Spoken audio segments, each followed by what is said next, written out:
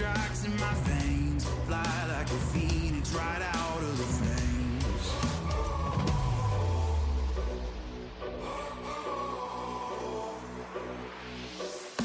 Keep rising up, no way to heaven, no mountain tough.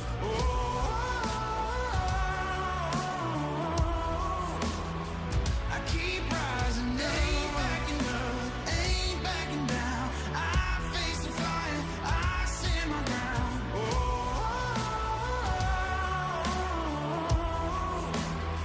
I keep rising up, breaking down the walls and smashing through the chains.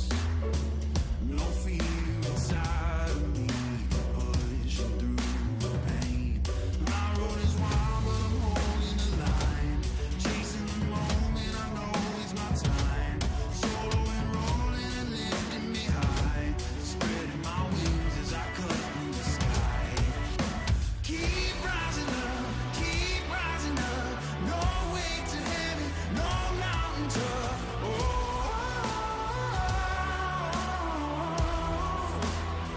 I keep rising up, ain't backing down. I face the fire, I stand my ground.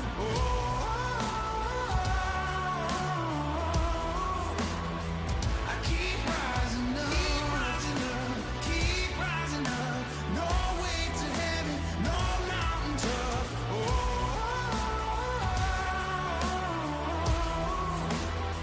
I keep rising up, ain't backing down. I face the fire, I stand my ground.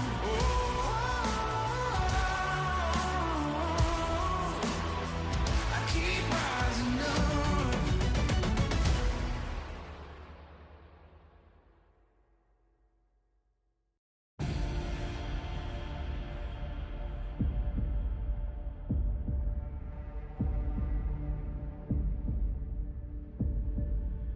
Made the ground shake.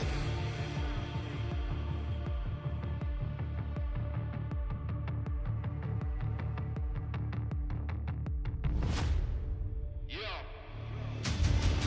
Made the ground shake, made the ground shake. We did it like that way, we did it our way.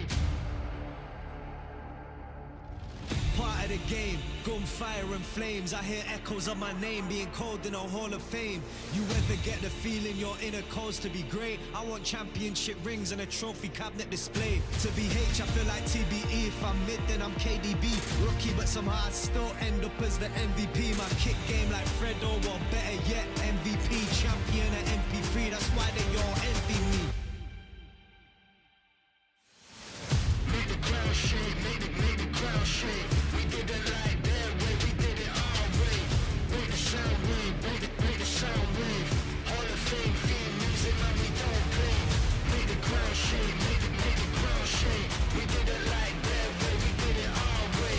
Made the sound wave, made the sound wave. Hall of Fame, theme music, man, we don't play.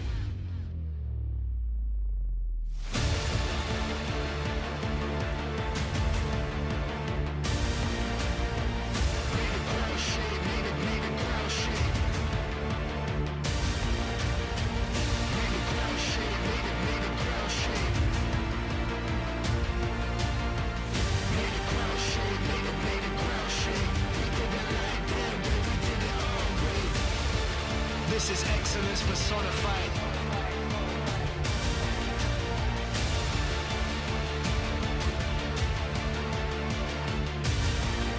Tell coach put me in, call my number, I'ma show up. And they ain't no stopping all the shots that I'ma throw up. Been the man since the boy, but now the boy is all grown up. All it takes is one chance to make your life blow up. It's game time.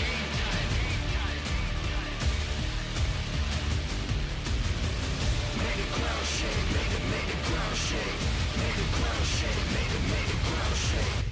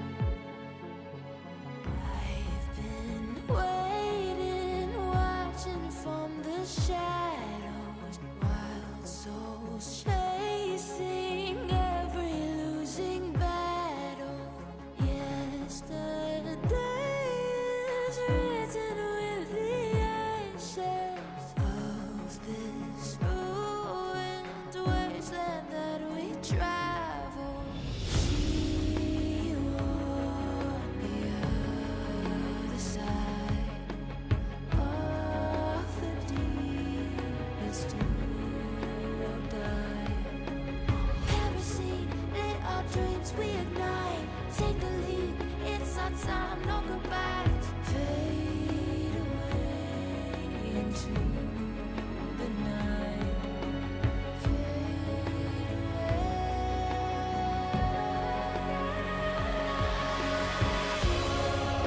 I see you on the other side.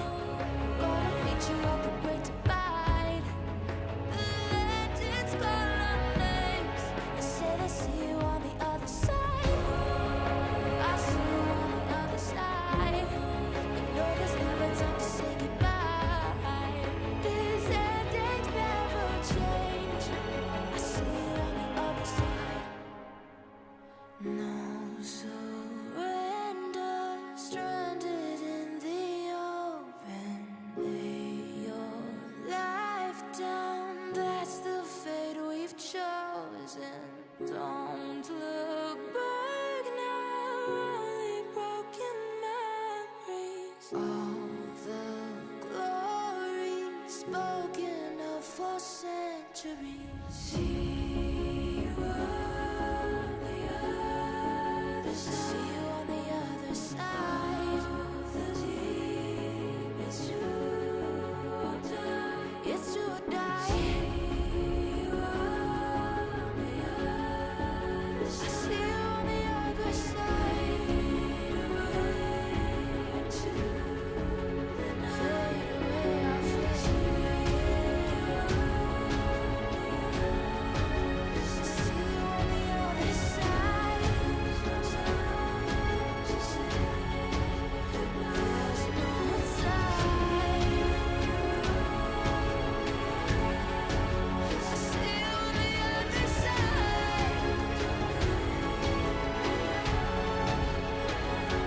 Make it alive.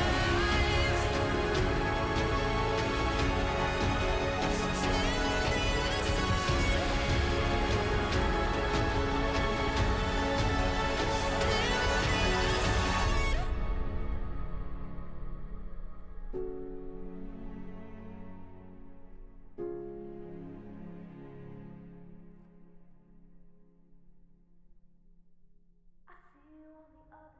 게임 하시고 계신 거 맞죠? 달리기 잘해요?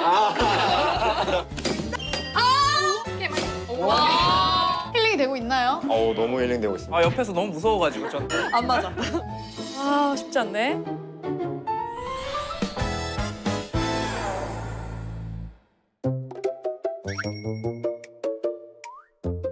여러분을 위한 반가운 손님이 왔습니다. 지난화에 이어서 오늘 또 힐링 캠프를 찾아주신 김민지, 박하양! 와!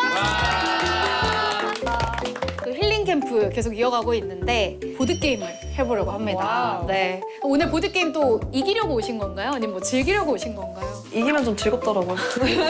역시. 아 근데 저희가 또 아무래도 저번에 축구 대회를 하고 왔는데 네. 축구는 굉장히 자신이 있었는데 오늘은 조금 긴장되네요. 그래요? 먼저 첫 번째 이제 보드게임은 너도 나도 파티라는 게임인데요.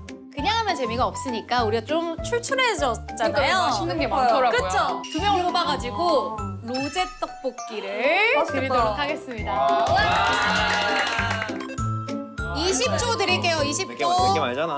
산타클로스. 산타 드려요. 산타예요, 산타. 산타. 눈사람. 네. 네. 네. 질문 하나 뽑아주실래요? 그러면 저희 대장 리치 선수가 왜 자꾸 그럼 제가 느낌대로 뽑아보겠습니다. 뭘까?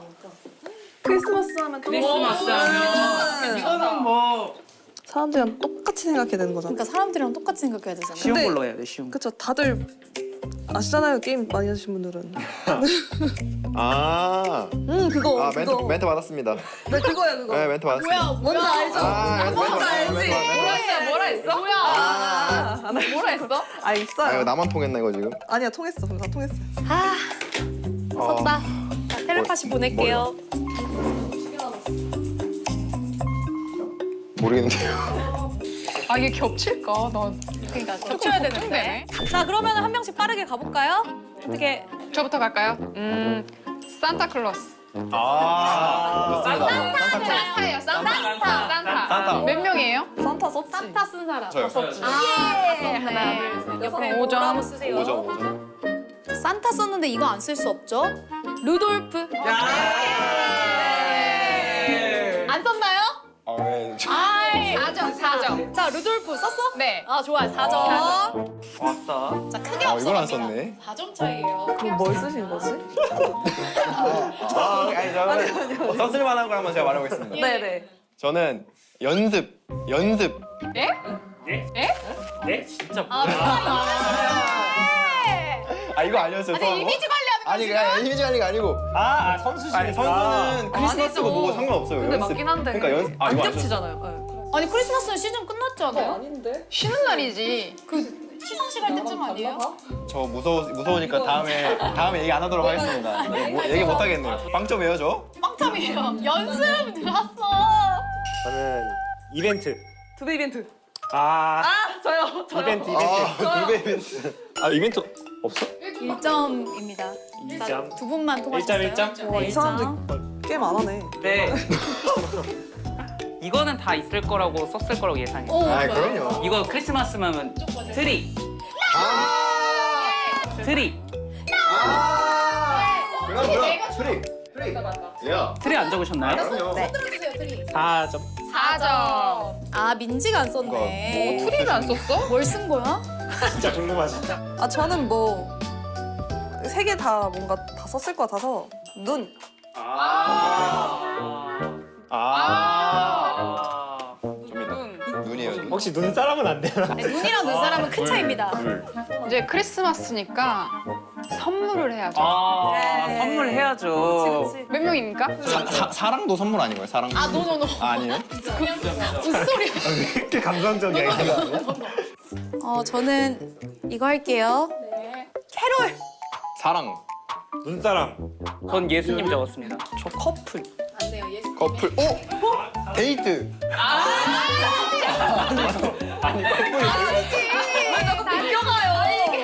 사랑의 데이트 이건 뭐야? 없네요. 아니, 커플이 데이트 아니야? 이야. 오, 잘한다. 공동 2등이는데. 아, 그러네요. 지금 로제 떡볶이가 지금 하얀님과 리치, 피터에게 다가가고 있어요.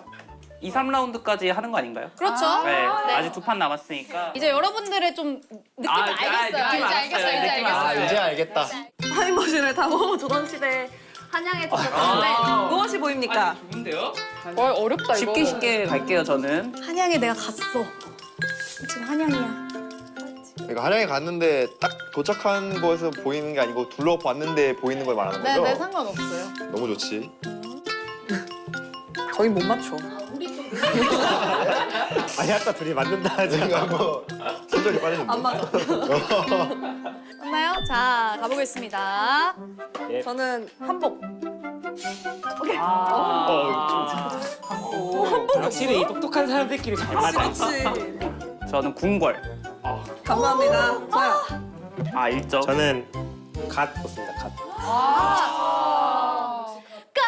나밖에 없나요? 저는 소. 소 0점, 소 0점. 벽. 내가. 아, 큰일 났다. 말. 약간 주막. 막걸리. 한 개입니다, 한 개예요. 네, 1점. 뭐 한 개도 감지 덕지야지. 초가집. 기와집. 기와집 안 돼요? 아 완전 다르지, 완전 너무 다르지. 비주얼이 달라. 너무 비주얼이 달라서 안 돼. 아, 못하겠다. 귀하지. 기와제! 아! 소같이 기와집은 이게 씨. 귀하다 1점 귀하다. 노비. 없어? 마당새. 아니, 마당새 왜 있었니? 마당새는 인정해줄 만한데요, 이거. 마당새가 노비 아닌가요? 노비 아니에요? 인정, 1점. 같은 카테고리긴 하지. 저는 그럼 가마솥. 있어요? 있어. 확실히 잘하신다. 나 잘하는 거 찾은 거 같아. 국밥. 아, 윤세 먹는 거 봐. 아니 지금 좋아하는 거 말고요. 타임머신을 타고 갔는데 주막에 내려서 국밥을 먹고 있는 거예요. 가마솥이 보였어요. 네. 먹고 계신 거구나. 아, 내가 윤세 생각해서 먹을 거 썼어야 되는데. 야, 와. 나 이거 메뉴를 썼어야 됐네. 갈게요. 네. 집신. 와. 렛츠 고! 와우. 1점. 집신. 근데요 이렇게 되면요 전 다 나왔어요. 오. 그럼 끝이 없어? 전 말할 게 없어요. 네. 와. 압도적인 1등. 감사합니다. 감사합니다. 이제 여기 꽂아놓고 게임하면 되는 거죠? 잘 먹겠습니다. 잘 먹겠습니다. 아 이거 비주얼이 약간 진짜 군것질하는 비주얼이라 진짜 맛있어 보인다. 뭔가 그릇에 나오는 것보다 맛있어 보인다. 아니 좋아. 옆에서 너무 이거 부담되는데 이거. 맛있겠다. 옆에서 너무 이거 부담되는데. 그거 알아요? 분식점 아, 밀떡. 밀떡. 완전 밀떡이야, 지금. 너무 맛있어. 너무 맛있어요? 아, 맛있겠다. 다음 상품은 뭔가요? 이제 다음 게임을 바로 소개를 해드리겠습니다. 소떡을 걸고 하는 게임입니다. 할리갈리다. 와, 할리갈리야.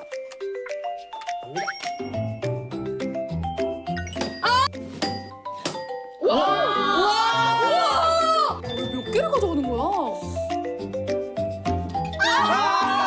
아니, 이분이 트릭을 주시네. 다들 할리갈리 해보셨어요? 네. 뭐 할리갈리는 뭐 안 해봤다면 이제 문제가 있는 게 아닐까. 저 당연히 해봤습니다. 그 기 잡은 손으로 때려. 뒤 잡은 손으로 치는 거예요? 네. 왼손잡이세요? 네. 아니 약간 불편한데요. 종소리 좀 듣고 싶어가지고. 좋아. 수비 좋다, 수비 좋아. 준비됐죠? 바로 할게요. 너 떨려.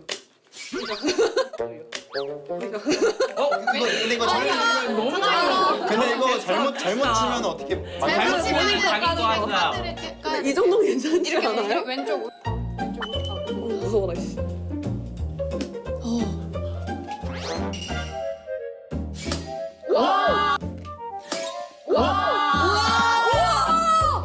아니 이거는 반응 속도가 나 못 이기겠는데 이거? 이게 뭐야? 빨랐어. 장난 아니다. 아직 시작도 안 했어요. 놀라지 마세요. 와, 대박이야. 아, 다시야? 와우. 와우. 와! 에이지 빨라. 빨랐다. 에이. 아유.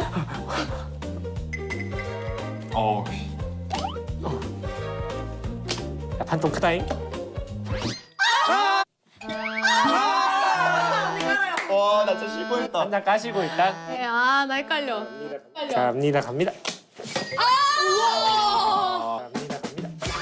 아. 빨랐다. 진짜 빠르다. 잘 먹겠습니다. 몇 개를 가져오는 거야? 크게 한 방 먹어야지. 저도 게임 하고 싶어요. 빠르다, 확실히. 정신이 하나도 없네. 근데 뭐 게임 하시고 계신 거 맞죠? 아, 괜찮으세요? 두 분 괜찮으세요? 달리기 잘해요? 아, 쉽지 않네. 그거 떴냐?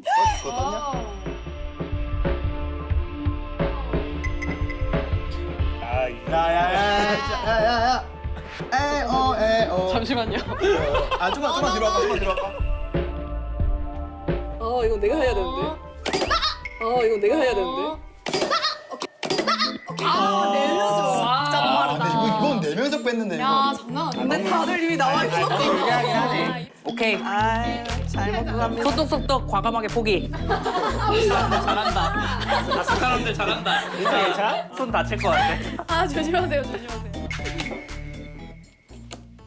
야 잠깐. 맞다. 여기서 자두가 나오면 되는데. 진짜 웃긴데. 야 잠깐. 왜요? 안 보여가지고 안 보여. 보세요. 시간 초과 있어요. 빨리.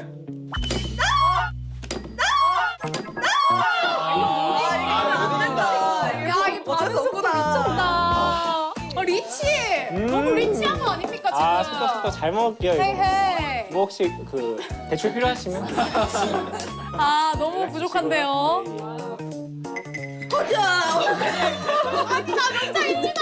안원선님 저는 끝났습니다. 히터 탈락. 마음 놓고 떡볶이 드시는 것 봐.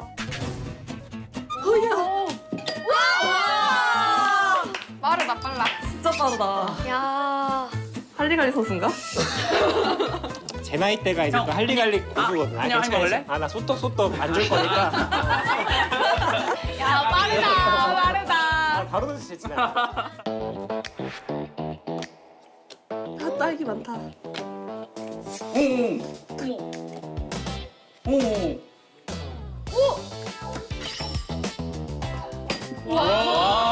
잘한다. 민지. 진짜 손 올렸으면 진짜 나도 은퇴야. 다음 경기 못 나왔다 이거.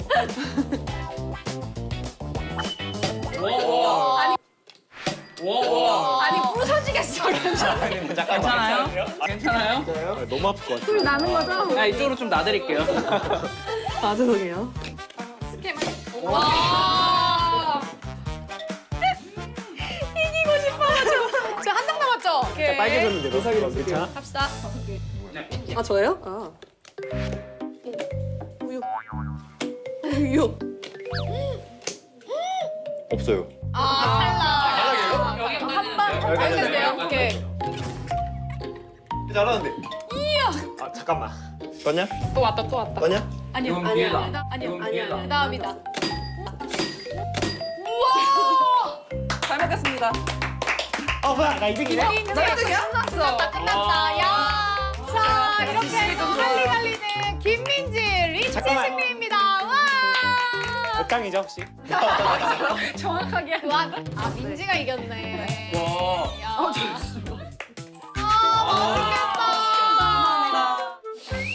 아 냄새가 너무 좋네. 다음 메뉴는 뭔가요? 다음 메뉴는 뭐? 뷔페 오셨어요? 뷔페 오셨어요? 뷔페 오셨냐고요? 자 이렇게 해서 지금 2개의 게임을 해봤는데 어떻게 좀 힐링이 되고 있나요? 너무 힐링되고 있습니다. 괜찮아요? 네. 아, 옆에서 너무 무서워가지고 저는. 아, 이거 치면 나 오늘 은퇴다. 잘했습니다. 아 잘하셨어요. 가장 중요한 거는 부상 없이 즐기는 겁니다. 손이 빨개졌어요. 자 마지막 게임은요 타코 캣 고트 치즈 피자라는 게임입니다. 타코 겟. 오트. 치즈. 피자. 타코야. 고틀. 엄마. 가져와요. 뭐지? 네. 바로 한번 게임 시작해 볼까요? 아, 좋습니다. 네. 타코. 캣 고틀. 피즈. 아 피자. 다시 하세요. 아 깜빡했다. 피지요? 아 피자만 하려다가. 너무 쉽다 이거. 아 이게 지금 롤 챔피언에 이렇게 입이 붙었네. 아 그러면 리치 선수부터 다시 가보시죠. 타코. 캣. 치즈. 피자. 타코. 오케이. 아. 춤인데 이렇게. 아, 빨리 할 이렇게 필요 하는 없구나. 겁니다. 아. 타코. 겟. 오트. 치즈. 피자. 피자. 타코야. 피자. 타코야. 아. 오케이. 오케이. 오케이. 내 거에만 신경 쓰고 좋습니다. 있었어. 좋아요. 그렇게 계속 신경 써주세요. 타코. 캣. 고틀. 고틀. 아 이런 느낌이구나. 그런 느낌 유지하시면 좋아요. 잘한다, 네, 많이 먹은 거 보다야. 잘한다. 피자. 타코. 캣. 고트. 치즈. 피자.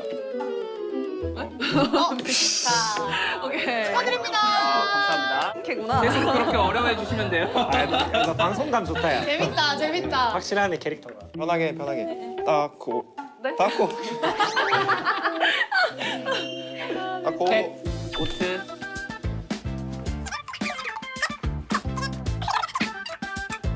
고틀. 치즈. 피자.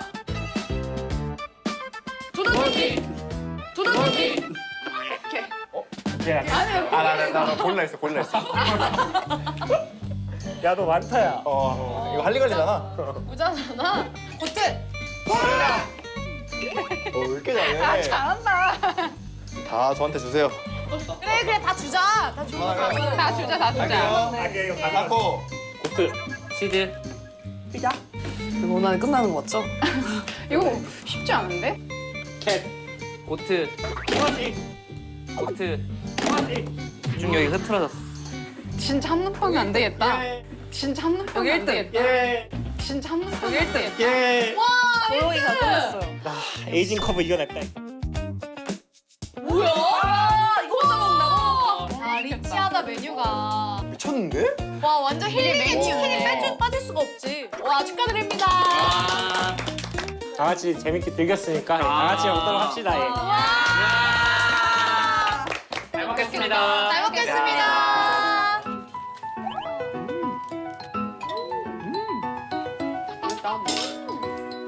시즌 시작하면 되게 바쁘잖아요.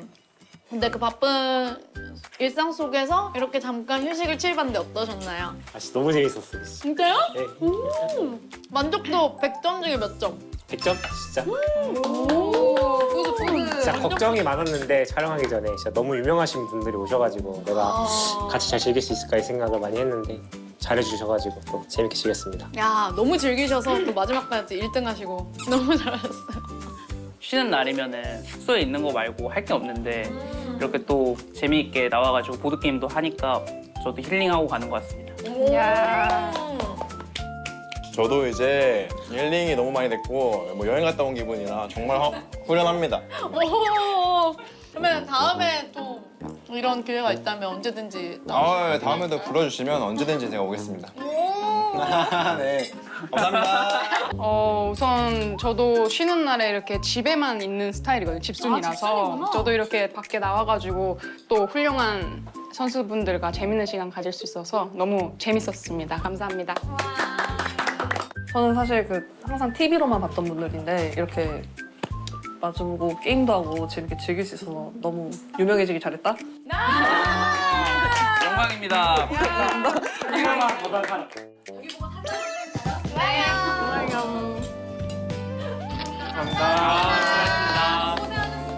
수고하셨습니다. 맞습니다. 어떤 힐링을 하고 싶으셔서 오시게 된 건가요? 어떤 선수의 또 연애. 연애! 아, 너무 재밌다. 제대로 도파민 충전하러 오셨네. 소리 키우러 왔습니다. 뭐라고? 아 마이크 좀 켜봐. 텔 없어요. 텔 있어? 망치로 두들겨라. 파워슬램. 망치로 두들겨라. 파워슬램. 와, 진짜 기세가 너무 좋아. 진짜 쉽지 않다 이거.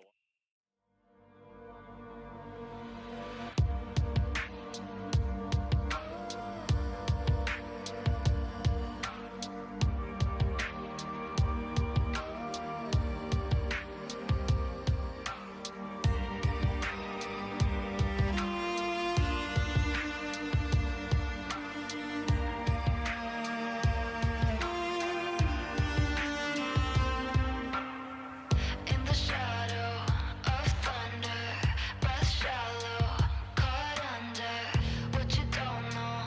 Oh, wonder, steady tempo, my hunter.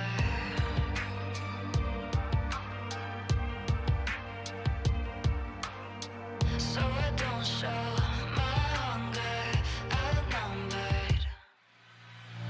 In this illusion, every word gets lost. I wanna find the truth, but at what cost? Hey, concrete ghosts, they float like.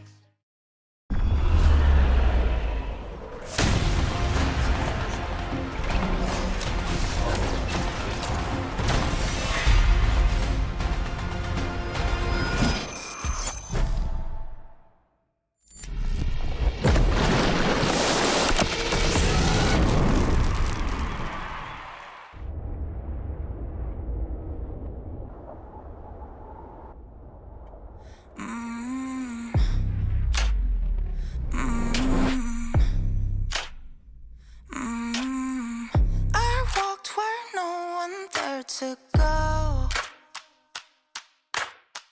No map, no light, just scars to show. Each fall curves something deep.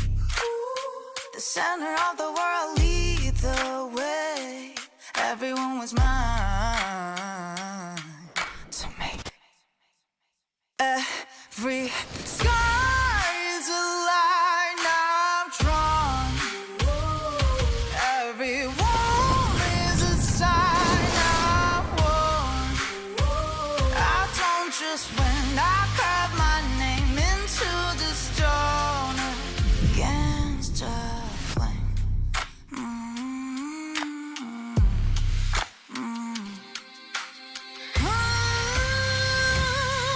Every sky is a line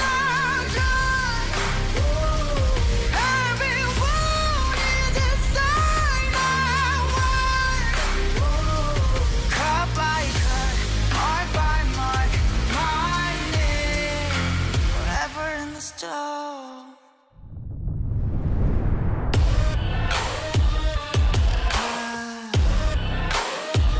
I don't just when I lift my mic into the storm.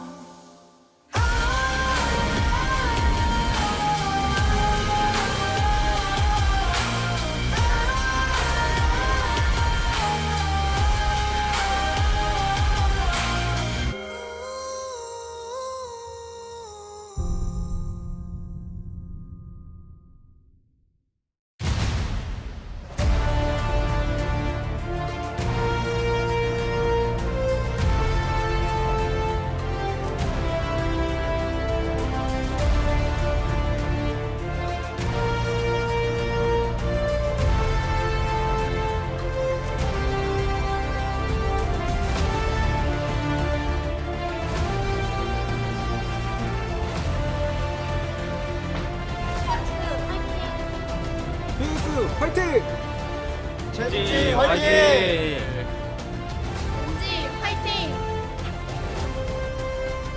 Welcome, ladies and gentlemen, to LCK 2026. I'm Atlas, joined by Wolf. We are Wallace, and we are ready to get into 2 more best of 3s here as we delve further into round 2 of the 2026 LCK season. Looking like we have, on paper, another set of potentially 2-0 series today, but B&K looking a lot better with Taeyun in tow. Bit of a huge swing up for upswing for them. Nobody says swing up, you say upswing. Huge upswing. I mean, it's still a swing up after as well, they got Yoon Tae in the bottom lane. It sounds more like they're punching up, but that is what they'll have to do today, I guess, if we're going to have a look at our first matchup. Upswing into the standing. Yay! Yeah, We're going to upswing into a standing position. George of the Jungle, watch out for that tree. All right. Well, B&K KRX sitting in 7th place, suffering a little bit of turmoil against T1 earlier this week. Gen G, though, feeling like they're getting back in form, so a little bit of a dangerous time for B&K to have a tough matchup like this. Both T1 and Gen G are racing to the top right now, and they want to be getting 2-0s against all of their opponents. You can see Gen G has 1 less loss, and a win here today would put them at that 10-9 of T1. +2 could also increase their game score, so it is a huge one. The last time we saw them win against Gen G was back in 2021, where Gen G was dominant, but not as dominant as they have been since. That was when Prince was on the Sandbox roster at that time. Yeah, and he's actually on the broadcast currently today as well. So we're going to check it out. Oh, look at that. That was the silvery blue hair day. Oh, it was the Callista game as well. I don't remember this one. Effort as well? Crazy. Man, this roster was a lot of fun. But it has been many, many years since we've seen them. Good old Fate, man. So many these players that we remember from back in the day. It's crazy. I look at Prince so differently now that he's a commentator than when he was a pro gamer. When I see him on the screen there, I'm like, no, it's the same guy. Yeah. We knew even back then that this guy was going to do big things, and we were talking about what his future was like after being a pro gamer. We were like, we might go to the LCS because he's just so well-spoken. He speaks English well. He went to the LCS. Now he's a pro gamer. Yep. Our pro commentator was a pro gamer at the time of this VOD we're looking at here. And they did end up closing the series out in 3 games. Oh, that was the funny Rascal top lane game as well. Yes. Well, there were a few of those. Like, Viego's being played top in this situation as well. And the only player that is still on that Gen G is Ruler. And, you know, Ruler only recently came back to the squad as well. So things have certainly evolved for both of these teams since that time that, that then Live Sandbox managed to win. Now B&K KRX looking to try and do it one more time against a new and somewhat improved. There he is! Gen That's G. him Yeah, right there! There he is. Alongside Pony and Carson John, and he's going to have the inside scoop for the Korean broadcast. Hopefully we can offer a few insights as well as B&K KRX look to try and take down Gen G. Yeah, My he's going to be like, they should sign Fate. They got to get him back. We got to get someone in there. Exactly. Where's Effort? Wait, he's on KT. That one might be a more difficult one. Yeah, Summit hasn't been around for quite some time. We got to get Gen G to re-sign Life. Yeah. Where's Croco? Where is Croco, Wolf? I'm sure Chronicler would know, but he's not here anymore. He's no longer with I don't us, want to talk about it. as we say. As all right, we're gonna have some fist bumps here as the players make their way out onto the Chichijik Lol Park stage and get ready for this showdown. Yellow versus gold. Oftentimes we have opposing colors here in Lol Park. Today, just different shades, I guess, of a very similar one. So it just looks a bit uniform in here right now. It certainly does. I do think that if we're going to see the victory here for BNK KRX is going to come through the jungle. Raptor has been up and down this year, but his highs were really high as far back as the LCK Cup, but hasn't looked as strong really since that failed dive that we don't want to talk about too much from a few weeks ago. As Canyon has also been pretty up and down, but I think if you play through the bottom lane and Raptor is able to get the better of Canyon around some early skirmishes, if you have a strong 2v2 on the bottom side, especially if you're blue side, and you could fight around Dragon, maybe that's the way you could upset Gen G, get Taeyun online early, because he is just so on fire right now. Top side as well, you know, Clear has been looking better. Yeah, much better actually. I think, you know, Keen is a tough opponent to outclass. Like, looking better might not be enough to go head-to-head with this guy who's showcased such a large champion pool this season. But we've seen BNK and Edo have put together some cool drafts already. Kellen Skarner coming out recently, the Olaf top for Clear. If they come with a good strategy today, I mean, anything could happen. They were able to do that to KT, and this is their tough matchup of the week. Later on this week, they have Nongshim, which is a much easier opponent, although perhaps arguably higher stakes. It's the matchup that you should be able to win, right, is what you've got to be thinking. This one a little bit feels like the matchup that you would love to win. It would be so huge too, but if you put the extra prep in for this series early in the week, maybe you could pull it off. Might be a chance. I am very interested in how BNK KRX are going to bounce back after their crushing, and I mean absolute demolishment of a defeat against T1 just earlier this week in the Road to EWC qualifier. It was not pretty, and it was Taeyun this was the issue. It was sort of Taeyun's old demons coming back once again, right? And it just shows that it's still very difficult for this player to figure out what to do if he starts falling behind. Yeah. Because oftentimes it's a double down and then everything falls apart in a colossal way. What has been so true for Taeyun across his career is that he's incredibly aggressive. And when when you play like Taeyun and you get a lead, your advantage you have in gold allows you to play aggressively even more, and it rewards those aggressive plays, right? Because you have those advantages, everyone's playing through you. But like you said, when it's a neutral game state or worse, trying to make those risky plays, you could feel like in your head sometimes as an AD carry might be what saves the game, but it often is, like you say, digging your hole deeper and just kind of building your own grave oftentimes in those types of situations. So we'll see what happens in this game. A lot of it's going to come down to what that bottom 2v2 looks like. Yep. And will it involve a Skarner support? Like, you mentioned already that Clear has been playing some weird stuff. There's also been a lot of weird support options picked up. I think that was a choice into an Ashe Seraphine that they were going for with the Mel Skarner bottom lane. There were some very weird things that BNK KRX have been experimenting with. Didn't necessarily happen as much in our previous series that we did see a few days ago, but let's get into the draft and see what they've got cooked up for us against Gen G, because Gen G very likely to play something extraordinarily standard and probably looks like it came from 2025. Yeah, that is kind of what they do. They do not experiment, they iterate, they improve. Bard is gone, so that means that the Ashe Seraphine lane becomes even more potent, but they are on first pick here, so they won't be able to get both parts of that. It also makes the Lucian pick a lot stronger as well. The Orion and Karma are must-bans with second pick. The Xin ban, I did not expect to see here from Gen G in this first phase.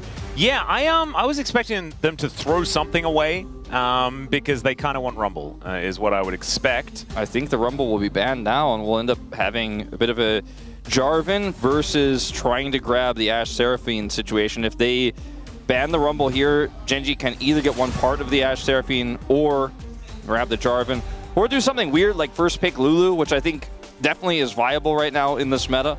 Yeah, a little bit less strong with the Xin Zhao ban, but I do like the idea. Still works with Nocturne, still works with Nefiri. Speaking of Nocturne, up and available, but the Jarvan kind of had to be locked in, right? I think that a lot of Ashe first picks have happened, but often with a Jarvan ban, just because he does so well into the lack of dashes on that bottom side of the map. So will they go for Lucian or will they go Ashe Seraphine? I think the Ashe Seraphine definitely stronger here, even though Lucian can dash away from the Jarvan, get out of the Cataclysm. All right, so Ashe Seraphine, and then it probably will just be into the Lucian Milio, I would expect. It's either that or some variant here of a Lulu lane. And we have seen Ezreal Nico attempted into this, but I don't think Gen G is going to fall into that trap. The Lucian Milio looks like it's going to be the opt-in here. The big question now becomes, what is Raptor playing? As he will have counter pick here for the Jarvan. Wants to play something that can work with the single target pick that the Ashe Seraphine provides, as well as extend the Encore, so something a little bit beefy in the front line. I don't think it's going to be a Trundle in this case.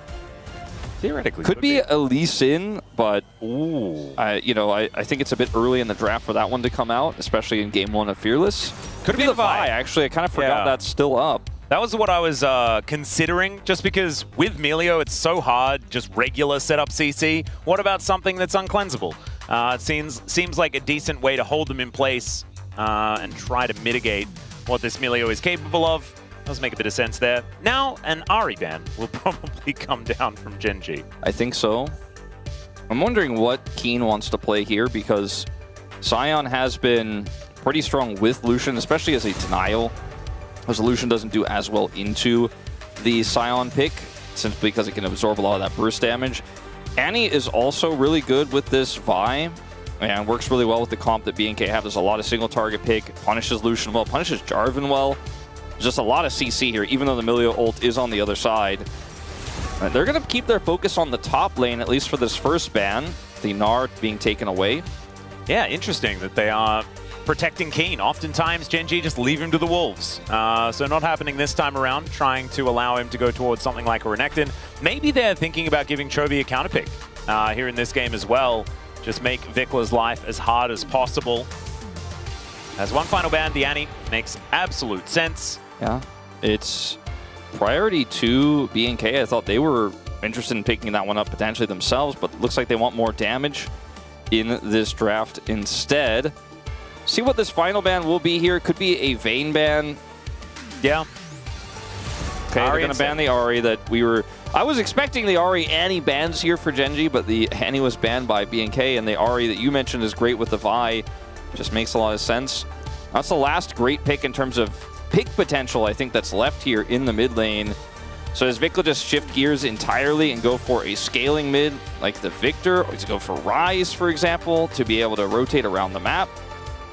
Renekton first. All right, Renekton going to be the choice here, as Keen has his pick of the litter as far as what he wants to take into it. The Vayne did not get banned. We have seen a lot of Renekton games actually be favored into the Vayne recently. I think a lot of Renektons are getting better at winning the early levels. Doo-doo flashbacks. Yeah, Doo-doo versus good old Zeus is definitely the big one, but I still think it's viable here. But they're looking for the Sion instead. Oh, Sion Victor would be like the most Gen G thing It's the most Gen G thing ever, yeah. Or Sion Ryze, I guess, is also. But Sion's not great with Ryze in terms of side lane pressure. So I would prefer the Victor. Sion Anivia is another one. Blind Anivia sounds weird, though. It needs to be a blind pick of some kind, and we'll see what Chovy does want to go with. Could just be a Zir as well, if they'd like to just lock that one away. Plenty of things that Gen G have in their wheelhouse to pick up here. Instead, it's going to be a Cassiopeia. I kind of like this. Denying some Vault Breakers, denying some of the slices and dices. Also feels like it does... It kind of assume a Ryze pick here for Vicla and makes it so that it's very difficult for him to make that choice. And he may just be piling the Victor himself here. It works really well with Ashe Seraphine because of the slows from the gravity field.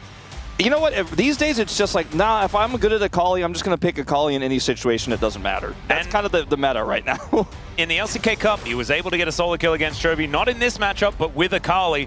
So let's see whether Chovy is going to be able to find it here. I do feel like the Akali may have a difficult time. She does tend to like to dash around and stuff. And so miasma value is going to be pretty high for the Cassiopeia. But the idea is you just kind of run out of it.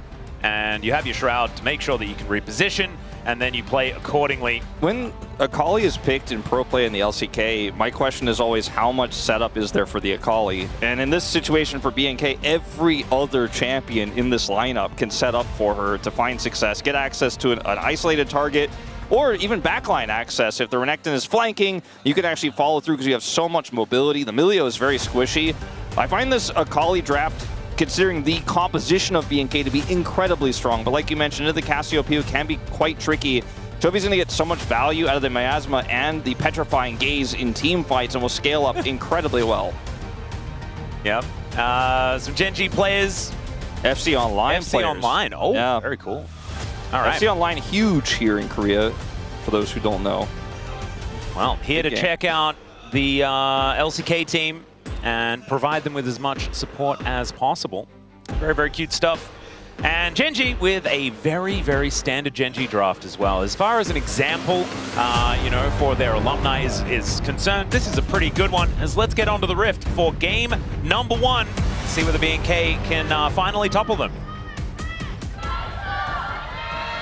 미니언들이 생성되었습니다.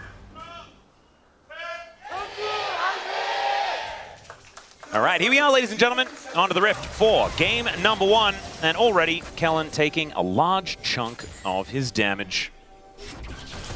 Yeah. And looking to push this one out, though, as he is definitely a pretty aggressive player. Duro is looking a little worse for wear. Should be able to just drink a potion and be okay, though. With the lethal tempo on Ashe at level 1, after the initial burst comes through from Ruler, you can win those trades. A heal will be used for the chase here. Yeah, Ruler and Duro actually holding on to theirs, for now at least. As Kellen is going to miss some buttons. This might be a go button for Ruler and Duro to go in. Remember, they still have... Never mind, they used the heal earlier on to chase them down. As once again, Ruler is able to sidestep. But the problem is, there are a lot of other things that do damage. And Canyon is going to be starting on the enemy side of the Rift. This is a pretty aggressive pathing here. We'll just get the Raptors to start and see what he can do. Is he going to cross back over, or rather he is going to cross back over the river here and would be able to potentially punish an aggressive play here from Kellen and Taeyun. I think Kellen and Taeyun very happy with how that initial exchange went, even though they had to use the barrier and they're down 1 summoner. They get level 2 first, which makes it very difficult for Ruler to trade here further before the wave is actually going to start pushing towards the turret. And now they can actually safely sit back. It's difficult once Ruler hits level 2 to really look for an all-in here, even with barrier advantage into the Seraphine. So just going to have to sit back here, it looks like, and maybe wait for a timing at level 3. But really well played on both sides of this bottom 2v2. Looked great for Taeyun and Kellen, but Ruler and Duro were able to push it back a little bit. Yeah. It's the first game of Lucian for Ruler this season, which is crazy because it's been so popular recently, but he has really just shied away from it. And everyone else on Gen G hasn't lost a game on these champions. The good old Sion has been a bit of a staple here as far as winning is concerned, especially for a team like Gen G. Keen has been the best Sion player, I think, by far as well. Close to just the best, you know, top lane player. But you'd be exactly right. I think that this Sion certainly suits them. And it feels so Gen G, you know? Yeah. Put a beefcake in the top lane, have someone with consistent damage in the mid lane, you know, have a marksman that shoots people. It's been so go from there. Quintessential Gen G to have a really neutralizing top lane and then have like a Kalista bottom lane and then a Azir for Chovy that scales all the time. As Raptors gonna look for a gank here on Chovy.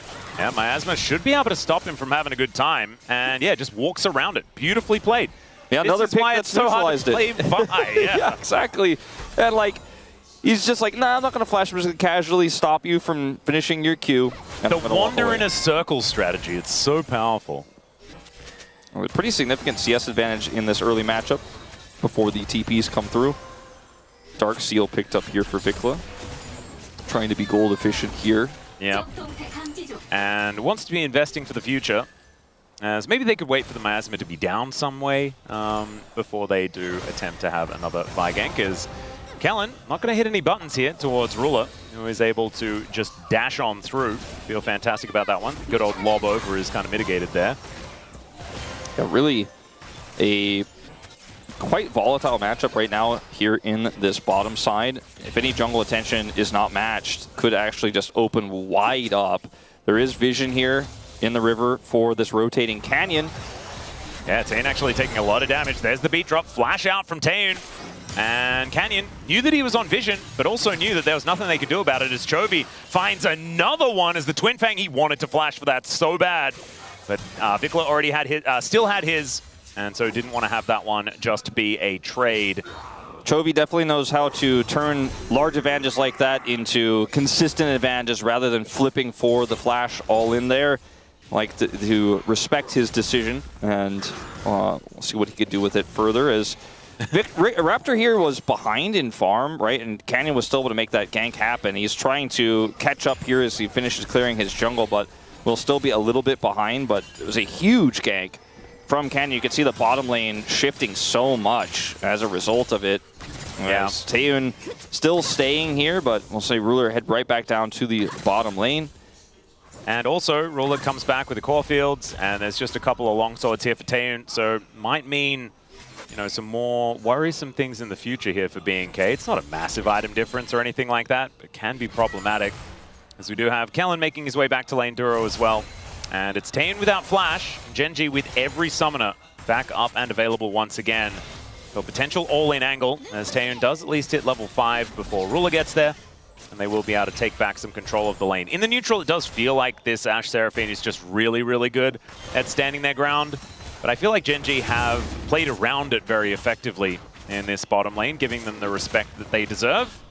Absolutely, and they do have a lot of power here through this early lead they have generated in the mid lane to grab this first dragon. And Canyon's been playing a very good early game, just exactly where he needs to be, as Clear is going to look for a level 6 timing here. Yep, Keen is just going to use him to get more grasp stacks. That's what it sort of looked like. If he was able to bait Keen's ultimate out and then trade later against him, Keen doesn't have teleport, so it was annoying to get back to lane, but Keen just plays it well, plays it chill, does not commit the ult there, doesn't need to. And Bramble Vest is done. Obviously not a whole lot of fun for the Renekton. But just the Scion getting towards that brick wall status and has evened up the farm completely. That 12 CS in the lead here for Clear as we have some more trades going on here.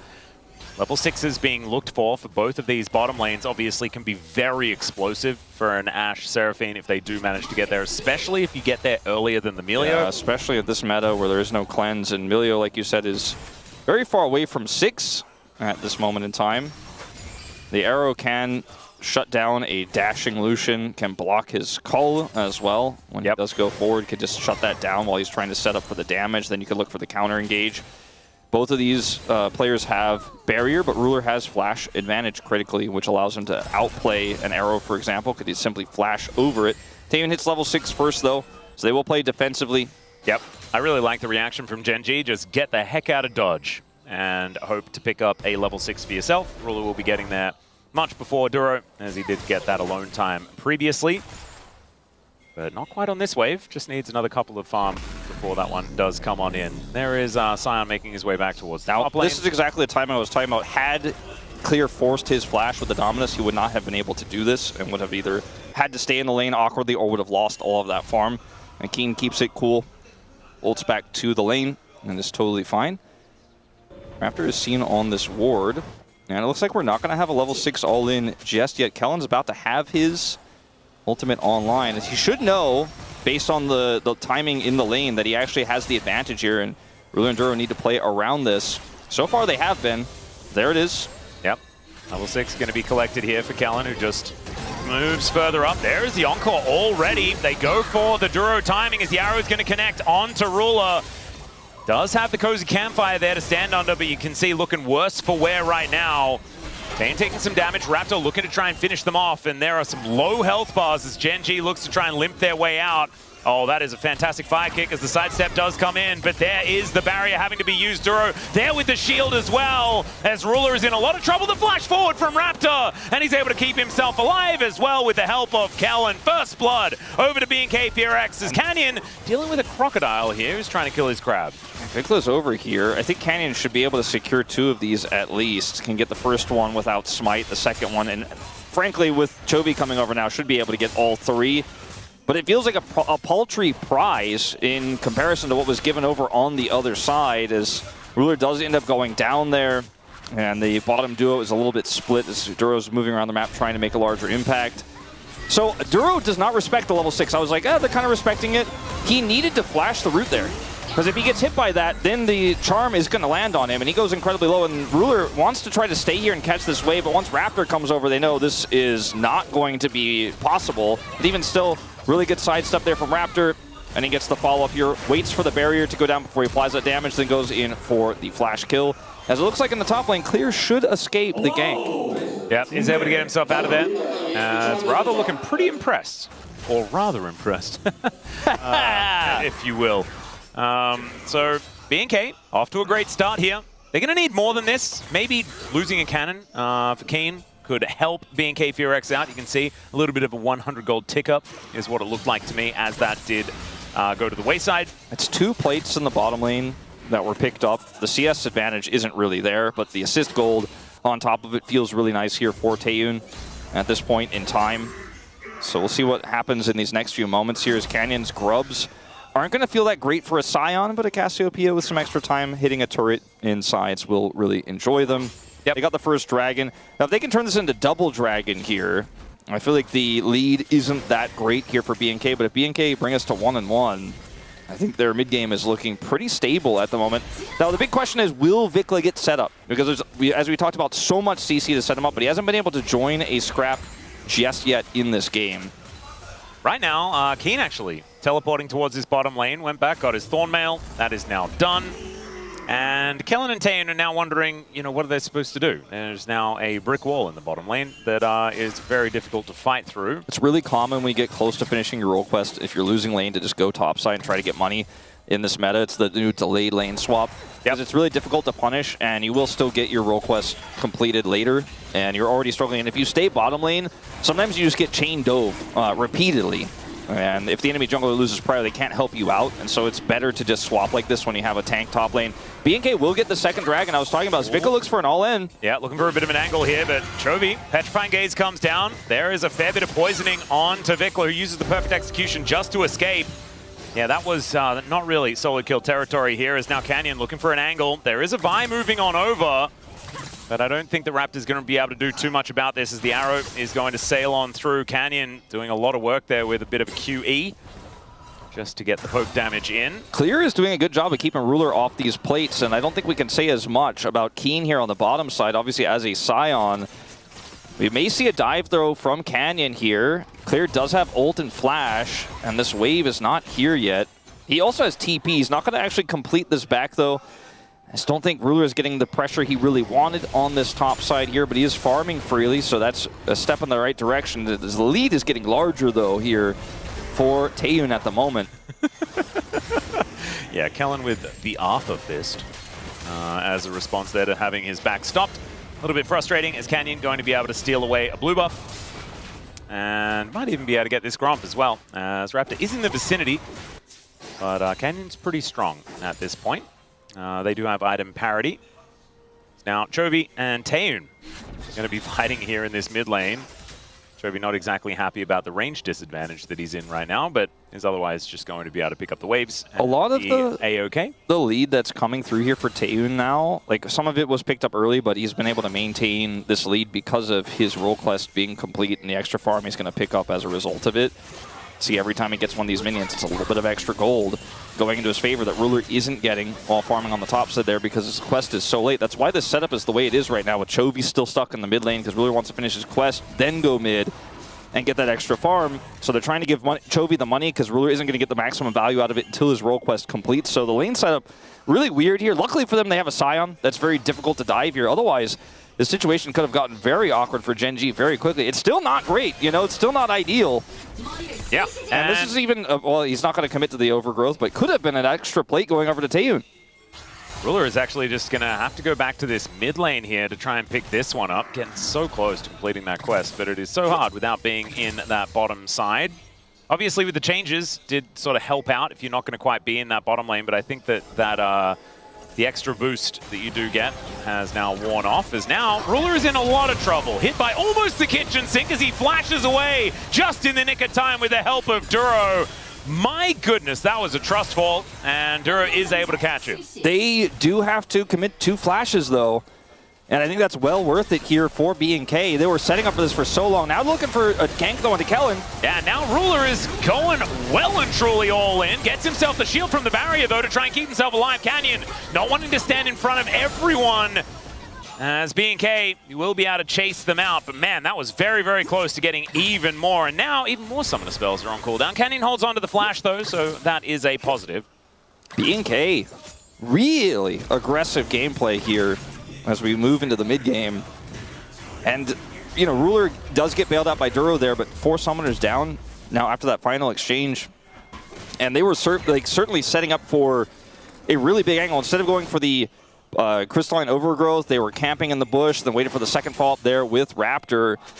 And Ruler now down flash is very vulnerable. The Ash Arrow is on such a low cooldown, and obviously basically everything in the game is on a lower cooldown than flash, so Ruler needs to be very careful as he's trying to farm it up. Gold lead has shrunk slightly here for him as he's finally now in this mid lane, but very scary situation here. This very scary game state in general for Gen G, because this could explode with just one team fight. Like right now, Vigla's the only one that doesn't have a gold lead, but he's ready to fight in this mid game. Does have his Gunblade online versus the Rod here for Chovy. And if he gets 2 kills in a scrap around one of these upcoming objectives, you know, the Infernal Soul, first Dragon here is spawning in 50, and Herald is up, then suddenly B&K's lead can like triple in that moment.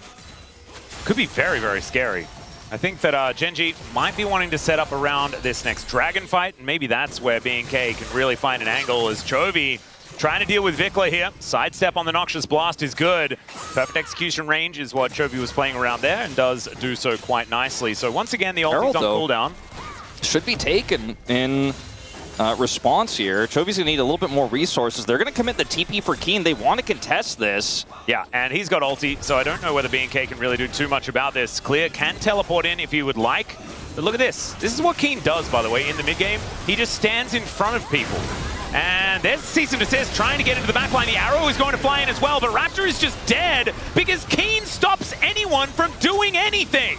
Clear is going to be able to make his way forward as Kellen is in the Cataclysm, and the culling is going to eat him up. Now Canyon in a little bit of trouble as there's a big Renekton after him. He will be able to take down the Jarvan, but now Ruler is free hitting. The flash in from Clear does nothing at all, and now Vikla and Taeyeon are looking to try and escape the wrath of Keen. And on the Miasma, nowhere for this Ash to go, and didn't have flash anyway, so he wasn't escaping. Say and goodbye. Down Taeyeon. Say goodbye to your lead, B&K. You had such a strong position this game. There were several moments where they could have decided to back away. This is the first one. Clear could have gotten the whole bottom turret. First brick, by the way, for Herald in exchange. That's worth when you have a lead like this, okay? But they commit the TP, they want to fight. They go in here looking for the pick, doesn't work out. You end up losing the first member, right? The Vi goes down. Could leave here. Could leave here and say, all right, well, that's unlucky. We use TP. They commit further. They're able to get Canyon here, but Kellen dies. Okay, but you could leave here after you kill Canyon. Right? But Clear, it gets kind of locked down here, decides to flash in to look for a Q for the heal so that the carries can follow up. Was never going to happen. He doesn't get his Q off. He dies. And they end up losing Taeyeon in the end. This was a, I don't know, I guess overconfident play would be the easiest way to summarize it. But I think it goes layers deep than that, because now Chovy is 1,200 gold ahead. Ruler is ahead. Taeyeon's out of the commanding position he was in, and this Renekton having a lead over a Scion means less than nothing in this game now. I would say that Keen is also probably one of the most dangerous members on the Rift right now, as the arrow is going to sail down and... Oh no, it hit the deer! Oh, goodness gracious me. Thankfully, it was flying a little bit further above, and it was more like... It'll be around for a beautiful translation later. Yeah, the stag... Well, I think it was more of a stag. Oh, okay. So the stag still standing, antlers intact, everything's fine. But man, that was almost a Cole Peter moment. Also the name of my mum, funnily enough. Okay, Raptor is just going to take a flag to the head. And Keen, like I was saying, the most dangerous member on the team. Just hitting this turret with a big old metal axe. It's crazy how you can play so methodically and build a lead up. That's not an axe, that's a hammer. So. Yeah. Whatever. You could build a lead so methodically, right? Play it through this Ash lane, push Ruler into such an uncomfortable spot, make him farm in top lane, have all the cards. Your Akali has first item stronger than the Cassiopeia, and just against a team like Gen G, think, we got this, and force the fight with all of the, all of the stuff there, the Scion in the way. This is exactly how Gen G play. Like, we all know it. You called it out. I mean, even if you didn't say it, I think everyone's quite aware. It is our job to say it, though. But for BNK, I think they didn't quite get the memo on that one. And it's frustrating to watch because you're like, wow, we might have an upset on our hands. Like, they're doing all the things. They're exactly where they need to be in this game. And now they're exactly where they are, well, basically cannot win the game with, is really what I'm trying to say. Yeah. Not in a great spot. Ruler also decided to skip the quick blades and just went for an infinity edge. So it's a decent item spike that he's hit right now. Probably wants a little more attack speed. Quick blades are pretty good for just skating around the rift. But sometimes you just want gigantic boom boom. And when you have a Scion, it makes sense. Yeah. They can't get to you. You just eventually do all the boom boom. Well, it's not over yet, ladies and gentlemen. It's 1,000 gold the lead for Gen G. That swing was about 2K. But it's not, it's not done and dusted. The problem that I have is with what we've seen from BNK when they start to fall behind. And generally, they continue to cascade or careen down the hill. Well, if you make a decision like that from ahead, who knows what decision you'll make from behind, right? As do have the Herald that they did not secure in the attempt there, actually now coming through to take away this mid turret. Yeah, that will be used to try and save this one up as well, as Ruler wanting to get that damage down. Arrow going to connect onto the Lucian, but no Melio ult necessary to save him from that. As Canyon going to get a nice little knock up here onto Raptor. This is not a favorable engaged position, BNK. Yeah, I would let this one go. They did not have the Seraphine in close enough range to follow up. Like, she would have been able to line up the shot, but there's so much space. It would have taken so long. Ruler would have been able to dash away or sidestep. He has flash as well. So even though the arrow connects, it was a good choice not to try to send it there, but it looked like they were like, all right, after this, though, we'll stop them from getting the... No, they got it. Let them have it. They did make the choice eventually, even though the posture was like they were going to try to fight. Keen was well and truly already on his way down to make sure that didn't happen. And this is the Gen G boring comp that gets to the boring part where it does all the things and they don't make mistakes. And this is where it gets really tricky to get your way back in the game as BNK. I think picks like a Kali can certainly give you some agency, same with the Vi, right? Like, there is a lot of pick here. I mean, if someone makes a mistake, there is a way in, or if you can maybe group, find a pocket of vision. That's an angle where suddenly, you Vi Q over the wall onto Ruler behind the turret and everybody follows up. Maybe that's the way like they're trying to sort of set up for here, but there is that control ward there, which does shut down their plans. The thing that's a real problem for me is that Keen has teleport. And as soon as Keen has teleport, I don't think you can ever really start a fight against Gen G unless you can blow someone up and get out immediately. Because as soon as Keen arrives, I just feel like it's impossible for BNK to even play around this. Until Taeyoon gets, at least a Lord Doms or something to cut down some of the armor, it's going to be really problematic. As now the train comes on in, does crash this time around as he looks for Taeyoon. Doesn't quite get there. The beat is going to drop. And Gen G, bit of a failed engage as we have 20 seconds left on this Drake. And the Renekton is getting some work done in that top lane. And Clear gets something out of this. But it does kind of feel like BNK are awkwardly trying to figure out how to navigate these skirmishes, and that's not a great sign because you have to be incredibly laser-focused and precise if you are going to get that blow-up target like you were saying. As they kind of arrowed somewhat randomly there, it felt like after the initial salvo, Vikla's not in a good spot.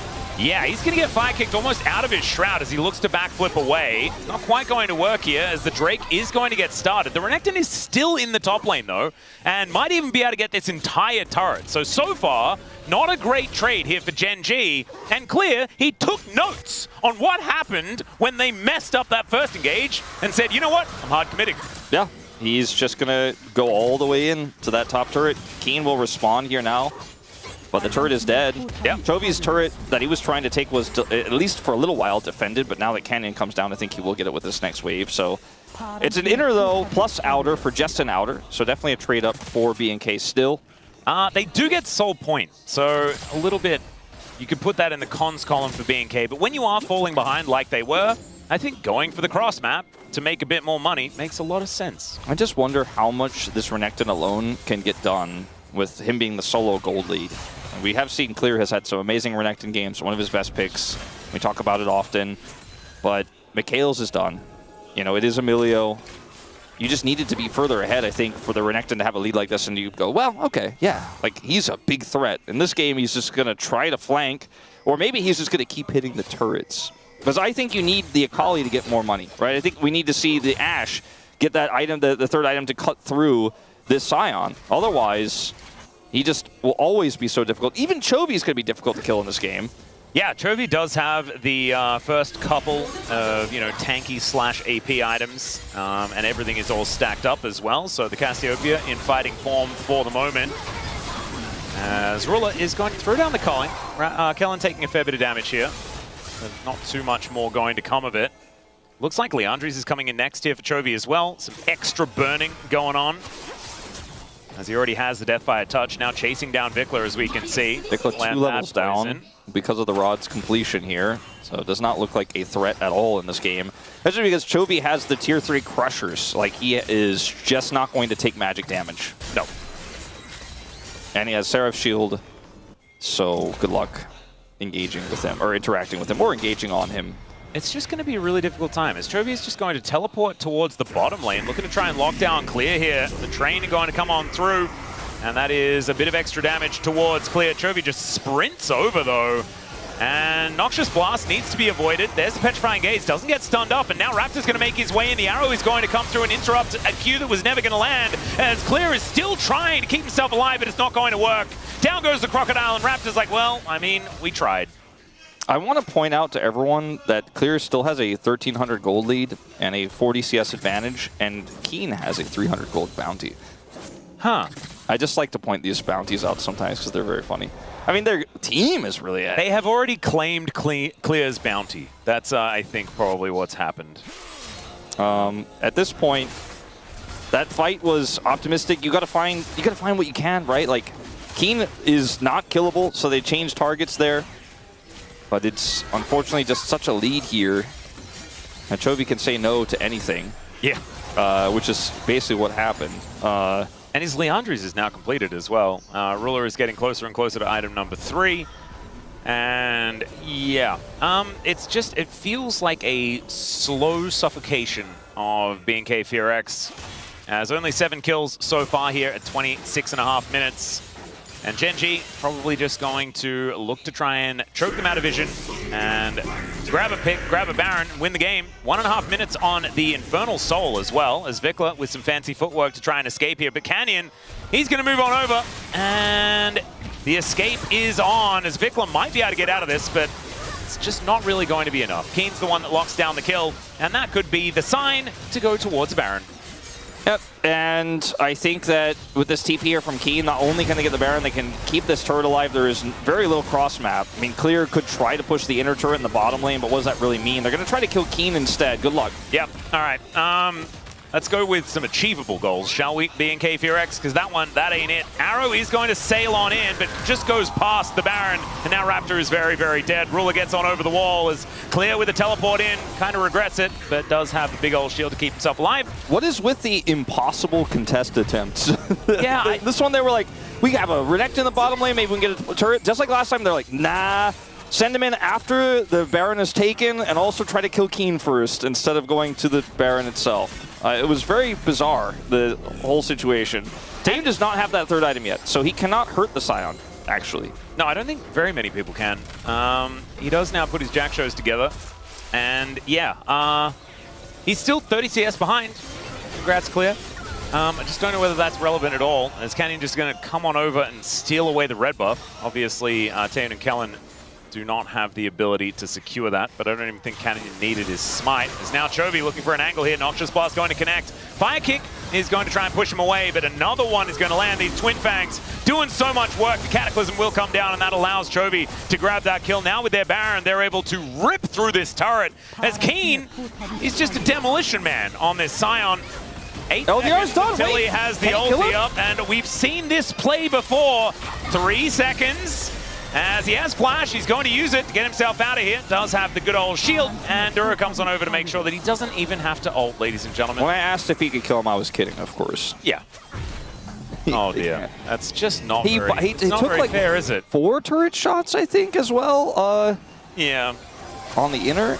Well, Canyon looking for a fight instead of anything else. Kane is still like meandering back down here, doesn't have teleport. As Raptor, not sure about that play, as Ruler is going to be able to get on top of him. Cease and assist is more of a question rather than an ability in that situation, as there's Ruler dashing forward. Not sure about that one, but actually he is. Tain looking for the angle here, as he will be able to take down Duro before inevitably dying. And Clear, he just respawned. Surely he won't try to contest this Infernal Soul. Surely he has that level of bravery. He does like to come to the objectives that are extremely defendable so far this game. I think this game can be summed up by the Herald fight that happened early on, and this gold graph can be summed up by the Herald fight that happened early on. Yeah. And you have to have a lead against this Gen G comp. You have to. They did. They tossed it. And they were scared the Herald would deny their lead, right? So they wanted to force that fight.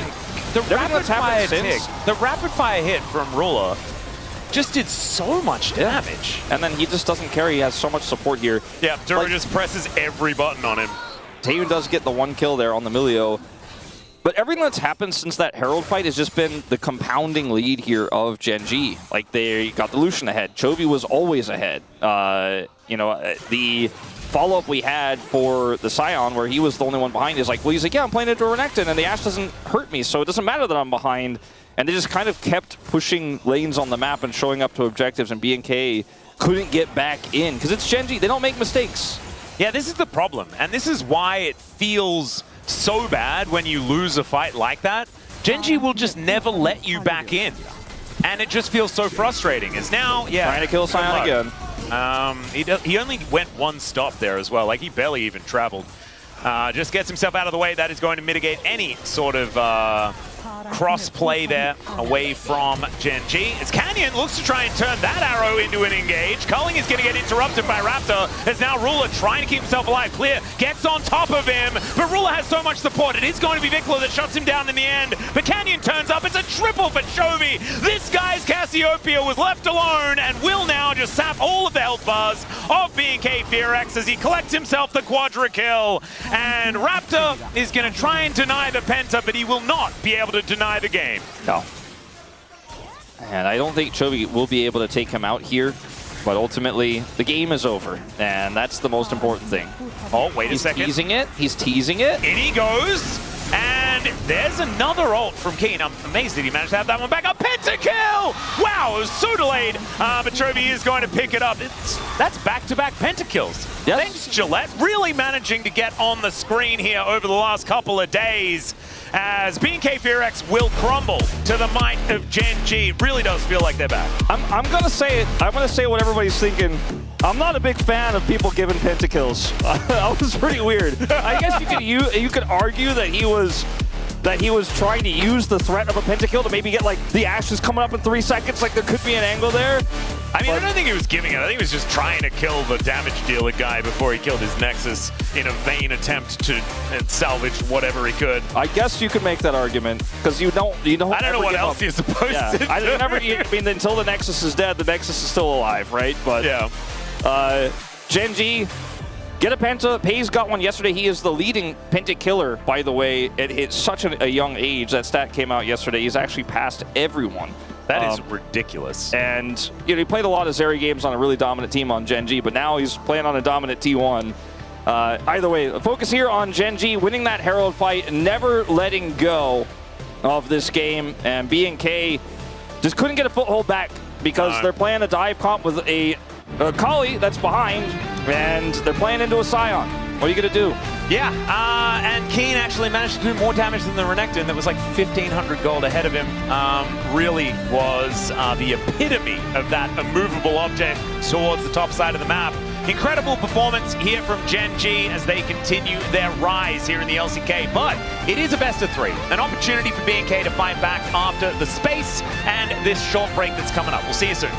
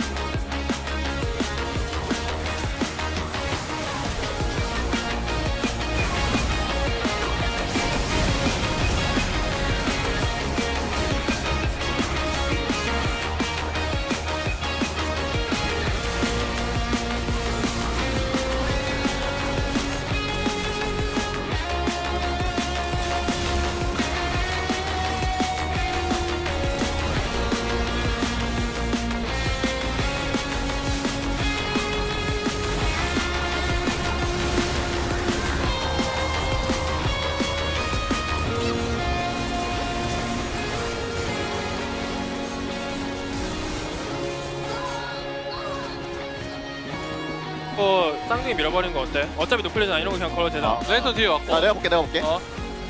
2명 다 왔어. 공정. 이거 리칼까지 줄게. 나 다 줬어요. 베센에 아칼리. 펜타인가? 펜타인가? 살려줘. 가이? 왔냐? 아이고. 네. 일단 끝내. 끝내야 죽어버리네. 얘가 너무 세가지고. 아칼리가 근데 데미지가 개세긴 하네. 템이 저거밖에 안 보이네. 사기챔이거든. 형을 죽이겠다고 저렇게 가긴 했어. 맞긴 해. 준다. 준다. 와. 아니 이걸? 대공룡은 못하는데? 그러게. 대공룡. 나 처음은 아닌데. 펜타 그 LCK컵에서 한 번 했을 때. 랩터 감사합니다.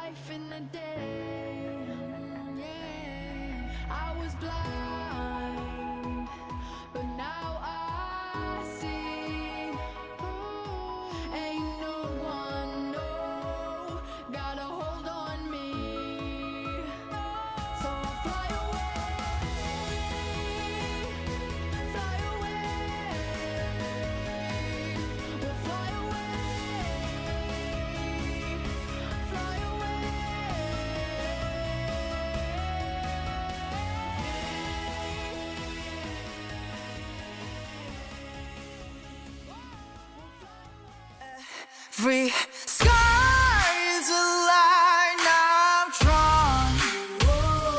Cut by cut, mark by mark, my name forever in the stone.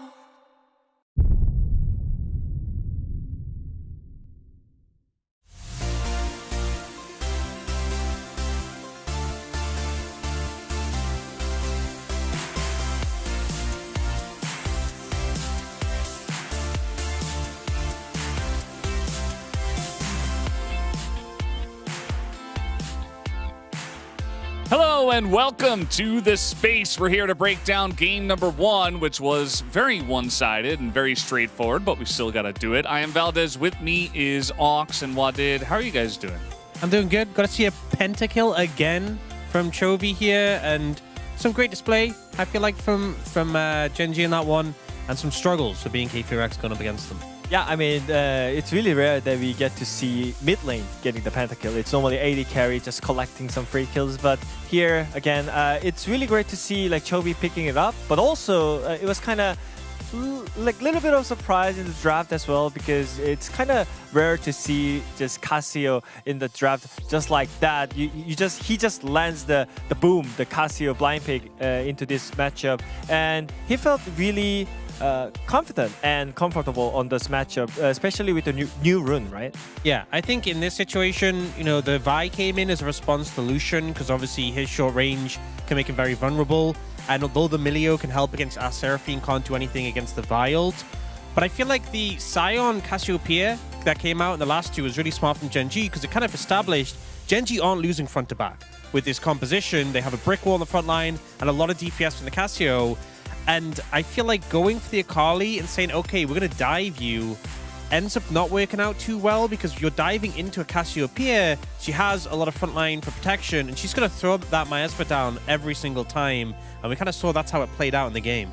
Yeah, there were definitely a couple of moments where Raptor tried to do things and he did not have a very fun time. But first, we wanted to talk about some runes, which is Ox's favorite topic. Oh, yeah. Break it down here, Ox. Yeah, so Deathfire Touch is obviously the new one that's really strong Cassiopeia, because she has both damage over time effects and single target spells with the E. So you get a ton of damage, but like at 5 minutes into the game, he'd already done almost, well, 850 damage with those runes, which is why lane was so tough for the Akali. The thing is, as the game plays out, Deathfire Touch and Cutdown still continue to do tons of damage. By the end of the game, just those 3 runes had done over 5,000 damage, which, you know, was a big portion of his damage entirely. And I think Cutdown looking really strong. There's a lot of people who are taking that, but the combination on Cassiopeia is just so much free power. Yeah, and not only the Deathfire Touch, but also when you think about the rune tree, you have the Mana Flow Band and the Absolute Focus for the early game as well. So the early game value with the Deathfire Touch is just on the another planet right now. Yeah, it's kind of insane. I love how Chovy is always like, yeah, we have some new changes. We got this new rune in here. Let me set up something that now everybody is going to copy, and I'm going to, once again, start the meta. So, guys, we did want to break down one really important fight in this game, which essentially started and ended BNK's chances of winning this one. So, basically, I feel like this is the fight where just Genji won the game by the one single team fight. So this is the situation where Vikla already spent his Akali ulti on the top side. So I think it's really hard to take the fight anyways, you know, because you don't have the Akali ulti. It's really hard to jump on the back line, so it was really hard. But also, Keen already kind of committed. He TP'd on the mid lane, so it was kind of free turret to get on the bot turret. So now, I mean, I thought it's just unnecessary to take the fight, but if you really want to take the fight, there's a better way. Yeah, so if you're really set on taking the fight, even without the Akali ult, which I don't think is a great idea, but if you are, I think this is the time you want to engage, because neither Lucian or Milio have summoners available, and they're against this wall here. So if Raptor pushes in here and looks for an ult, Ruler can only really dash over the wall. He could move towards the turret, but then he's split. Duro has no flash here. He's just a free target, and you can TP the Renekton in here. So if you're going to go, now is the time to go, when you have the other members of Genji split off to the top side. But if we play on, they don't end up going for this opportunity. You know, we end up seeing Clear TP in much later. And when we play on the clip, instead, they opt to engage once Genji has all grouped up. So they miss this window here. They still look for the fight. And we end up seeing Raptor going in. And if we pause here, this is just not good. Like, the TP is coming in so late, Vikla doesn't have ult to follow, and you're ulting right where a Cassiopeia is watching you. So it's just immediately going to be a bad time. And as we continue, Raptor just gets deleted, Clay doesn't even get into the fight, and Genji can just chase down members of BNK KRX pretty easily. So I think there was a way to take this fight better, but they just didn't pull the trigger quick enough. And obviously it backfired pretty massively. Yeah, I think our casters did a good job of saying that, you know, this was a good opportunity, but once you lose this one opportunity against Genji, they're going to punish you the entire game. They're not going to give you any room to get back into it. And just the little things, you know, a couple of seconds off on your timing, coming in a little bit too late, it can easily lose you the game, as we saw there for KRX. So we'll see if they can do anything better in game number 2, or if Genji will just take it down once again as we go back to Atlas and Wolf.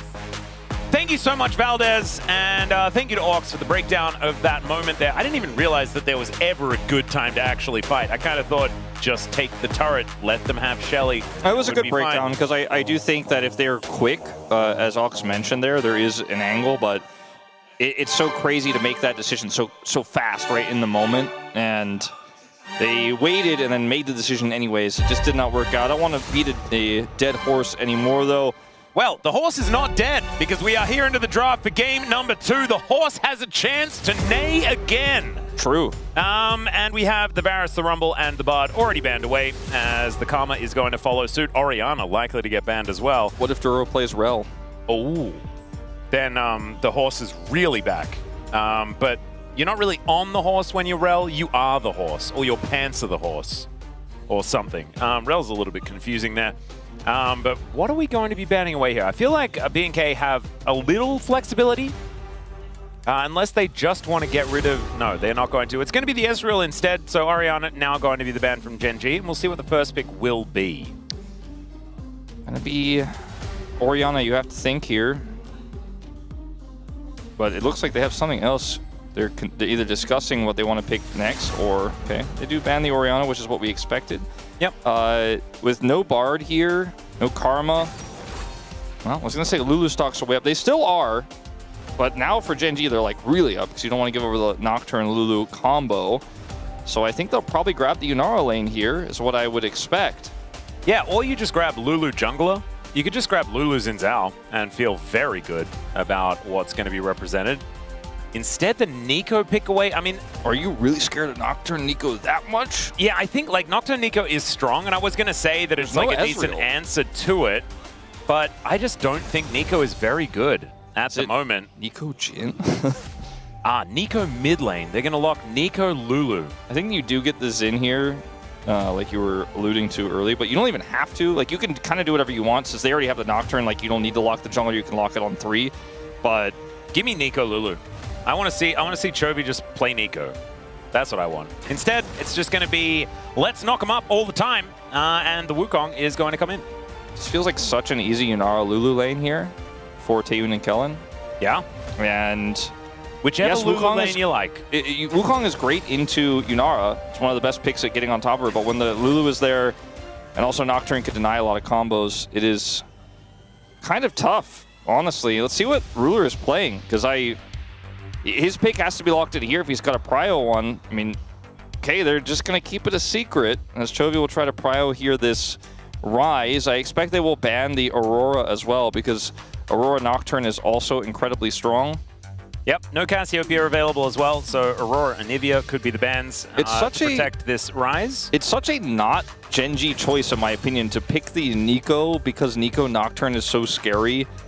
I just don't even think it's that scary. I feel like Nocturne Lulu has been a lot more successful. I agree, but if they had given over Nocturne Nico into the Yunara Lulu as a response, like if Yunara Lulu goes over to Genji, then maybe Genji really struggled to play Yunara Lulu into all of that burst, but I just find this to be a weirdly timid choice by Genji, but either way, I don't want to triple down on it further. We'll see what they end up getting here for Ruler. They might have something cool prepared. They will protect this Rise pick for now, though, with the Anivia ban.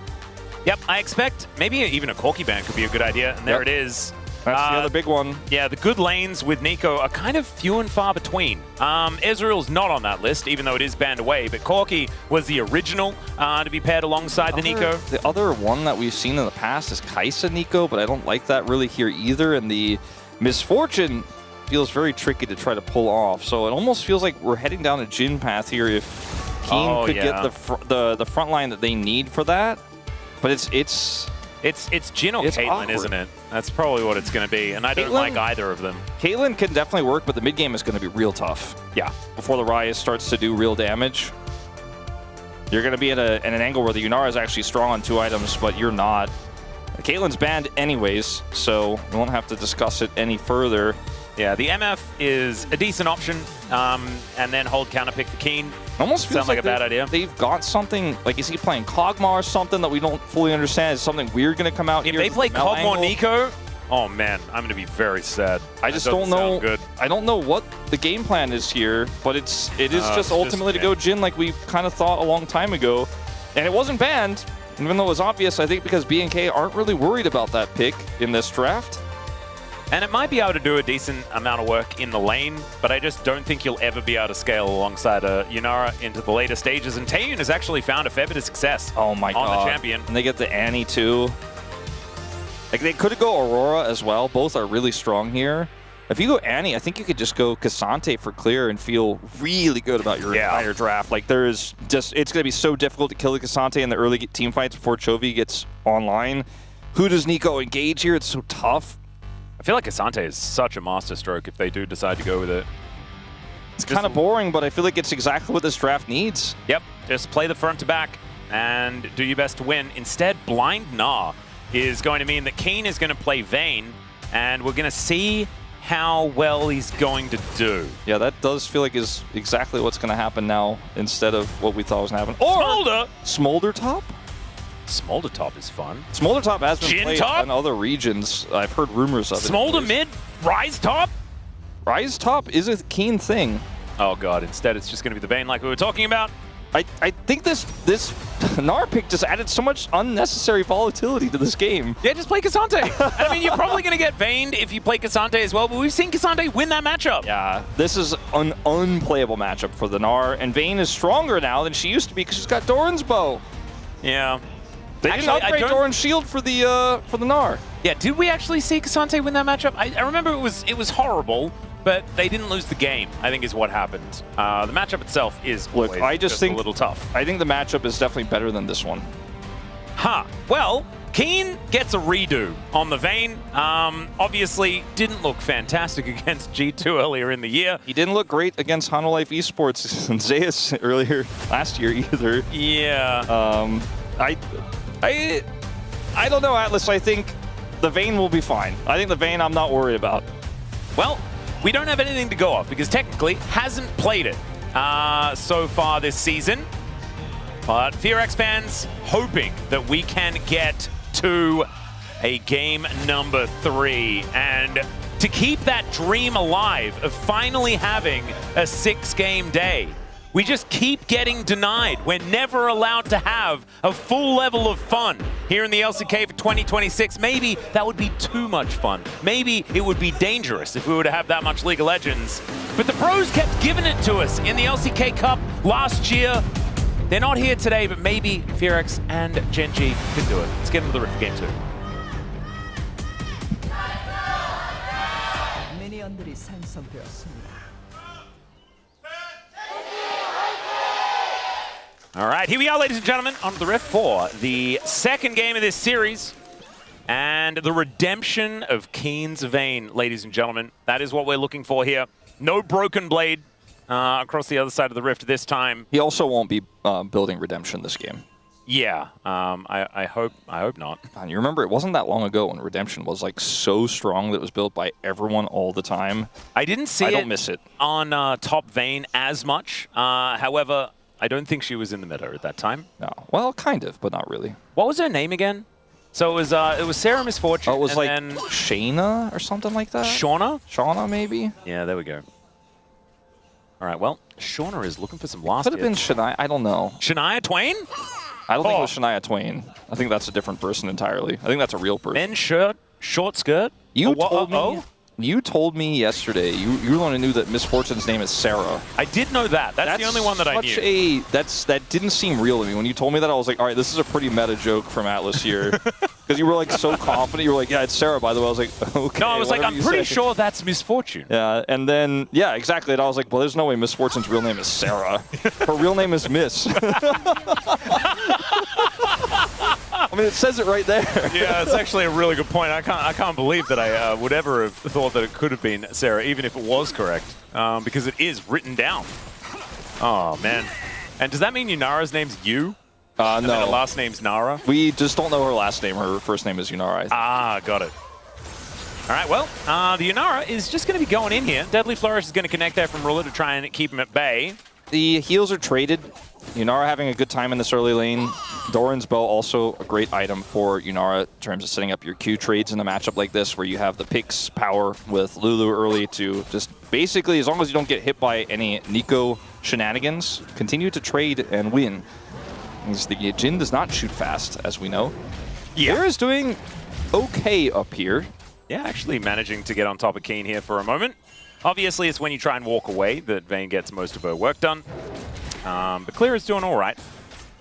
Just got to hope that you don't get hit by too many of the Silver Bolts, especially when you want to be mainly relying on a health bar rather than anything else. As Raptor will be able to take down this bottom scuttle. Canyon doing the same thing towards the top side. And will be able to then go for a cheeky little back angle. The Nocturne actually winning out as far as the race is concerned to clearing everything on the map. And so Canyon going to be a little bit later. Might look for something here, but instead Keen going to be going back home. Does get a little bit of a crash, although these two caster minions might prove a little bit frustrating. It is very much a early game junglers can't do much matchup here. And we've seen this before, the Nocturne versus Wukong. Wukong is great into Yunara, but also you don't really get any punishment from the early game where you don't have level 6, where Wukong really becomes a true threat. And it's the same with Nocturne, as he doesn't become as much of a his combat threat power isn't as high as Wukong's, but obviously has a lot of range. Oh, just missed out on the cannon there for Keen. A little bit unfortunate. Unlucky. Yeah, it wasn't the greatest. Obviously, doesn't have teleport, so it makes things a little more awkward. But now has an item advantage as he tumbles away from Clear. Can utilize the passive to try and walk him down. Cool move there to grab the boomerang just to have that added safety. Wait a second. Now the lane is just doomed for Clear. Yeah. He will have to TP awkwardly back up and try to fix it. Oh, Canyon really wanted that Raptor, and Raptor said no for him having the Raptor, and so Raptor took the Raptor. Yes. So that he could Raptor while he Raptored. Yeah. Exhibit was on it. Mm-hmm. All right. No one knows who that is anymore. I was going to say, like, 2 Boomer references in one game so far. Crazy. I wish Exhibit would come and fix my room right now. I have no time to set everything up. He doesn't fix anything, okay? He will pimp your room. Yes. It's not the same as fixing. I need that to happen. Even if repairs do happen, it's not called fixing. He's going to put like a Wii emulator in my Wii U or something like that. I heard you like retro games. No, he's going to put like a Mega Drive into your Dreamcast. Yeah, because at least that didn't have one. That's true. Something like that. Yeah, because the Wii U did have a built-in official Wii emulator inside of it. Yeah, it did actually have that. I think Nintendo was called up by Exhibit. And that's why they made it that way. That might have been what they did, because like ever since then they were very backwards compatible. And maybe like Exhibit is heading up their backwards compatibility team. Yeah. They needed to call him to get the GameCube working on it. Yeah. That was not officially supported. Look at what the like complete eruption of pings as Raptor's like, where did my jungle go? Yeah, he's not happy about it. Vikla and Raptor here waiting for their very powerful combos to start flying once Raptor hits level 6, which is very close. I gotta say, like, the 15 CS advantage for Vayne and Dinar, Clear's feeling pretty good. You know, the lane state was pretty horrible for him as well, and it's still not great, and that's where a lot of the CS deficit is coming from, but he's actually kind of getting out of lane hell here pretty soon. And with a Nocturne on the map, Keen is not necessarily going to be able to keep applying the pressure that he wants to, because he's obviously going to be at risk of getting paranoid and dying. He has the exhaust that you take in this matchup. And it's great into Nocturne as well, so that'll give him some extra safety. But see how much pressure he can continue to apply here, as the bottom lane's pretty self-sufficient. Yeah, bottom lane is looking fine. The problem is, fine isn't quite good enough for Gen G, as you do kind of want to be keeping this Yanara down as best you can. And right now, Taeun seems to be able to do whatever the heck he wants. That's a great condemn, as the flash and ulti have to be used already here for Keen, as he does get a little bit scared, but I think he will be okay, as a couple of turret shots will be taken here for Raptor, but getting every summoner and the ult out of the Vayne is going to feel fantastic here for Clear. That's exactly the kind of timing I was talking about. He gets 6, and he's like, this Vayne is not allowed to keep pushing my weak side. I'm the weak side police. I'm coming up to say no. Unfortunately, they did not get the kill, but they got everything else. And now Clear is feeling a lot more comfortable, as Chovy's looking for a cheeky play here. Wait a second. There's the Rune Prison. Chovy is obviously going to get stunned because Vikla has a targeted ability. As Raptor moves on in. Yeah, I don't know if you want to fight this because you are fighting into a Wukong with flash and ult. But it's and Raptors, man. Not going to happen. So he will give that one up. The Ocean Drake is up and available here. Looks like it might be an avenue that Canyon is going to take in this moment. Right now, Gen G with a fair bit of control in this bottom. Look at Clear. He's getting plates. Oh, man. He's got Mega. He's got the gold lead. He's chilling.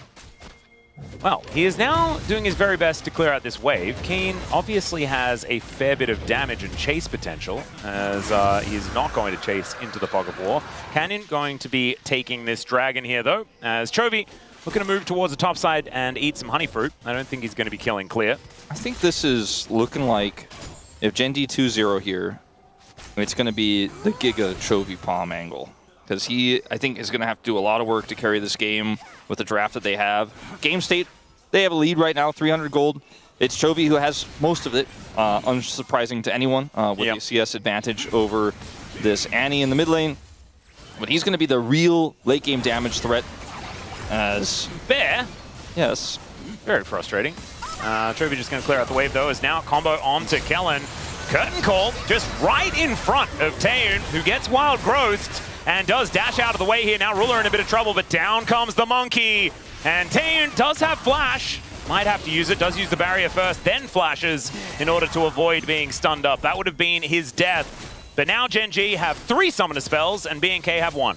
That was a pretty elaborate bait there by Ruler and Duro, but it does pay off. And not only are they going to deny a lot of farm here, they are going to pick up some plates as well. At least one will go over to Ruler, as these delayed backs will finally come through, but it is a lot of lost farm here. And Ruler picks up a 250 gold advantage as a result of all of this. So, bit aggressive there from Taeun and Kellen. I think realizing, okay, we can win this fight in the 2v2, but perhaps forgetting that there was no Canyon showing on the Raptors their jungler was taking. Their jungler wasn't there. And so it was a little bit of a risky play to continue to try to fight there. Yeah, Keen still waiting out his summoner spell timers, as Clear is just kind of doing what he wants here in this lane. Keen should be able to even out the CS numbers with this wave crashing on forward, or at least get relatively close. But that is not really what you want to be doing as the Vayne. A lot of the time with Vayne comps, you have 3 true carries. I'm not saying Jin can't do damage, but, you know, it's a little bit tougher for him in this game. But if you do just kind of exist on Vayne and don't actually get tempo, and the Ryze doesn't have 3 items for a long time, I still like the position here for BNK, even though they are behind on gold, and this situation for Taeun is not great now. He is just going to do so much more damage on 2 items when we reach that mid game. Yeah, and Vikla their composition's kind of real as well, which Yeah. is a problem. When you've got Vayne top, like, you don't have frontline really to play around outside of the jungler. Exactly. So when Taeun gets the setup, which there's a lot of in this draft, and he just explodes someone, the other 2 carry, like, if let's just say, for example, Chovy gets caught and blown up and dies, it's like a Jin and a Vayne that's not ahead is the follow-up there, and they're just not going to be able to compete necessarily. As it would have been much better for Gen G if the Vayne was further ahead. He is trying to get that gold lead back right now.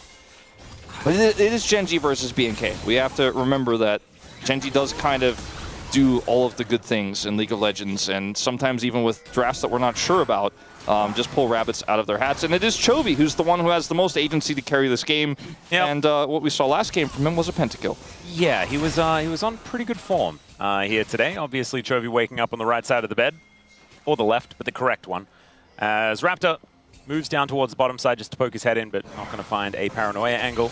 Will find a control ward to take down here as Ruler does now have his Ghost Blade. Yeah, I knew you were going to mention it. If I see a Serpent's Fang, I'm going to be upset. Ghost Blade by itself does fine. There's now an exhaust and all-in angle here for Keen as he looks to get on top of Clear. Silver Bolt should be able to do it after the tumble. There it is, solo kill for the Vayne, and Keen really coming online. Well, that was a bit of a misplay there from Clear, and they had no prio as well. So there was no way to bail him out. Like Chovy, and they saw Raptor, right? They see Raptor, and then Keen's like, "Oh, it's my time." He's like, "It's done, baby." And then you could see Chovy was like threatening a realm warp just in case anything went awry up there, but it just did not. And that was the end of the Gnar stability here for BNK. And it's just like that all of the questions we had for this composition start to fall by the wayside, and Gen G pick up a huge lead. As Clear whiffs this, no. Keen's in the brush, and he has positional advantage plus exhaust. He's like, I think I got him. Yeah, and look at just how little he had to do. Yeah. Felt like Clear was trying to do so many things. None of it worked. The way that Keen said that looked like he was responding to Chovy asking if he needed a realm warp up. He's like, I think I got him. Like, yeah. Just go back to mid. This is a done deal. And it was. So he didn't even need to flash for it. So now he has flash advantage over this Gnar as well. Oh dear. And that exhaust should be up relatively soon as well. So now you've got Keen sort of dancing around this top lane, almost equalizing that CS margin from that earlier gank that Raptor had put on through. And now with a close to 400 gold advantage, this Vayne is going to be a huge issue. Canyon also with his Trinity Force now done, as the race for our junglers to get scaling is continuing. Do have Hexplate done here for Raptor as well, but we haven't really seen a Paranoia for a while, as he is just lurking in this bottom lane on top of a ward. Yeah, I think that they just want to make sure they get double dragon no matter what in this game, and I think they will be rewarded for that priority. I believe so. Chovy is going to get attacked here, but I don't know about this one. There is the flash for the Pop Blossom, and there was a Lulu, I swear, but not anymore. Kellen, yeah, okay. Well, we will have a re-engage. Vikla throws down a bear, and there is Raptor going on in with the Paranoia as well. So it's a 1-for-1 in the end, as Canyon is going to get taken out. I mean, that's the jungler, so that's Dragon denied, at least initially here, in the 1-for-1. So absolutely a win for BNK.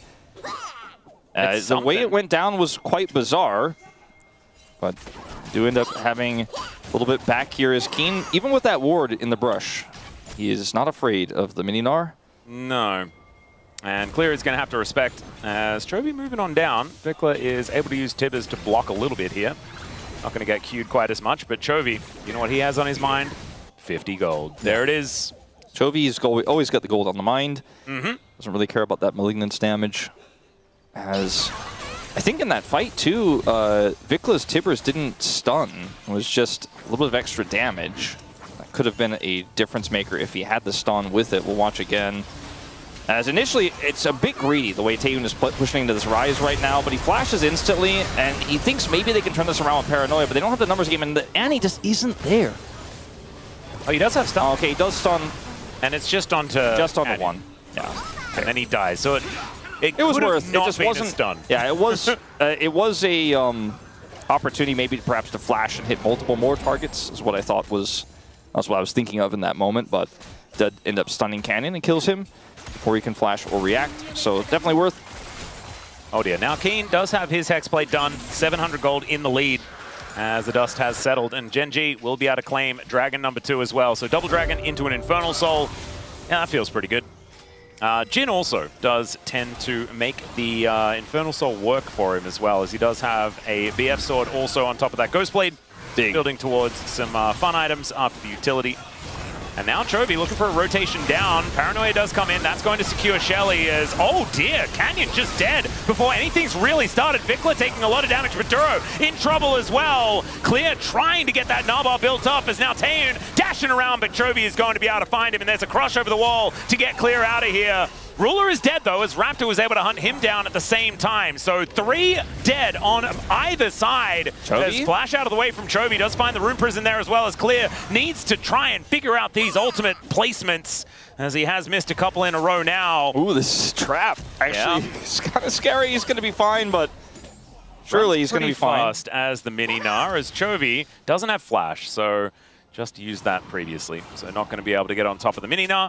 But still, 3 for 3. If you are falling behind, you're feeling pretty good about that if you're being Yeah, the initial fight here is pretty rough for Gen.G, as this is the timing I'm talking about early on in the game where the Rise doesn't do as much damage yet as he would like to, but he is 3 levels up on Taeyun, and Taeyun ends up losing his wild growth here eventually, and this exhaust is so massive because it allows Chovy to do the damage and secure that kill. If he actually is able to push away and escape and then collapse onto Ruler, then maybe there's actually a real follow-up in this fight here. Fortunately, the Gnar does whiff there from Clear, as you pointed out.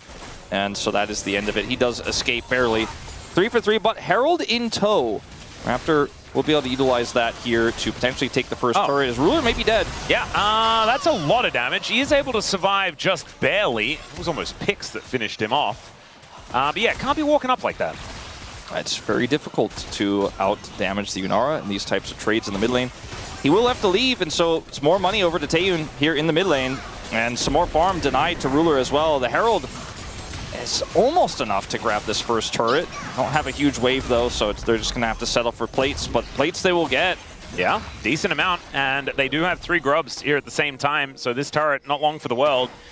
Speaking of turrets not long for the world, Keen is going to move down towards his bottom lane, does get himself the award as Clear looks to try and get back underneath this turret to teleport in. A full commitment, as there are still minions up and available here, as Canyon once again in a little bit of trouble. He is able to walk his way out of here, but Clear, he's not going to be able to do so. It is Chovy that locks down that kill, as now Ruler in a lot of trouble yet again.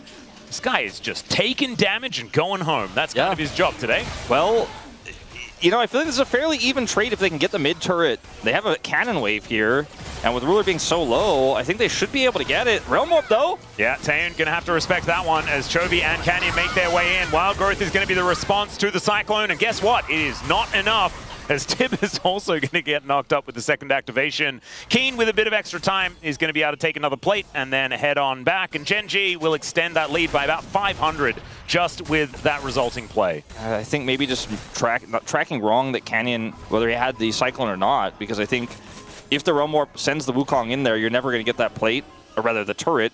They were really greeting for it. This all starts off with a cheeky teleport here. They were like, all right, let's trick Keen, because he's up 2 levels, right? He's going to look for this, but Annie will show up. But then they run into Canyon. Canyon does not Cyclone Vikla. He actually does not. He runs away and doesn't use it defensively, so he actually has it when the Realm Warp follow-up happens. Still, in this replay, not sure exactly what happened to Ruler, but it looks like he just got chunked out in the mid lane. As in live, we have a fight as well. Oh dear, Clear is just not allowed to have a good time in this game. This Gnar is being hunted down. Could have played Cassante. Yeah, could have, and probably would have suffered the same fate. Honestly, wouldn't have been that great either. That's all right. Taeyun is just going to be able to shove this in. This turret, still very low. That has not changed. These ones don't regen. But not going to be able to get any space in order to head on over and collect it. Ruler has the very sad slingshot in his inventory. It is very sad. Very sad. 2 items are done here, though, for the Unara. Pretty scary at this point. Now Keen getting a bit of his own medicine here as the bear does come down, and he is very dead. That is a kill going over to Clear, and they might even be able to get this Paranoia's up.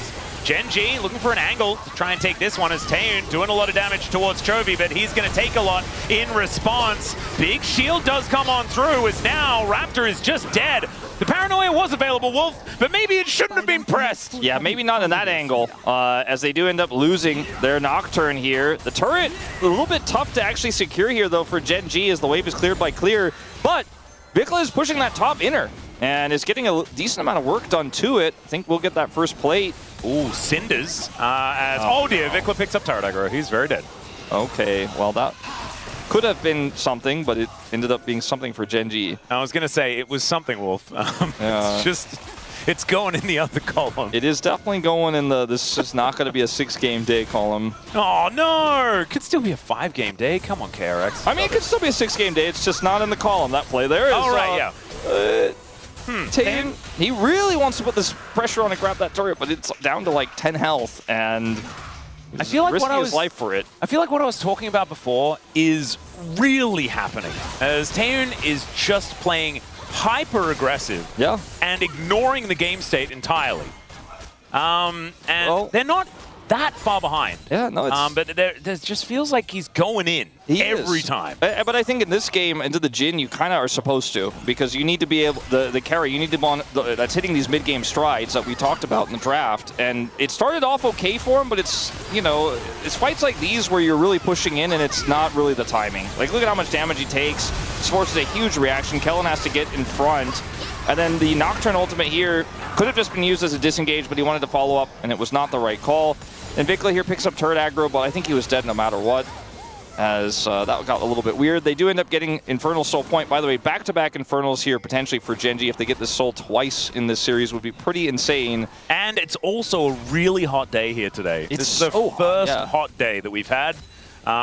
Went for a walk earlier on, and I was like, my God, summer should not be here yet. Same, I almost turned on the aircon in my house. Yep. I was like, that's not allowed before June. Yeah, exactly. The hotels don't turn their ACs on. It's like you can request it and they never let you. Yeah, you got to use the box fan for now, right? Yeah, like exactly. We're still in box fan season. Was it clear? He's going to find an R on Chovy, who flashes out of the way of the wallop, and that means there is just no way to follow him as he takes the realm warp to get himself out. No I think this is a pretty good, big win for BNK, though. They want to try to use this to put pressure on in the jungle. That was a little bit sad. Canyon just comes on over and ignores all of their hard work. Still, a lot of pressure here applied by BNK. Can maybe try to turn this into a play in the mid lane. Vikla is the target, though. Yeah. Paranoia does come in as Raptor does force Ruler to cancel his ultimate. All right. I think all that tempo was kind of lost now. As Ruler's ultimate not that important in the grand scheme of things right now to deny this Baron. It's more about getting Canyon's ultimate. If they had gotten his, it would have felt much better. Randuin's done here for the Gnar. That's going to be a pretty big spike for him in this matchup and also just in general in this game. Oh, there is Vikla possibly being caught out. Does find the stun onto Canyon. Who has Merc Treads, but it's not going to be enough to get him back on top of the Annie. That's that big ultimate I was talking about. Still no answer, though, for this Vayne. And Gen G just out-macroing them right now. And now they have an extra turret down for upcoming Baron fights. And if BNK can't force a fight here before that Cyclone comes up, the Cyclone being down just doesn't matter. As they are going to get this scuttle here and clear some vision, but I don't think Gen G believe, they don't trust that they're going to be starting Baron anytime soon. And they're right. Yeah, Raptor will have his Paranoia up pretty soon, so maybe that window is what they want to go for, right? When Raptor gets this in 8 seconds time. And Canyon still doesn't have his, yeah they could commit to something. But in 2 minutes is when the next Drake is. That's going to be Infernal Soul point. Sorry, that's going to be Infernal Soul for Gen G if they're able to pick it up. Yes. And there will be a Cyclone for that. All of the buttons will be available for that. IE, they just, I feel, are too timid to take Baron as Keen. It is the final hour for Vikla, as Keen is going to be able to cleanse himself as he picks up the solo onto Vikla. Now Raptor looking for the angle as Silver Bolts just doing so much damage, 50 gold. And now Clear is looking to come in and punish the Vayne. Should be able to do so, but I feel like his work here is done as Chovy splitting on the bottom side will be able to get some reasonable damage towards this inner turret. Keen uses both summoners. Vikla, though, without Flash, is a little bit less powerful on this Annie for a potential soul fight here. They want to deny that from Gen G. Chovy also gets some alone time down here. And Canyon Cyclone's back up, so I think this is a really good proactive play by Keen and Gen G. Gonna slow the tempo down for BNK. Yes, gold-wise, they gave a lot of gold over this Yunara, which is very problematic because she's getting very close to that third item. IE, in fact, might have it right now. But I do think that what they do here with this is prevent any sort of Baron take or turn in that timing you were talking about with the Paranoia advantage. Paranoia is used to help come over here and try to take Keen out, who blows up. Yeah, Annie, that was crazy. Yeah, he actually flashed thinking he didn't have enough damage. And I think if he hadn't have flashed, he might have been able to escape. But as it turns out, was just trying to guarantee that that kill did come through. The QSS buy actually genius here for Keen as well, to make sure that if he is going to try and kill the Annie, he's just not going to get stunned. Look at the build from Chovy. He didn't go for Actualizer 30, super safe, but I am kind of worried that the Yunara damage might be too big here at this point with IE done. B&K have Prio as well. I think Gen G might want to opt out of this one. Duro looking for a flank angle, though, leading me to believe they have other plans. The pincer maneuver is beginning as they look for Canyon, don't find the majority of the damage on him, as now Pop Blossom makes his way forward. Taeyun is still going to get stunned up as a Cyclone gets right on top of the Yunara, and that is the solution. You just kill him. Vayne is able to get on in there and make things happen as well, as Keen is just tumbling around the battlefield. We'll be able to pick up absolutely everyone, and Gen G lose interest in any sort of fight in this area, and they're going to go over to the Baron. Yeah. Well, that I think was the game-winning moment for Gen G. They take the Soul as well, Wolf? Yep. Okay, so watch Vikla and Clear here. I'm not sure what the game plan is at this point, while Taeyun is also trying to do the Dragon. I think if you stay in formation, this is so much more difficult to pull off. They get on top and get the root, they get the knock-up here, and the follow-up damage is there. Clear's trying to peel, but they were so far split, and for some reason, you know, Vikla was just dropping his stun before the fight even started. They had no idea where Duro was. It was just a really haphazard Dragon Sap. Just because you're there first doesn't mean you have it secured. And they were pushing the wrong side. It was a pretty phenomenal pincer, though. We've seen like a few of these sort of attempted collapses from teams just not really work because the coordination needs to be incredibly crisp if you're not just going to get turned on and then killed one by one. But they made sure that that engage happened from every angle at exactly the same time. And it was beautifully done. Like, this composition is hard to play, right? Because you don't have a frontline to play around. You have to play around specific moments of CC. And you have to get the right targets. Your target selection has to be great. They were able to kill specifically the Prio target in Taeyun. If he lives for even just 1 or 2 more seconds there with his Glutinous Greaves, like, the fight is a wash. But they were able to get him down. They did it incredibly well. The target selection, or not the target selection rather, but the follow-up speed was so great. Chovy didn't even have to flash to actually go in there and help take him out. There is a cheeky minion looking to be annoying. As all right, they're going to go on to Keen here, but he gets towards the turret. Raptor is likely to be almost just straight up dead. Does manage to survive, but Canyon and Ruler, alongside Duro, are just going to push in this inhibitor turret. Gen G able to defend in the mid lane. Crystalline Overgrowth is still there. They couldn't auto it once. And they're going to lose an inhibitor turret. I mean, honestly, I mean, that was the death blow, right, around that Drake pit. But it is looking even more doomed than I was expecting as a result. They're just grasping at straws. Again, Gen G, not a team known to make big mistakes.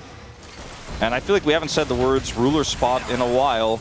It's going to be a TP here from Chovy. He has Realm Warp. This might just be the push to end, honestly.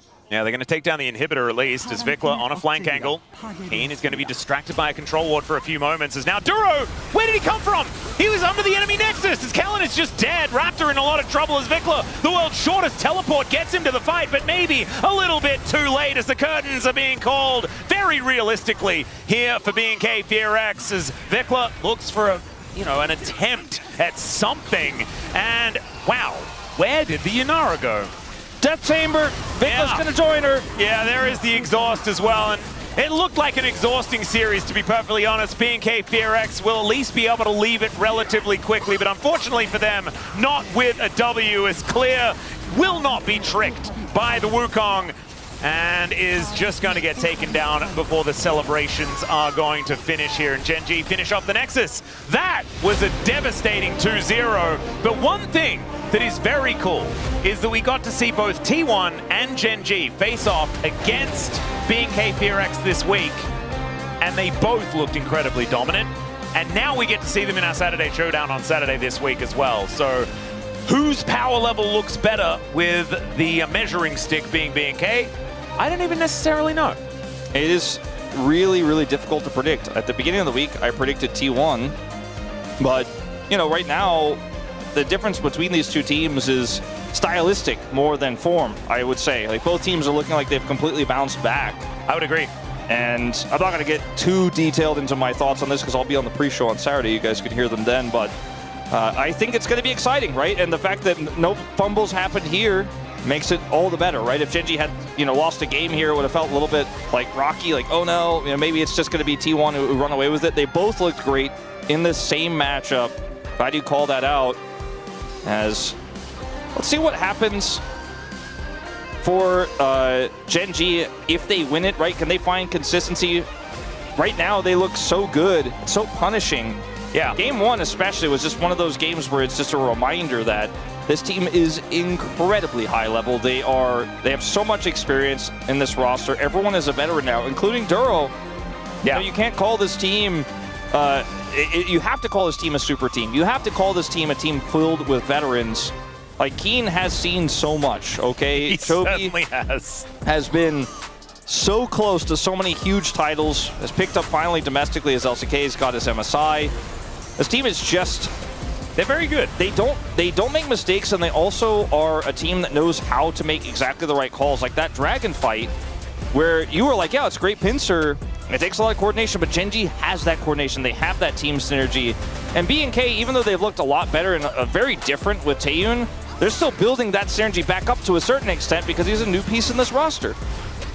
Yeah, and it takes a while, right? The honeymoon phase, I think, lasted for a few series, right? Where Taeyun comes in, and actually, it was a bit of an upgrade, right? Like, there was some turmoil, and it looked like he'd somewhat solved it. But that honeymoon phase was short-lived, and obviously their competition has ramped up at the same time. Gen.G, no mild opponent. We're going to have a listen to them taking down these inhibitor turrets and all of BNK at the same time. I still don't know how Duro got there. He just went for a wander, I guess. Pretended to be a minion and snuck on by. Crazy stuff. And they're just talking about making sure the waves are set up properly to end. Yep. As Taeyun here gets caught and blown up. Chovy having a phenomenal series. And Vikla like, has right, no flash. Yeah. Get him. And Clear also no flash. So it sounded like maybe the comms were ahead there of the actual gameplay, as he said it a little bit after he had flashed. Yep. Or rather, before he had flashed, excuse me. I like that Canyon was looking a little sheepish after his little attempted trick didn't work. But the Nexus does go down in the end. Uncharacteristically weak game from Raptor, I feel, in terms of his ultimates. They just couldn't get the tempo back, and he was super desperate with some of his second presses of his R button to go in. Yeah. And Taeyun, I think, had a pretty good game, all things considered, but was always going to be the target. We fall behind against Gen.G. See where the gold graph starts to go. Yeah, that's kind of what happened. And honestly, things were pretty close for the majority. And you can see exactly where that dragon fight happened. And then the game was over. 700 palm points. This man is doing it again. As far as like POGs, POMs, I don't think anyone is anywhere near close to the amount of total points that Chovy has collected. He is now 200 ahead of the next place, which is Zeka, who is by himself, Teddy at 400. The only other person who's like had these types of streaks is Canyon. Yeah. But Canyon's on the same team as him now, so you just can't get him anymore. Yeah. He gets occasionally, but Chovy, 700, tells you what you need to know. Yeah, and it's so frustrating, right? Because I also feel like Keen had a really good series. The Vayne in the early game didn't necessarily work, but did what it was supposed to. He figured it out. The later stages, and his Scion, man, just... There's a reason he's undefeated on this pick. Every time he picks it, they just tend to win. And it doesn't even look like that difficult, right? It's just, it feels impossible to play into this guy when he's just being that front line, rotating for plays, and always finding the right moments to just tell Gen.G, we're going to win now. It's beautifully done. Chovy, though, I mean, an absolute day out. Pentakill on the Cassiopeia, and then the Rise looking really, really good as well. Curious to see how BNK will bounce back. Again, we thought maybe there'd be some cool and unusual drafting from them in this series. That absolutely did not happen. They've got that grudge match up against Nongshim on Saturday. Yeah. So that's a really important one. Both of these teams need to win that one. BNK having a downward momentum here definitely hurts their chances. Yeah, it really does. But both of them have their own collection of issues. Obviously, at least BNK have settled on a roster. We can't say the same for Nongshim just yet. So it's all going to be about rebuilding. Prior to that, obviously, it is going to be Gen.G taking on T1, as that is going to be their next opposition as well. And we're just getting ready for Chovy to head on to the stage and have a little bit of an interview. And maybe they're going to give us a preview on that matchup against T1 for our Saturday showdown as well. I think it'll probably be more likely that he'll be very respectful and say it's going to be a good game and they'll try their best and prepare as best as possible. Yeah, please cheer for us. Let's just find out right now as we throw it over to the interview with Chovy.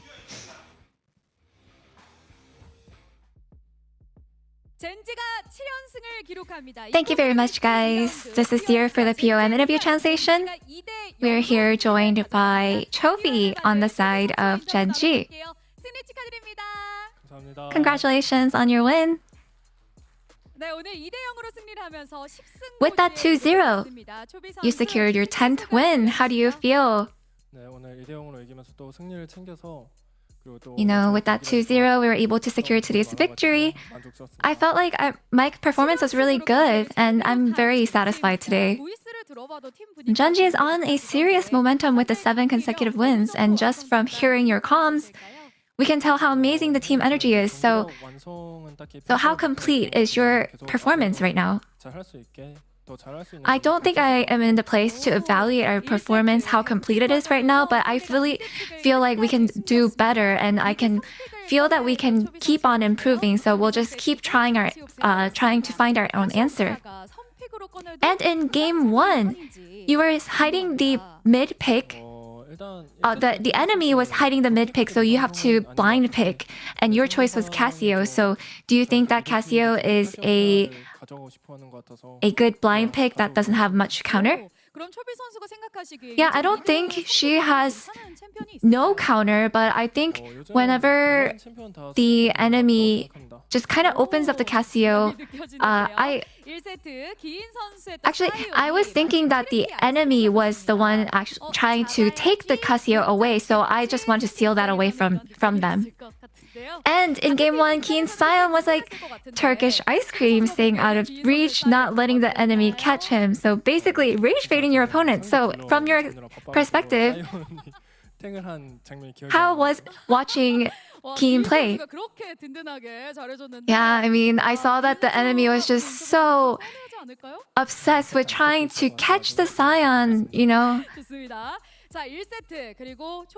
So I think it was just everyone's aggression was drawn to him. It was really good.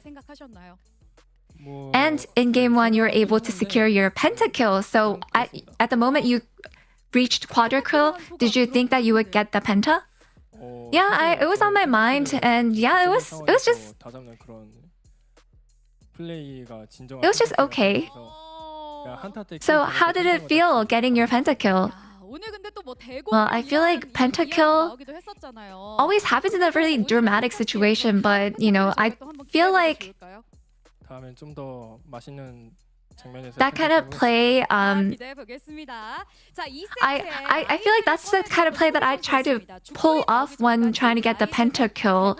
So I don't really try to keep my hopes up for pentakills. And hopefully I can pull off an even greater and more entertaining pentakill next time. And in game 2, usually with Rise, when players go Deathfire Torch, they usually go Roa, Archangel Staff, and Actualizer as the 3rd core item. But you went with Belt and Zonya instead of the Actualizer. Yeah, when I go with Actualizer, when I press this skill, it just feels like I always notice that it actually hasn't been pressed at the very end of a fight. So I just wanted to go with something that I just wanted to go with Belt because I feel like Rise is already really, really strong, even with these core items as well. And Genji has solid macro that really sucks the enemy dry, which is their strength. So you can either encourage or praise or lead the team making those calls that fit that macro. So what kind of calls are you usually in charge of? I think I try to really refocus my team on the objectives. And so do you not try to compliment your teammates? I mean, if they do make a really nice play, then I do usually say something about it. And this upcoming Saturday will be a Saturday Showdown versus T1. So what do you think will be the key?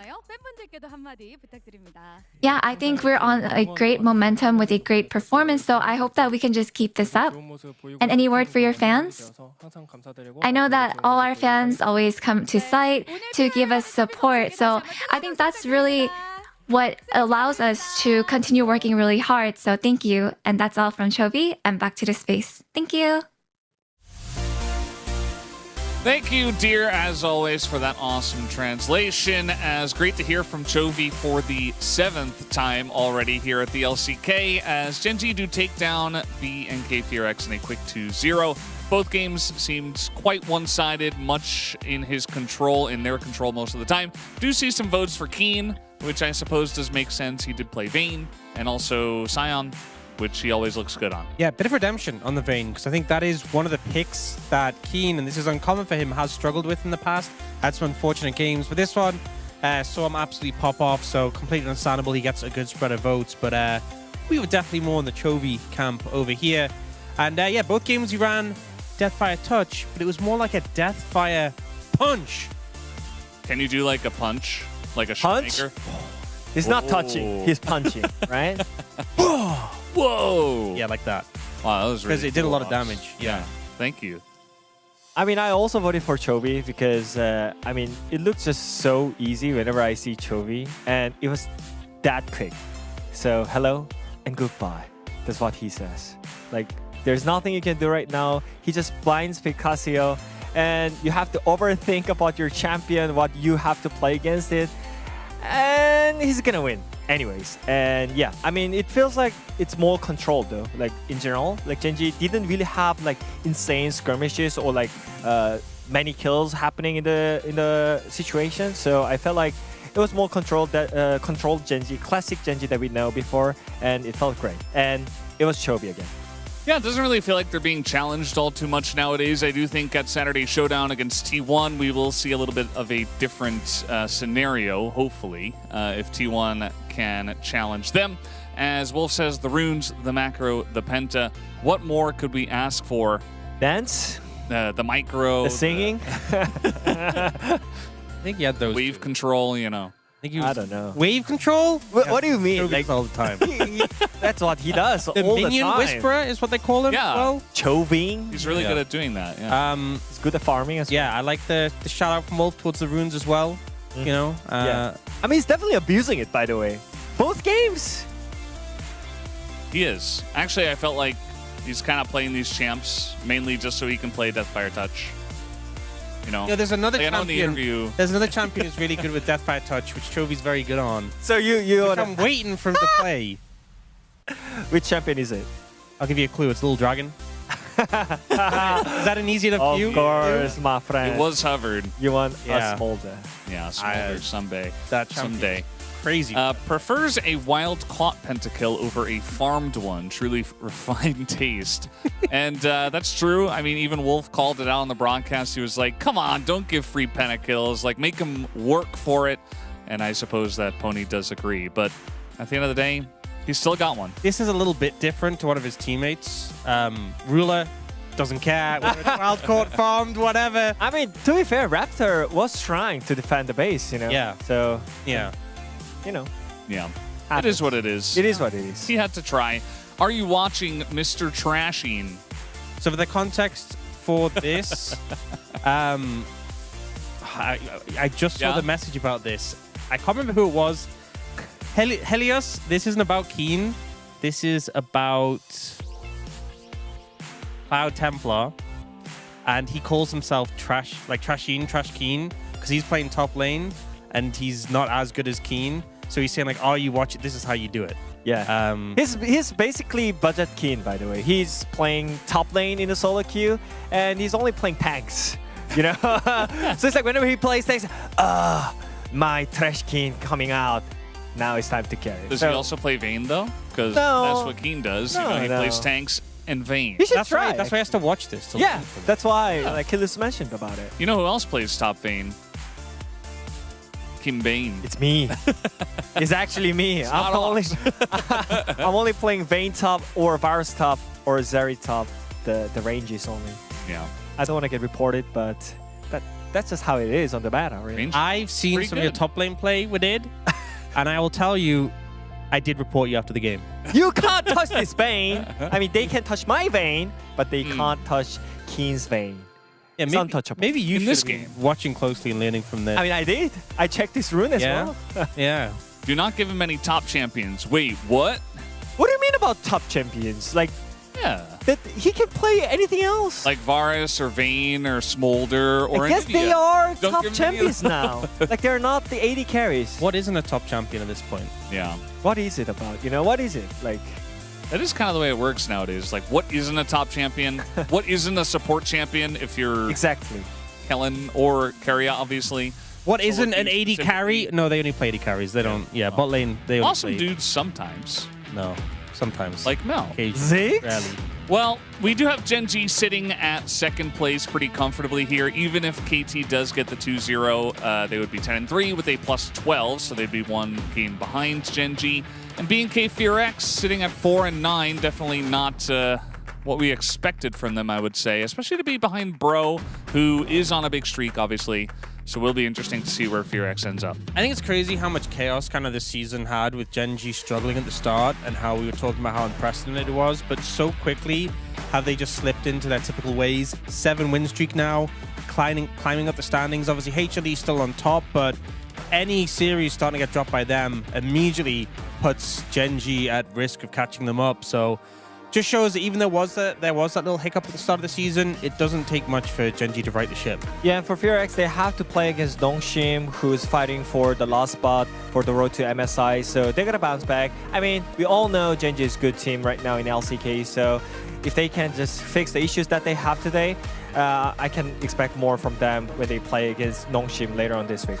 Yeah, definitely going to be a fun matchup to look forward to. A lot on the line for that one. But also, as we move into our second match of the night, it will be DRX up against KT. So don't go anywhere. We'll be right back with match number 2.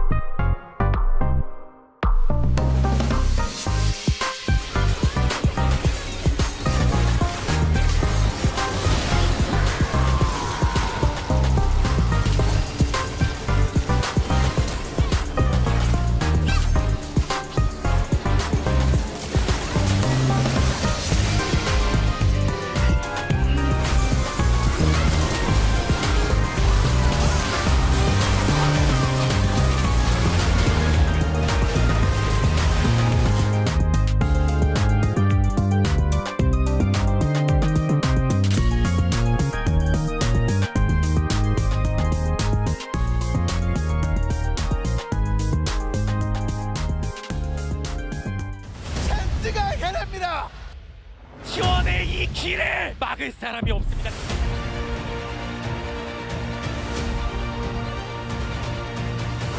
Pressing comes out one more time, but the Aurora goes down and they've taken down Docdown. 패스를 그래도 빨아들이면서 파이팅이 이거를 가장 많은 관심을 받고 있는 두 팀의 경기, 진짜 T1의 경기가 여러분들을 기다리고 있습니다. Every sky is a line I've drawn. Every wall is a sign I've worn. I don't just win, I carve my name into the stone against us.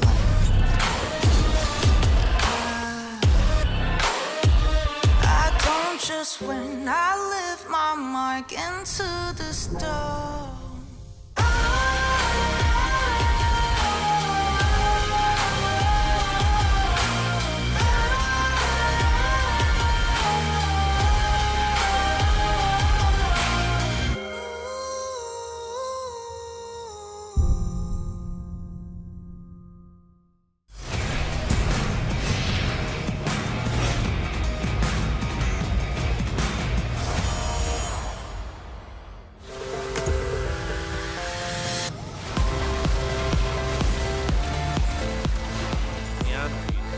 That's just the way he's evolved the build. Yeah. Culling is going to hit onto Ruler. He's shielded though as another ult in from Canyon. Finds the triple man. Wild growth there as well. And the Crescent Guard, I don't think is going to be guarding anything at all. Down they go. One after the other. Yukal another. Yeah, perfect. He's going to be happy he is very fast. Gets away from a lot of that poke. KRX not really starting up the objective. 온 세상에 내 노래를 반박하지. Nicholas is kind of putting his face into it and does dive, and everybody is caught in the cataclysm, and the Olaf is behind everybody as well. 걔네 지렸다. 반사 어땠어? 미드 텔 박을게.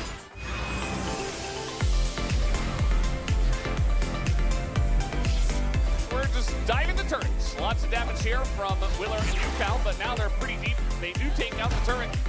But Rich is trying to back off here. It's still a lot of damage. I mean, Zex is trying to get on in there with that ultimate, but he's able to dash away. They can't lock him down. They can't do much to him at all. Zeka is a raid boss with a wild throw, dashes in the floor, and just wipes the floor with them.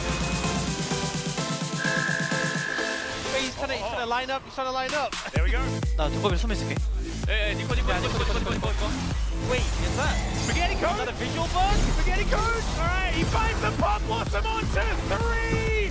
Oh no, it's blocked, ladies and gentlemen. He will get taken out.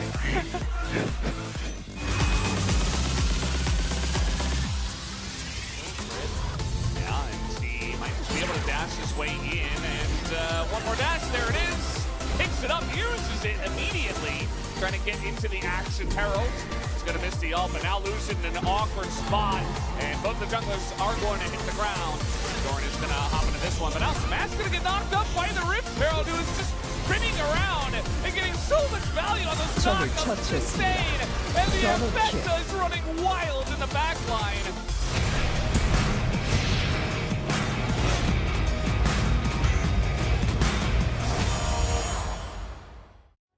We ignite, take the leap.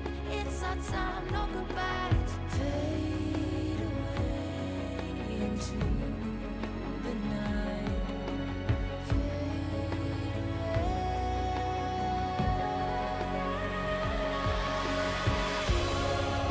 I see you on the other side. Gonna meet you at the great divide. The legends call our names.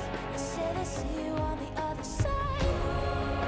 I see you on the other side. You know there's never time to say goodbye. These endings never change. I see you on the other side. No surrender, stranded in the open. Lay your life down. That's the fate we've chosen. Don't look back now, only broken memories. All the glory spoken of for centuries. See you on the other side. See you on the other side. The deep is to die. It's to die. See you on the other side. I see you on the other side. Fade away, I fade away. See you on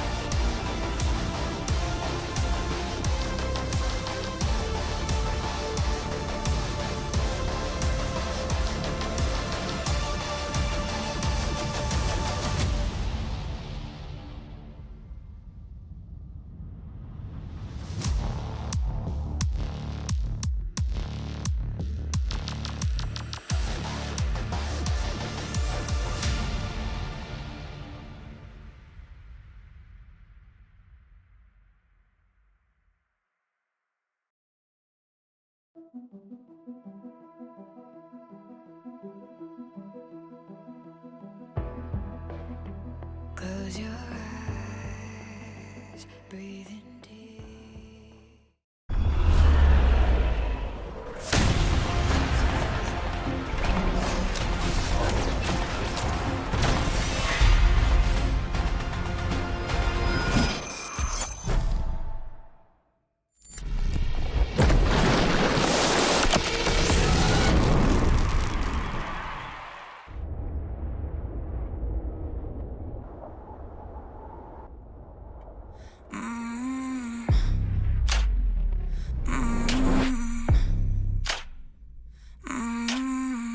I walked where no one dared to go.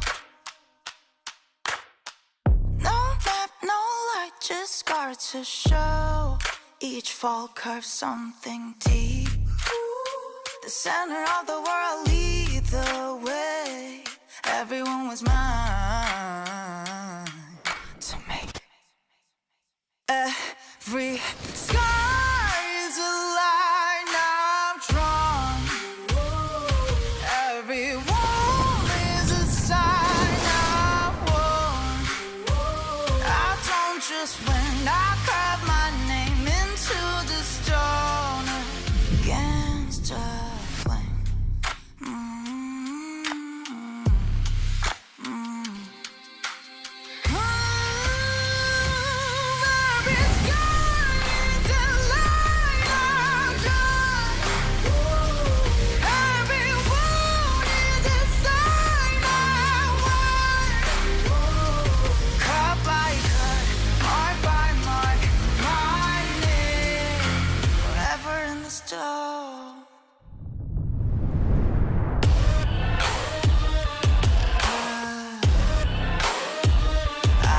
Just when I lift my mark into the stone.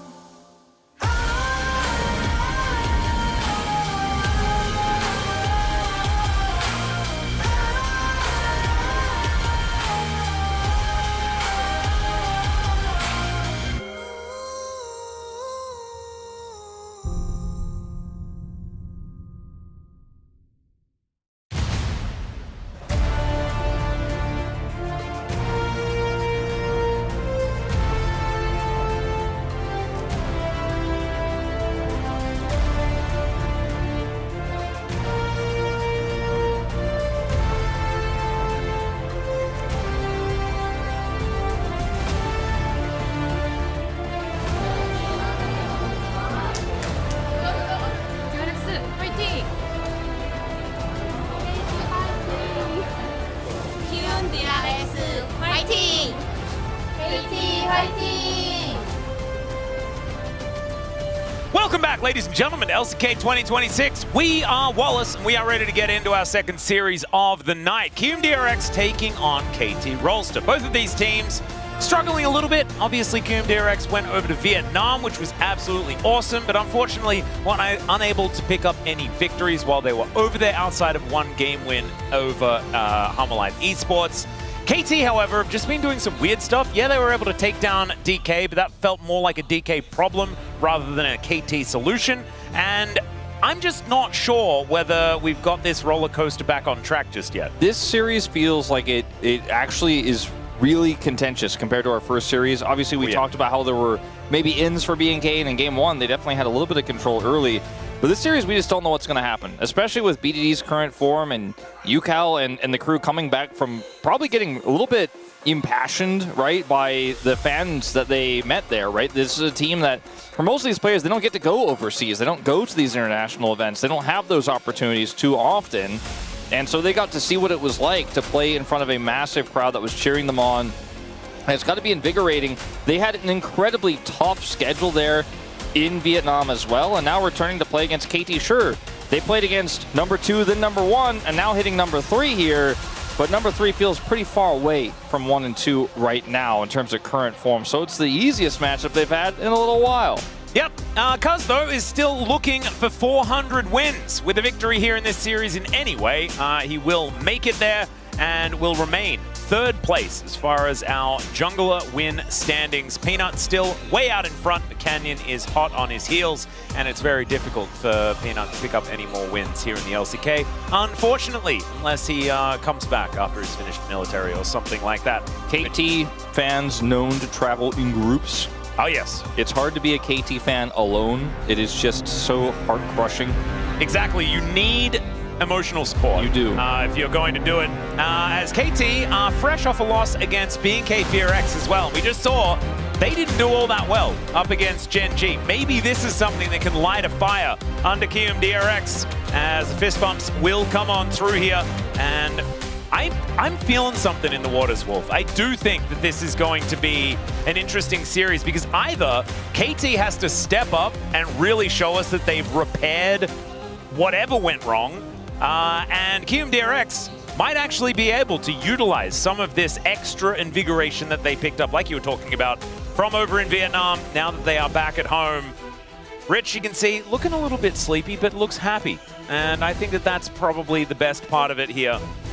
I think having that massive crowd that you're playing in front of was pretty cool. This is funny with the dragon on the roller coaster. Yeah. But having that is huge, but also getting a win over Hanwha Esports in that first game, taking the lead in that series, feeling that momentum, that's going to make you hungry for that again, right? And even though KT are not in great form right now, they are still, in the standings, our third highest team, right? They are third place at the moment until T1 gets an extra win over them and passes them. So that's a huge win if you're able to do it and finish what you could not in that series against Hanwha Esports. It says, stop going down! KT fan in there is really sad. That's because KT fans in the roller coaster alone.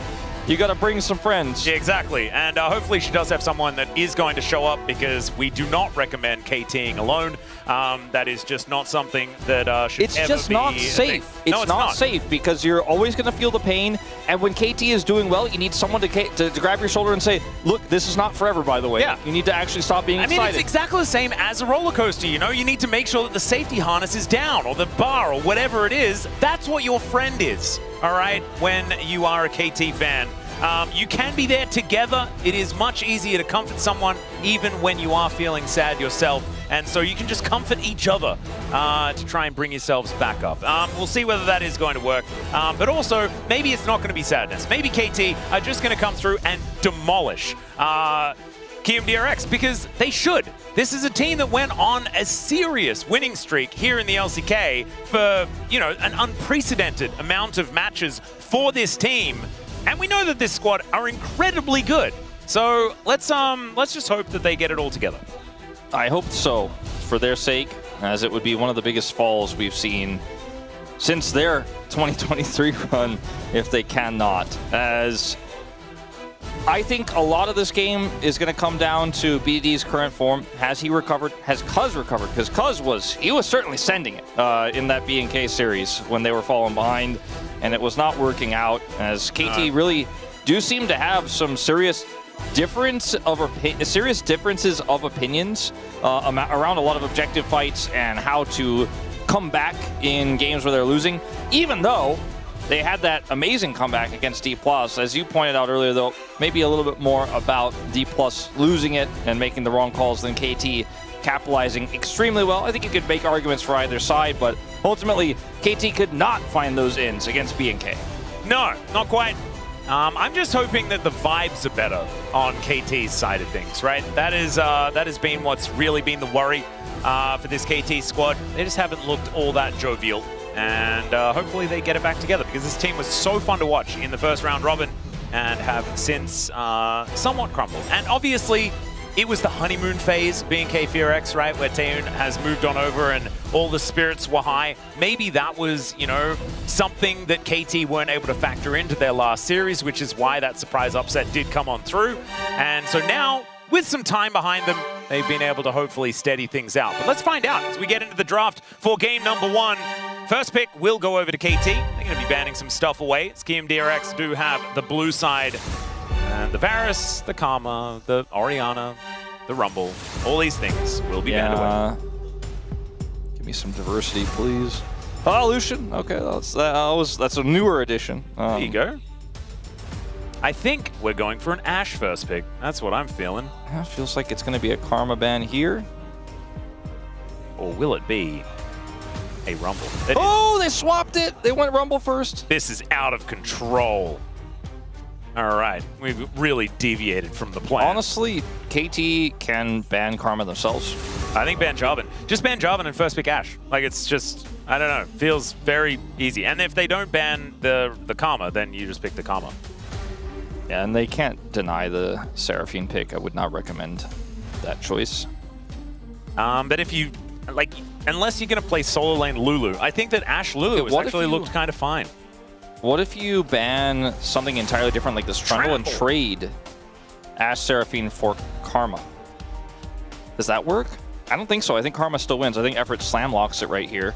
Yep. Like he did the first time he played for KT in their opening match, and he smashed the Ashe Seraphine lane with the Karma pick. Yeah. And they also... Is it... They didn't ban Oh, God. Oh, wow. Wait. Hang on. But... Well, I like this more, to be honest, because if you try to play Ashe Seraphine into Karma Ezreal and it's aiming as Ezreal, it's not a thing. But they will get Karma and Sivir, and they ban Jarvan. Like, everything KT has done in this draft so far feels so pre-planned. Yeah, I mean, Sivir Nocturne, right? And I think you feel all right about that. Feels pretty good. They don't necessarily have to go Nocturne here. You could get a priority mid-pick. True. Or just grab your jungler. The Trundle is banned because they want to go for the Xin, so that's not available here for Cuz. So we'll see what he does end up going for. There's a lot of options. It's game one. I wouldn't even be shocked if he slams a Lee Sin pick down here. Oh, that'd be fun. Pantheon is a little bit more global threat and a little bit more direct CC, since they do have the Karma here, than a lot of the other jungle picks he could have gone for. This is just a simple point-and-click stun.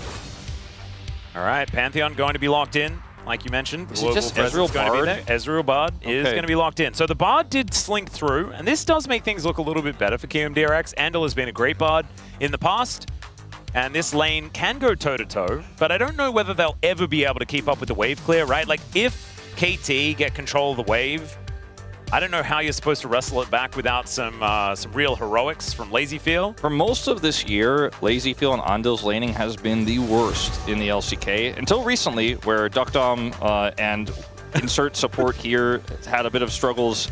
So insert AD carry here as well. Yeah, now it's changed as well with Enosh coming through. Gnar is going to be banned because it's one of the safer blind picks in this draft here for KMDRX. They don't want to deal with it. They'd rather have a frontline for the Sivir comp, but perfect on something like Cassante or a Scion. Feels really good. Cassiopeia ban makes it look pretty obvious what UCal is looking to do here, especially. Are they going to Nivea ban. Rise to the occasion, Wolf? Yes. Yes. Okay, well, we'll see whether they do manage to do that or whether that Rise ban is going to be picked up. Anivia is still available, though, so maybe BDD is just going to go be a bird. He might. Be a thing. They could ban Renekton here. They could ban Rise. The Rise comes through. Wow, drafts are so predictable. As Renekton feels all right. Yeah, Renekton's okay here. What about the perfect Vayne, though? What about perfect Scion? Or the perfect Shauna, as it were. Unless he wants to play some Sarah in the top lane. No, don't do that. Don't do solo lane. Let's see what that's not the UCal's way. gonna lock. As he looks like he's making a call to blind here. I'd be okay with an Annie. Annie is very, very good blindable. The Renekton I was mentioning earlier is what they opt for. GP would be very cool. Very, very cool. Very awesome. But instead, he's probably just going to play Scion, I think, in this draft. Or Jace. Play Jace, which has really been struggling. However, it's into a Renekton and not a tank, so we'll do a little bit better. And BDD will blind the Annie here. I mean, Aurora is the general answer, and we haven't necessarily seen it do that well into the Annie. So I think, you know, it's a good pick for UCal. I think the UCal has had some great games on the Aurora in the past. Well, KT definitely have a lot of damage and also setup. You know, like this draft initially looked like, okay, we went for the Karma. We might be a little bit low on that, but they slammed the Pantheon with it, and then they got the Jace for extra damage. The Annie makes the CC setup here so simple. And they'll have the speed ups to get BDD into range for those. Same with Cuz, of course, with his stun.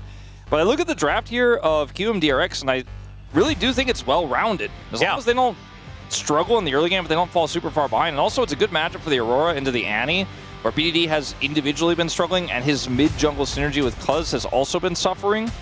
That DRX fan right there shaking her head. I think she's kind of might be onto something. Nah, he's going to struggle. We're going to get ahead. I think you have to hope for that if you're a Kiwoom fan, but I don't think it's impossible. It is in the realm of possibility. I would say so too. I actually think that Xin Zhao works really well in this draft. At the same time, picking Jace into it just doesn't feel that fantastic, right? The Crescent Guard is just so good against things that want to be throwing stuff at range. And so that is, it's going to possibly be an angle here. Maybe they can get behind Willer and make something happen. It's a strong bottom lane here as well, if they can make it work, right? The Civic Karma is pretty just, we're going to push, we're going to do that forever, we're going to try and harass you, but the Ezreal Bard can find some finesse in this lane, and we'll see whether Andal and Lazyfield can find it themselves to pick up a win here in game number 1. Let's get into it.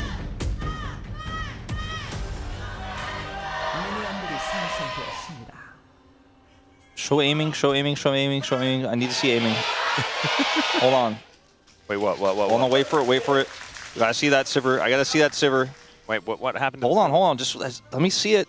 It's Bandit Sivir. He didn't go for the pack skin. No. I was pretty sure I saw the Bandit there on the portrait, and this might be the first time we haven't seen pack Sivir in like months. There was a player that just refused to play it and was doing all sorts of other weird stuff. Sivir's got some pretty good other skins. Obviously, Pack Sivir is the best, but there are some. Like, we did have someone play Warden Sivir, which is just the most boring That's skin. Packs or pizza all the way, man. Oh, yeah. Sneaky skin. That one's real good. This is not looking fantastic here, as Lazyfield is able to push away both of the KT members, but Andal looking a little worse for wear. KRX will be able to grab control of the wave, though. And we'll at least push that in for now. 6 seconds until that next mantra Q, and that's where things can really change here. Effort is waiting for it. Level 2 advantage, though, for Lazyfield and Andil.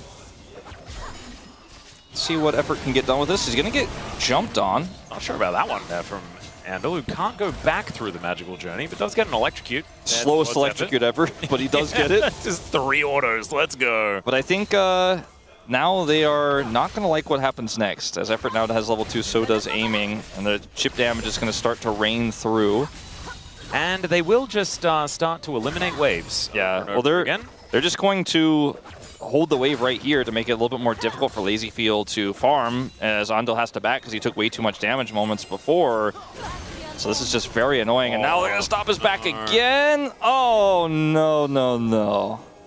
This is not feeling fantastic. Neither of these score lines, as we can see. DRX have been having some struggles here in the LCK, as we know, as Perfect dives in onto Rich, flashes forward, doesn't hit the Shock Blast.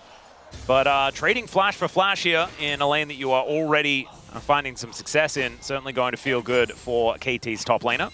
Yeah, this is one of the most solo killing top laners in Perfect versus our most solo killed in Rich, so be very careful. I mean, look at the CS right now, 24-11 at this moment in time, and Perfect will TP back and try to do it again. At least the cloth armor will help a little bit here for Rich. Yeah, Perfect also doesn't go back and get very many battle stats. Yes, just the tier and the refillable. All right, so not the end of the world, but it's the beginning of the end, you could say. Lazyfield will go back and buy his own tier. As we will see the cull purchase here for aiming. He is the Gold King after all, and will explode through the gold once he does complete that in 98 minions time. Not to mention the fact that he doesn't have a lot of pressure on him here in this lane as well, as Rich does have a lot of pressure on him, as Kuz did look to move on up, but it's not really going to find too much. As Effort. Oh, Cosmic Binding doesn't quite connect, as there's the flash in. Effort gets the flash out from Lazyfield immediately, as now Andal gets slowed down by that Mantra Q. And that's a really cute little magical journey, but aiming is just going to flash after Andal. Cosmic Binding comes down, but there's First Blood going over to Effort.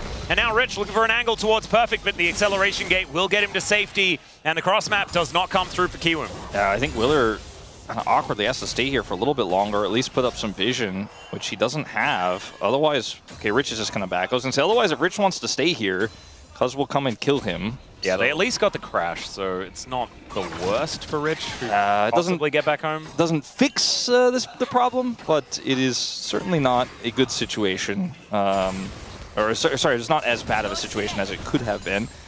As over here, unfortunately, Lazy Feel is going to be forced to flash by Effort's Flash W, and then Andil, yeah, he was always going to die here, I think. He wanted to go for the flash to get into the wall, which was really cute and quite mechanical, but unfortunately, there's just too much here. Aiming, I think, not even necessarily going to die after one more turret shot. There would have been close, but he's totally fine. Had barrier. Yeah, the Not Cosmic needed. Binding, also just like the angle just wasn't quite there for Andal either. That was the beginning of the exchange, right? He's like, all right, well, if you don't have that, I can flash for it, Effort, that is. Andal now a significant amount of experience behind. Yeah, this is starting to get a bit problematic, as Lazy Feel also taking a lot of damage, even from the Karma as well. Is just going to find a Control Ward and find a Pantheon, as Cuz dashes on in. This battle may not necessarily be a 1v1 for Cuz to like, but Aiming is also taking a lot of damage. Andal moving on over, still level 3. Magical Journey will be taken here as Cuz. Yeah, not too worried about a level 3 Bard. Kind of feels like KRX understand this 3v3 better than KT. Well, Willer. Yeah, there's a snare. Willer decides that he is going to get snared, so he decides to go in on it. Cuz looking for the angle, but does not get there. And Aiming still dealing with the minion wave. As Perfect gets jumped on by Rich. Doesn't find the Shock Blast there either. And it is really action all over the place here in game number 1. I think Ando played that incredibly well, knowing that he has the extra damage as Bard, whereas once the Karma presses the Mantra Q, she just really doesn't have it. Even when he was down a level there, they wanted to push the advantage. Willer coming through and looking for that exchange. Went a little bit deep and did end up getting rooted up there, but actually, like you pointed out, he did use that moment to get damage done, as well as then escaped barely, didn't have to flash. Perfect in trouble. Yeah, Yukal actually just going to kill him. There's the man drop, as Cuz should be able to put down the Crocodile, and now Yukal, oh dear, he's not stealthed for quite long enough, as now Cuz just needs to wait for some cooldowns. He's going to flash, as now Willa is going to show up. Maybe Cuz wants to kill him too. I think he would have had Willer not said no to the whole situation. I think Cuz might be going to 399 game wins. Looks likely. BDD also getting some alone time here with a turret because of the commitment by Yukal to this topside play. BDD, by the way, TP'd without vision of Yukal. If BDD TP's top here instead, it's even less playable, and I think they should have factored that in to this exchange, but they didn't even need BDD. Because Cuz's early game Pantheon going to do so much damage. Yeah, he did not take any damage either. He just cleaned them all up. Yukal does at least pick up a bit of a wave here, but now there are gold leads in every single lane. KT have just naturally got off to about a 2,000 gold start. And it's not looking fantastic here for KRX as we make our way out of the early game. Andal wanting to chase Effort, and he's just not going to be able to. Willa also not quite here in time. I mean, the Jace isn't winning by as much as I kind of thought that he would based on the earlier start. Sure, he is 0-1, so that is part of it, but he's still winning because he has the 1 and he has the extra CS. I think it's not as important about whether the Jace is winning or not when this comp is so strong in the late game. And the Sivir is winning, the Annie is winning, and the Pantheon is very accelerated, so they can keep making aggressive plays even before the Sivir becomes a Fountain Laser later on. And the Jace, you know, is winning, just not like super accelerated, but I don't think that's how this comp needs to function. No. I was clutching at straws, I have to admit. Yeah, I know. I just decided to like kind of go color commentator mode and be like, yeah, well, KT is winning in every way as well. Yeah, that is factually what's happening. I did my job. Now we can make funny jokes. Magical Journey from Andal. Try and get him out of here as Effort gonna have to flash. Does get flashed on by Willer as Cuz does have the stun, but Lazy Feel is looking for it. Effort makes it out!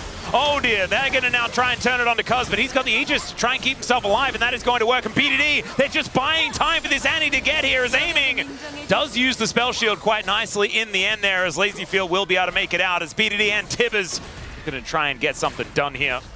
Tibbers is likely just to die to the turret, and instead it's Lazy Feel that grabs 50 gold from that.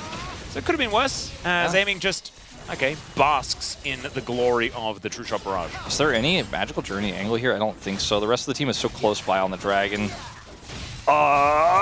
Aiming. Okay, does have spell shields, so he's fine. Okay, I thought maybe, you know, Magical Journey's coming up. is in a scary situation. Did not have to flash though, had barrier as well. Yep. And first turret will go over to first dragon will go over to KT. Next one going to be an Infernal, so the likelihood of a Drake that isn't all that fun is getting up there. high, but oh god, if KT got a Cloud, if they got a Cloud, oh Cloud Sivir, my lord. Cloud Sivir and Mantra to Inspire and Acceleration Gates, they're going to be booking it around the Rift. Zooming. It'll be crazy. It is going to also be a plate going over down there to aiming. Was not sent back. Sandil is chasing him, trying to stop these backs. Will actually not get the first of those, and the second of which he will get. Aw. Annoying.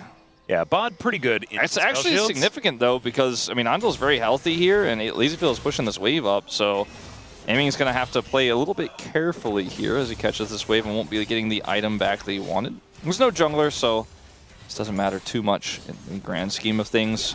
Yeah, I had a fair bit of vision around the area too, despite that control ward going down. Quite a bit of it actually, looking at it the second time. There are tons of wards there.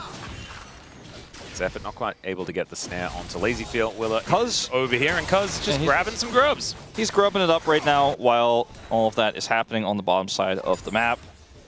No attention to him, as Rich looking for an all-in angle here. All right, let's see whether that one's going to work, because Perfect is just looking to run it off. Just says, Cuz, buddy, please, help me. And Cuz like, just give me a sec. I need to deal with this last grub. He does deal with the last grub, and then comes towards Perfect, and then Rich is like, all right, well, I did my job here. Got half his health. Hopefully he doesn't kill me. It's still a 2,000 gold lead. As Tempered Fate, oh, the walk strategy, powerful. He's going to kill him. No! Oh dear. There is a flash, and they will be able to at least pick that one up. Now, Perfect with a flash advantage towards the top side. Okay. Yeah. Perfect wants to build his Black Cleaver. Might be able to get to that in time. We'll see. I like the cheeky serrated Dirk before it's even done though, just to give you as much early game power as you can. Aiming down here in this lane, about to finish his call, and Andil is feeling the pain. Oh yeah, the sidestep, pretty ridiculous. As now Pantheon going to make his way in, thinking about going for the bar, but I don't know whether they really want a dive when there's a teleport imminent. In goes Yukal. And just goes into stealth and runs away. Effort could be in trouble as BDD just flashes in. Sad Bard noises there from Andil as the fight is now on. Willa could be snared up here, has to Crescent Guard. That will keep him safe for the moment, but more plates will rain down, and KT are not done yet. Yeah, time to abandon turret. Oh, the flash in for the Between Worlds, and Yukal is just likely to die. Aiming still tanking up the turret as Willa takes so much damage. Aiming gets out alive, and oh dear, Lazyfield just gets skewered. It's, we had one pretty interesting game so far today, Atlas. Hey, look, it's not over till until it's over, Wolf. Okay. All right. So in this replay, not currently over. Not over yet. Yeah. Yeah. No. Still, it's fine right here. It's okay. And then they get this attempt onto Cuz, right? They got the TP coming through, and then they forgot BDD's here. And I forgot about that part. Andil also, I like you mentioned the sad Bard noises. So true. Stolen by Cuz, by the way. BDD want that kill. He's gonna wrap around, and then here. KRX decide they can actually fight this 3v4 with the power of the turret. The problem is they take a lot of damage before the turret is really a factor, and then Yukal goes in here, it's really close, but he's instantly stunned. And so that's that. Aiming takes a lot of damage, and then ladies and gentlemen, this moment right here is when it's over. Yeah, it's over now. Okay.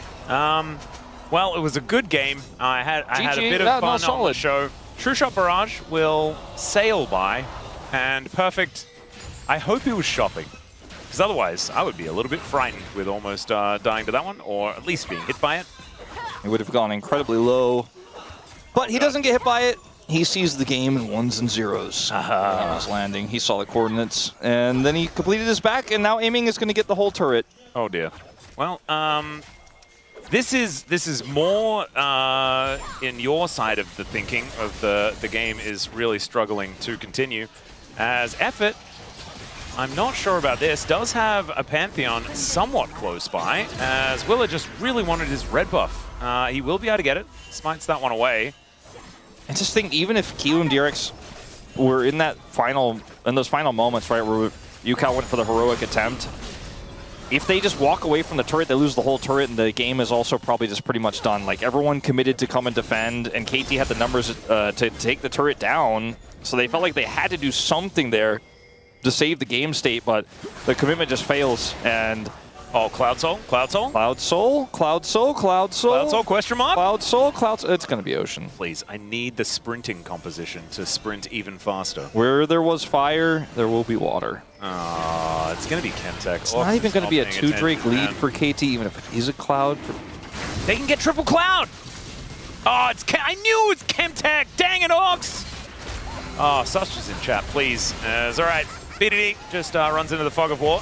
That sidestep was ludicrous, made absolutely no sense. True Barrage, though, is going to fly on over, and BDD should still be going down here. There it is, as Cuz is going to land on them. And can they get out? That's the... Oh, no, is the answer so far. Lazy Feel also going forward. Will get snared by Effort, but he doesn't have much more to offer here as he finally finds the Q. Cuz finds another one. That's 7 kills for the Pantheon, and now Perfect is going to show up and help him get even more. Rich going to go down, and is that a legendary Pantheon here at 15.5 minutes? I think it is. Maybe we could just call it 400 right now. Yeah, 300's not enough, even though that's the movie. 400's the way. Yeah. I just meant Cuz's 300 win. I know, but he's playing Pantheon, so I thought it would be cool to do like the other way around, like the Leonidas thing. That's what I was going for there. Yeah. Well, BDD's sidestep was pretty insane because he would not have made it to the left side there, so he went to the closer side where the enemies were, so he still dies, but at least didn't get tempered faded. And then Cuz is like, I don't need a carry here. All I need is a Karma, and I don't even really need that either, because she's not going to do a whole lot for me. Lazy Bill gets chunked out here by Effort. Cuz hits another one of these. And I'm kind of curious if something is happening alive. I thought we had a pit, but we don't. As Perfect gets the kill here, Rich gets locked down by Effort. I'm not even sure why Rich was still staying there, but he had Dominus running, and he wanted to be helpful. As you often do as a top laner, you're like, look, all I got to do is show up and be helpful. That's what they say. That's when they asked for me to show up. I try to be helpful. Was unfortunately a bit late and unhelpful. Yep. I'm just starting to feel like I should have spoken to Tryndamere before this game started. Not the owner of Frag Games, the champion, because I feel like Tryndamere has a voice line that tells us exactly how today was going to go, and it is absolutely looking like that. He has a 4-gamer. He has a 4-gamer voice line. It's similar to that. Yeah. Oh, okay. It insinuates that there is probably not going to be all that much game. Perfect. Perfect going to have to flash to get out of the way here as Tibbers goes down. Perfect is going to die. So that is going to be another one on the board for KRX. Can Cuz snipe? There's no way. Is Effort just corralling Lazy Field away from any sort of possible defense? Kind of. Huh. Aiming is he's just getting the gold. And Bard will escape. Ando will not get sniped by Cuz. He does not attempt it. His turret will also be saved. And those are the good news pieces here for KRX. Rich, also, BDD's stun isn't quite ready yet. He's walking away. Yukal is alive. So is Willa for now. Effort is here. And Willa's really dead. Not a whole lot he can do about that, as Aiming was just very optimistic about their attempt to escape here as he looks to try and catch them behind the outer turret. He's like, oh, well, got money, it's fine, that's what I do. I was like, I still got gold out of this.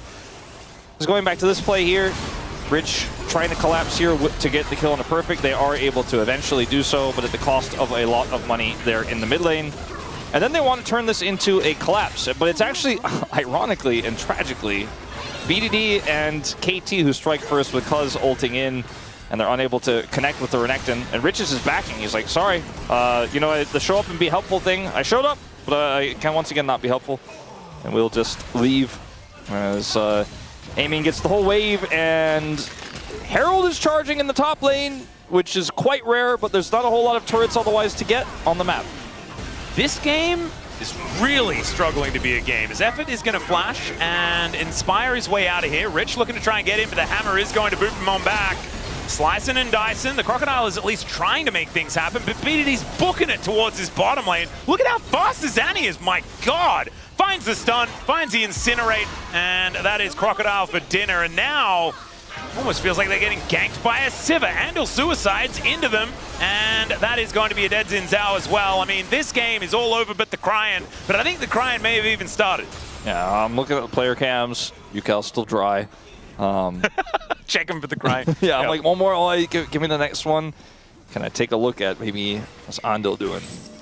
I don't think he's crying, but maybe some fans in the audience could be, because this one is a bit of a tragedy. Yeah. Oh, we're going to show it again. Yeah. So, look, at this point... Let's show a little bit of enthusiasm, okay? Well, at this point, Kiwom have to send it, right? And they have been losing this game with immense gusto, as they're trying their best to see if KT don't have the numbers, right? See if they can 4v2 here, but BDD shows up. They're so far behind that in a 4v3, they couldn't get it done. True Shot Barrage does not do anything here. Lacey feels like I'm helping. He's like, well, maybe the fight would happen near the turret, and KT are like, no, we actually brought everyone. As the Sivir ult is employed here as well on the chase. And man, it's just Harlem Globetrotters at this point, it looks like. Really is. It's a 9-0-3 Pantheon, by the way. Cuz is really making this champion look like he's still in peak form. It's a nice cosmic binding, but Willa, I don't know how much that Crescent Guard is going to help him, and from what I just saw, 0. As Tib is tanking up the turret, and it will be money going on over, but I don't think KT are too worried about that. They're looking for a Baron. They are, and they found it. Yeah, walk up, surgically remove the enemy jungler from the map, and then take a Baron. Seems to be the play. Andal is gonna flash. That might keep him alive, but cuz he's got other ideas. He comes down, that is going to be a dead bottom lane. Effort likely to die here is, oh, never mind, he survives! Just not quite enough money here. So they needed to kill 4 more champions and then get the Baron, which will give the gold of about that much. Got, you know, a little bit reduced recently. But, yeah, KT's gold lead, how much are we going to hit before this game ends is the real question. Can they make it to 25k ahead? I don't think 25k is possible. There's no way. Oh, well then that's the challenge! Yeah, I like the challenge. Like, it actually is really hard to do because the champions will become worth less money. There'll be less, you know, turrets on the map as Effort just walks it off. If you make sure that KRX cannot earn any money, though, yes, you can eventually killing them, then you got to take all of their jungle repeatedly, and or just stand outside their fountain. Every time they try to kill the minions, you just like dive them. Don't let them have any of the waves. But don't kill the Nexus. Don't kill those Nexus turrets either. That's the last gold you're going to get, because otherwise the minions might be too much. Oh, Perfect did a fair bit of damage here in this game.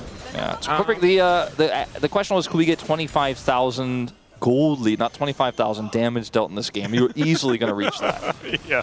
Well, I mean, they are halfway to the 25k lead.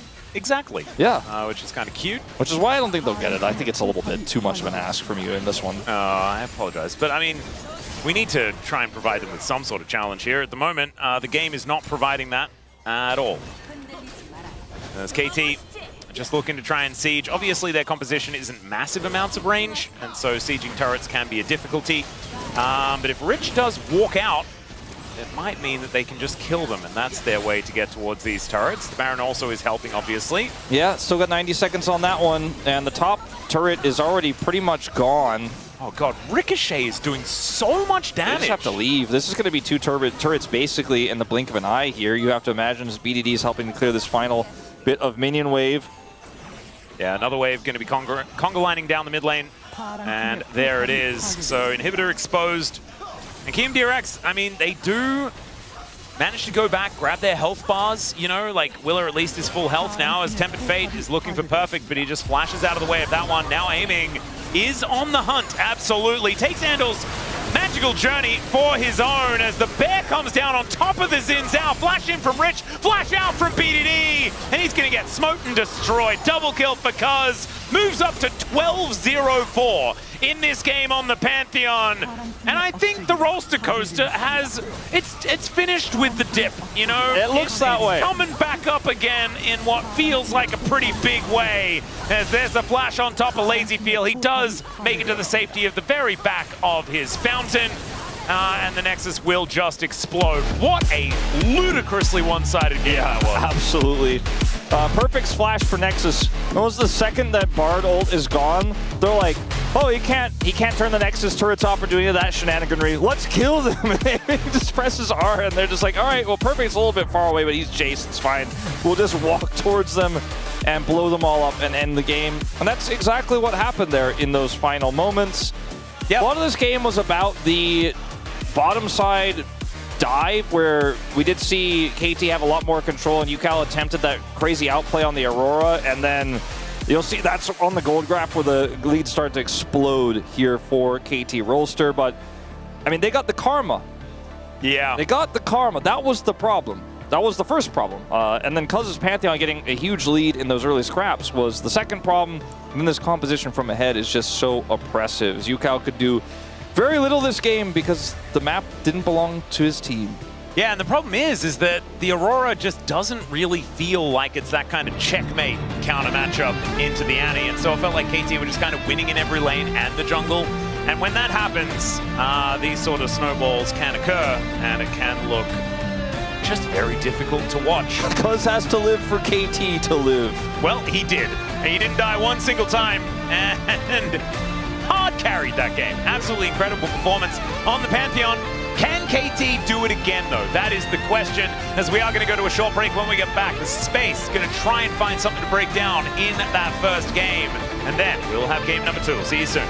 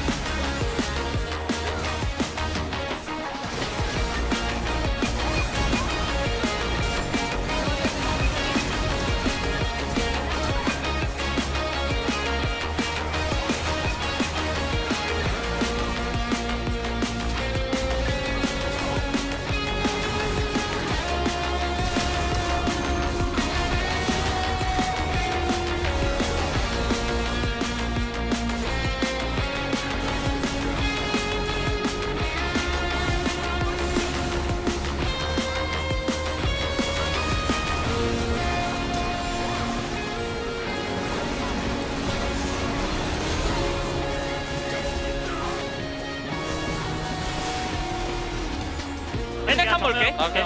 줄게 이거. 나 이속대 도성이야. 오른쪽 내가 줘줄게. 보자. 야 오라. 받아. 야 위로 가자. 위에 3분대 위에 3분대 얘들아. 봐줄게. 맞아. 앞에 거부터 맞아. 도성이 맞출게. 저. 레랭. 나 실드 2초야. 디테일 할게. 이즈는 모르겠다 뭐 있는지. 밀면 되죠. 나 플래시 W 걸어줄 수 있어. 기다리면. 나 필요 없어. 나 이석 한번 더 넣어볼게. 이석 퍼플 줄게 이거. 한 번 더 넣어볼게. 여기 나오면 한 번 더. 뭐든지. 한 번 더 나가. 오케이. 지금 이제 노플. 여기자. 나 티바 넣어줄게. 안 되겠다. 나 랑큐 2초. 안 되겠다. 넣기.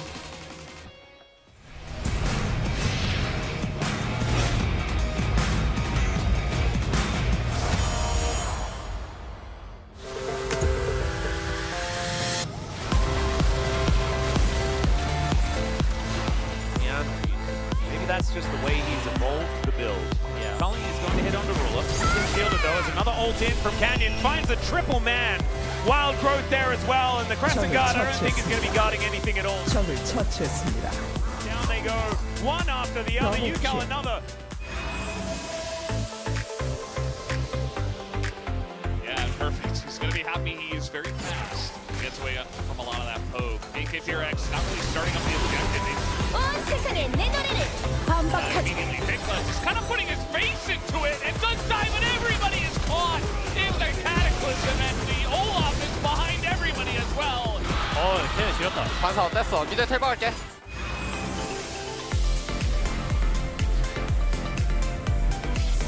We're just diving the turrets. Lots of damage here from Willer and UCal, but now they're pretty deep. They do take out the turret. But Rich is trying to back off here. It's still a lot of damage. I mean, Texas trying to get on in there with that ultimate, but he's just able to dash away. They can't lock him down. They can't do much to him at all. Seta is a raid boss with a wild growth dashes in the floor and just wipes the floor with them. trying to line up. He's trying to line up. There we go. 나 두꺼비 숨어 있을게. 예, 니코. Wait, is that spaghetti code? Is that a visual bug? Spaghetti code? All right, he finds the pop blossom onto 3.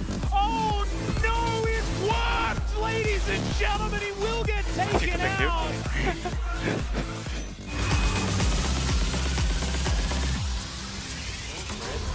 Yeah, and he might just be able to dash his way in, and one more dash. There it is.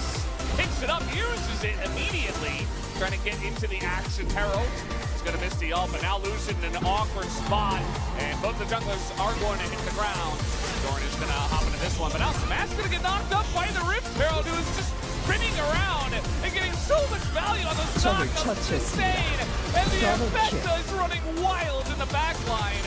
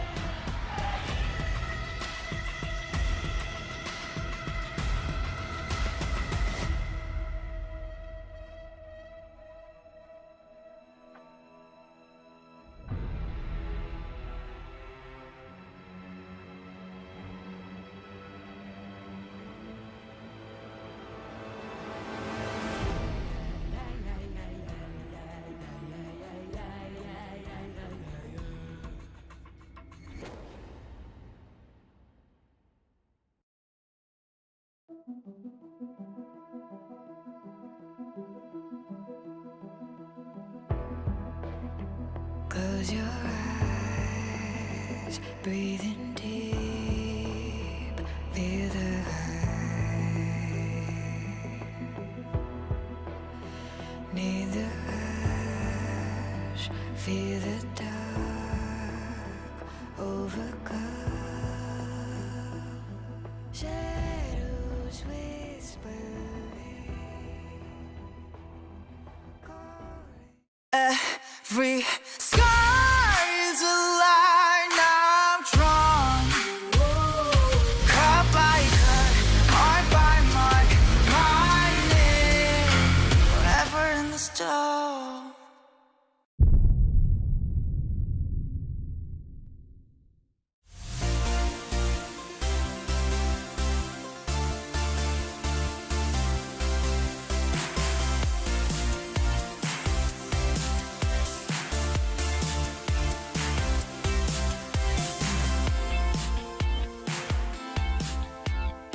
Hello and welcome back to the space. We're here after game number 1 of KRX up against KT, and unfortunately, like a lot of our games nowadays, it was a bit of a stomp. KT did come out looking very strong. You know, they've been going through some ups and downs, but definitely looked good tonight. And it just kind of felt like KRX could not handle them, and especially that Pantheon right from the get-go. Yeah, I think there was issues that kind of stem from the draft, but I don't think it's purely, you know, just a draft at face value. I also think part of it is the team you're playing into and the team you are. We've seen KRX really struggle when particularly that bot lane and the top lane get put behind. I think Rich has been super valuable when it gets to team fights, and Lazy Field as well has shown that if they get to the 5v5s, they can be strong. This draft does not set them up for that, because you're playing Renekton, blind Renekton into Jace. You could have had counterpick for mid. For top. You didn't go for that. You went for counterpick for mid. And bot lane, you gave over Karma, and it's Sivir Karma. So you have losing top lane, losing bot lane, and then the Pantheon comes in. Because how do you stop your losing lanes? You gank them. But when a Pantheon can always be there, it means you can't really get away with that for free.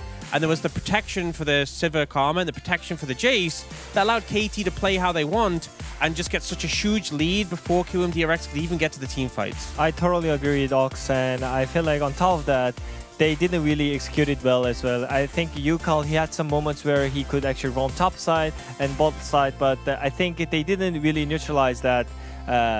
They cannot do that. Like, they cannot use the extra tempo against the global champion, such as like Pantheon, you know, like Pantheon can also jump and fly to the other places, you know. So I think they just didn't play well enough also on top of the draft as well. Yeah, as you guys are saying, the draft was one thing, but we do have to take a look at this early play in the top side because this really does encompass what you guys were kind of touching on here in the draft. Yeah, so there's a window where they've set up a potential play onto Perfect. We see Yukal come over. They get the kill, great, but there's the Pantheon problem. And the fact that Cuz can just show up to counteract this play, even though he wasn't actually already there on the timing. If he was playing another jungler, this play would have gone off without a hitch. But the Pantheon offering that global coverage just means you have to be so much cleaner with your plays to get away with them. Like this is the worst case scenario that you can have when you're playing against Pantheon. But in fact, even though let's say they had the clean kill on the top side, they already used so much tempo on the top. So even though you got the kill, you still lose so much in the mid lane. So I don't think it was just a proper play. I think it was just off tempo. Yeah, and then going into another play at around 11.5 minutes, we saw that there was a lot of shenanigans happening around the bottom side, and KRX obviously wanted to try to set something up, but again, they got stumped early on in this play. I mean, it's literally the same storyline, Pantheon showed on the top, so they go aggressive on the bot lane, but as I said, he can also fly to the bot lane. So that's what happens here. They just didn't realize the Pantheon can just hop in. And the thing is, they actually managed to survive the initial Pantheon come down, but then they step up too far. Andal gets caught by a root, and you have KT just moving forward, and it's so easy. You have the Karma speed-ups, you have the Karma root, you have the point-and-click CC from the Annie Pantheon, and they're still sticking around here trying to make something of it. They're still staying. Look at Cuz walking around. They could have backed away from this and lost no members.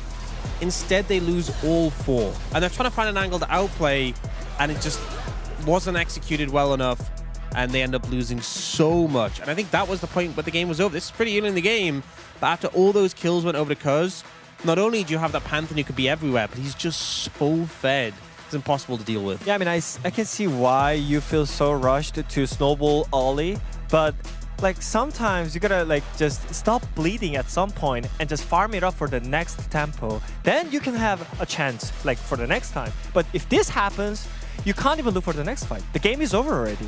After just 2 skirmishes, then what's the point of playing this game? So I feel like they have to stabilize at some point and then look for something as a team, not as a I don't know, it was just a random shenanigans on the bot lane every single time. And on the other side, I think KT looking more like the team we saw at the start of the season on their big win streak. Cuz in fantastic form, and Cuz has been such a big voice for this team. During their run last year, when they made it to the World Finals, KT released videos. A lot of the comms in their games, and he's the one calling the shots, he's the one leading the charge. So seeing him have a game like this where he is just taking over the map, it's the level of play we were hoping to see him return to after that little slump they had.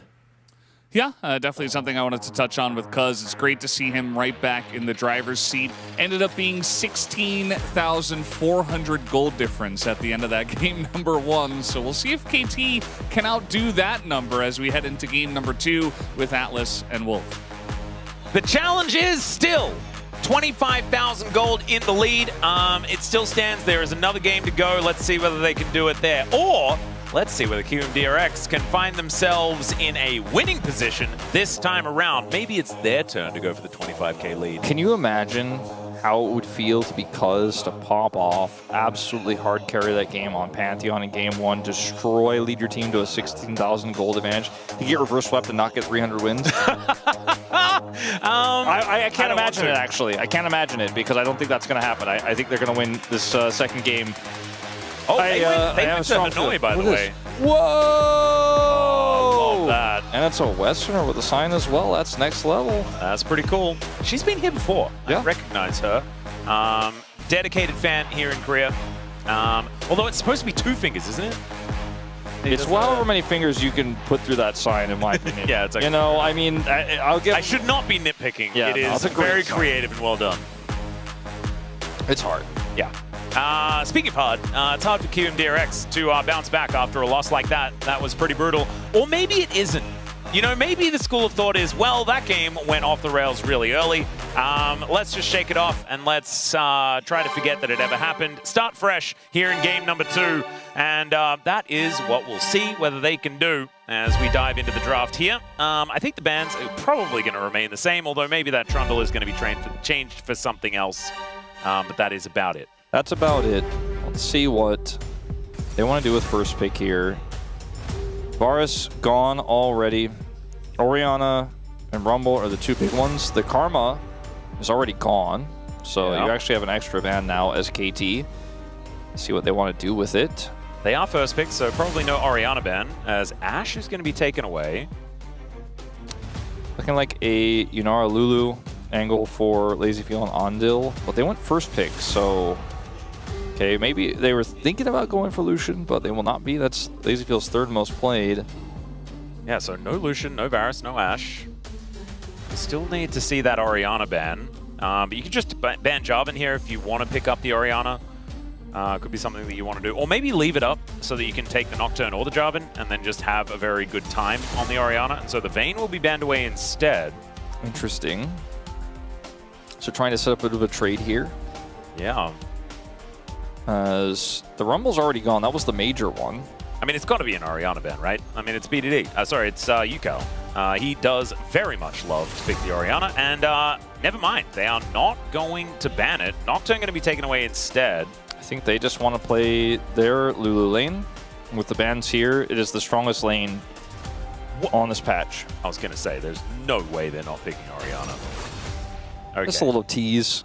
I do think it's really easy to Yunara Lulu here as KT Rolster. I'm going to go Jarvan Lulu. Never mind. That's a blind nod. That would be They banned the crazy. Vayne, so Perfect is just like, yeah, I guess I'll do this. Even a little bit open-ended. I don't know whether they needed to. No, I don't think so. I don't think so at all. But they chose to. And honestly, with no Vayne here, and the setup that they have right now, but Orianna Yunara Lulu is very scary. I just think they want to try to, like, I'm trying to see the angles here for KT. Like, maybe they're just thinking they can put this Gnar in such an incredible position to carry the game and also just outplay Rich. And, he's had pretty weak laning phases. Punish him. Like, that's the only explanation I have, because Yunara Lulu is so incredibly strong in this situation with the bans that we have. Now you just ban Caitlyn, and you call it a day, and you're like, all right, what do you got into this one? Well, the Fury going to be taken away here. Oh, look at that. And there is the Caitlyn ban. So, what does Aiming want to play? There is no Sivir, no Ezreal, no Lucian, no Ashe, no Varus, no Vayne. I guess he wasn't going to play Vayne. Is he going to play Kalista? Ooh, maybe. Kalista Renata lane? That would be probably not good. I don't know whether that would work. What is good, though? Yeah, that's a really good question, Wolf. Is it a Misfortune? Draven Nautilus, that's what it is. Misfortune Nautilus? Misfortune Rel? Misfortune Rel would really not spark joy. Nautilus is a great ban. That is a good ban. They're like, you can't do the shoot far and you can't do the all-in. Take away those two things. Now, what beats us? Well, because like Perfect needs to get a huge amount of reason. Like, he needs to get a huge advantage from this pick to make this worth it.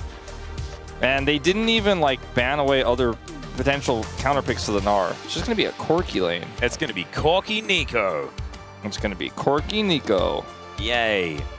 All right. Unyay. Yeah, it doesn't exactly fill me with confidence that they had a trick up their sleeve, but hold on, it could be Jarvan. Support the saving counter pick to flip the jungle on whatever Willow locks in. Ooh, that's a cute one. Gnar support. I don't think so. All right. So they gave like they went for the early Gnar pick because the Vayne was banned, and then they just were like, I guess we won't protect this further.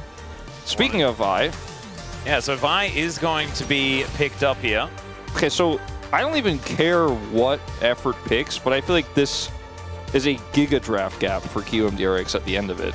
Yeah, I'm feeling a little bit worried for KT. And he's picking Nico, by the way, we already know. But like, they have so many tools in this draft. It could be Nami. Nami might be better for lane. Tristana does Shiu tech. I do see what you're saying, and it is kind of good defensively into the draft here.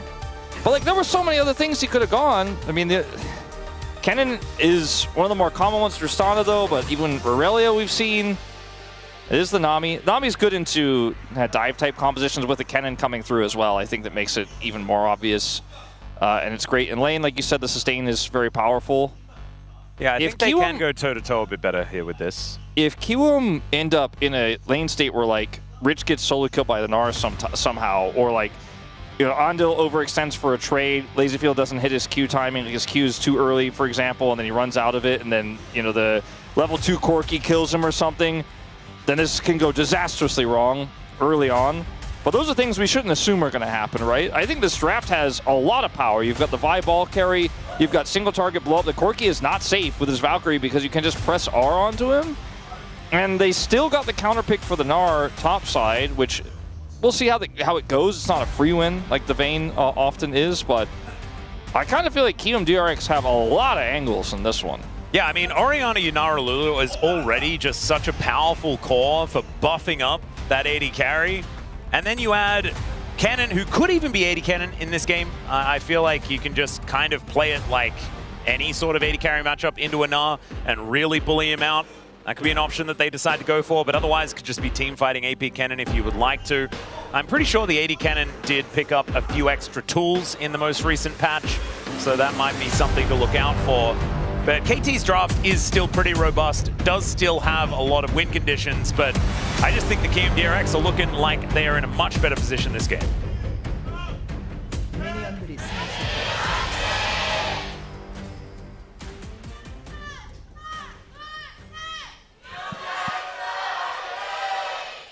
All right, here we are, ladies and gentlemen, onto the Rift 4. Game number 2, KT versus Kiwoom DRX. The first game, if you missed it, was short.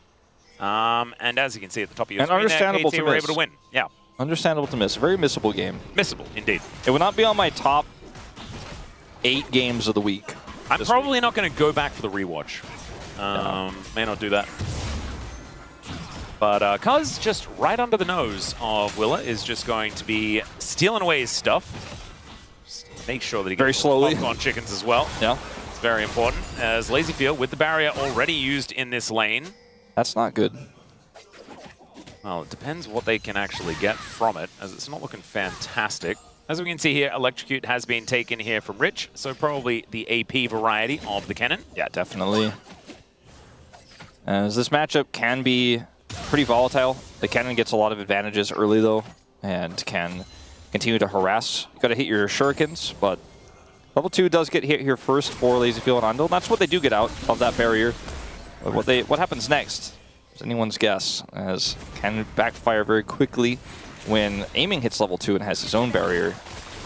Wants to go for an all-in. Lazyfield stacking his Q, though, so it looks like they will be able to hold on to control here. Yeah, some good trades there at the same time, as Andil just holding them in the circle for as long as he possibly can.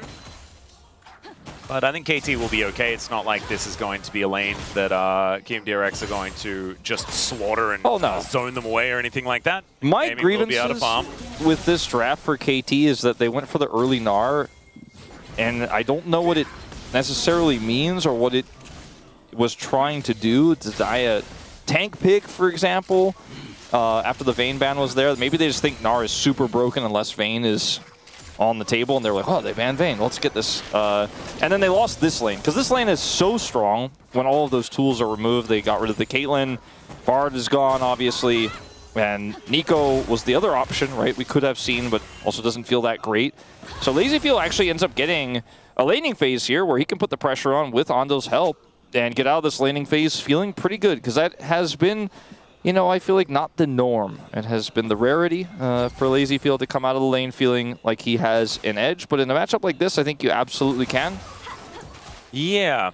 So not far, to mention so the Vi Orianna problem that KT will have to solve. Yeah, that's you know, we'll cross that bridge when we come to it. You know, I think that's what Kiwoom DRX need to think about right now. Things are very, very even. Nothing has fallen apart just yet. It's because poking his head in towards the mid lane, will be now looking for Willa, who does spot him there, but the knockup does come on through. It's a decent amount of burst there as VDD able to walk on past first, and Cuz should be able to take a second round of Raptors. 2 for 2.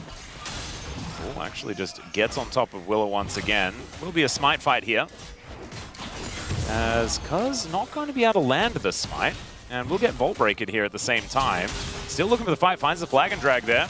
And Willa gets his shield. This 1v1 could be won by the Vi as BDD flashes in. Now it's 1v1 on the other side as UCAL flashes the Q. And BDD will be taken out as well. A disaster for KT as KRX spring to life. The amount of times this last 2 weeks I have seen BDD and Cuz try to make a play like this around the enemy Raptor camp and it completely bomb and or cost them the entire game is actually quite high, Atlas, if I'm honest with you. It's needs to stop happening. As here, it's like, all right, cool, we did it, yeah, all right. Now maybe join BDD a little faster. Maybe just don't think you're gonna win this one, and then everyone flashes. Everything goes wrong here. BDD misses. The outplay comes through from UCAL. And like, did we need to do this in a relatively rickety draft? Did KT need to force this? Because for QMDRX, they're like, no, I think we actually are willing to stand our ground here. I think we're actually willing to fight this, and it was a very flippy moment, but yeah, I think it was fine. I mean, Willer has doing a great job. Willer has the shield passive, right, and comes back up there, and that's really the big difference maker in that exchange. I think Cuz got one extra Conqueror auto off first, but otherwise, I think that shield at this point in the game is way more valuable. And I guess Cuz thought that BDD was going to be able to impact that play a little bit faster. I'm not entirely sure what either of them thought, because it was very close, but it's an early game disaster, and QMDRX pick up a 1,000 gold lead as a result of it. The first kill, I believe, going to the Orianna. Yeah, UCAL in a really good position right now, sitting about 450 gold ahead. Willa going to come on over and look to start off this Dragon as well. Actually, I think I went to the Vi. My bad. Well, either way, it's still looking great for both of them as Rich presses his R button. Doesn't really get too much for it. Is LazyPill going to come up and help out with this Drake? Perfect. Will be Willa locking that one down. Doesn't have TP, but see if Rich can get an extra wave denied here off of this. Willer will get the Dragon. And we'll head to the mid lane. As on the top side, Perfect will just have to run back to the lane as fast as he can. Won't lose too much here, but Rich keeps the tempo in his favor as he backs and will lose nothing on his return to the lane. As you can see, Perfect missing a few minions. Yeah. Not end of the world there, I guess. As now Cuz coming on over. There is no flash onto UCAL, but he does have a full health bar, so he's going to be A-okay. And he does not have a combat ultimate, so I think UCAL is very happy to stand his ground here. Okay, this second wraparound, on the other hand.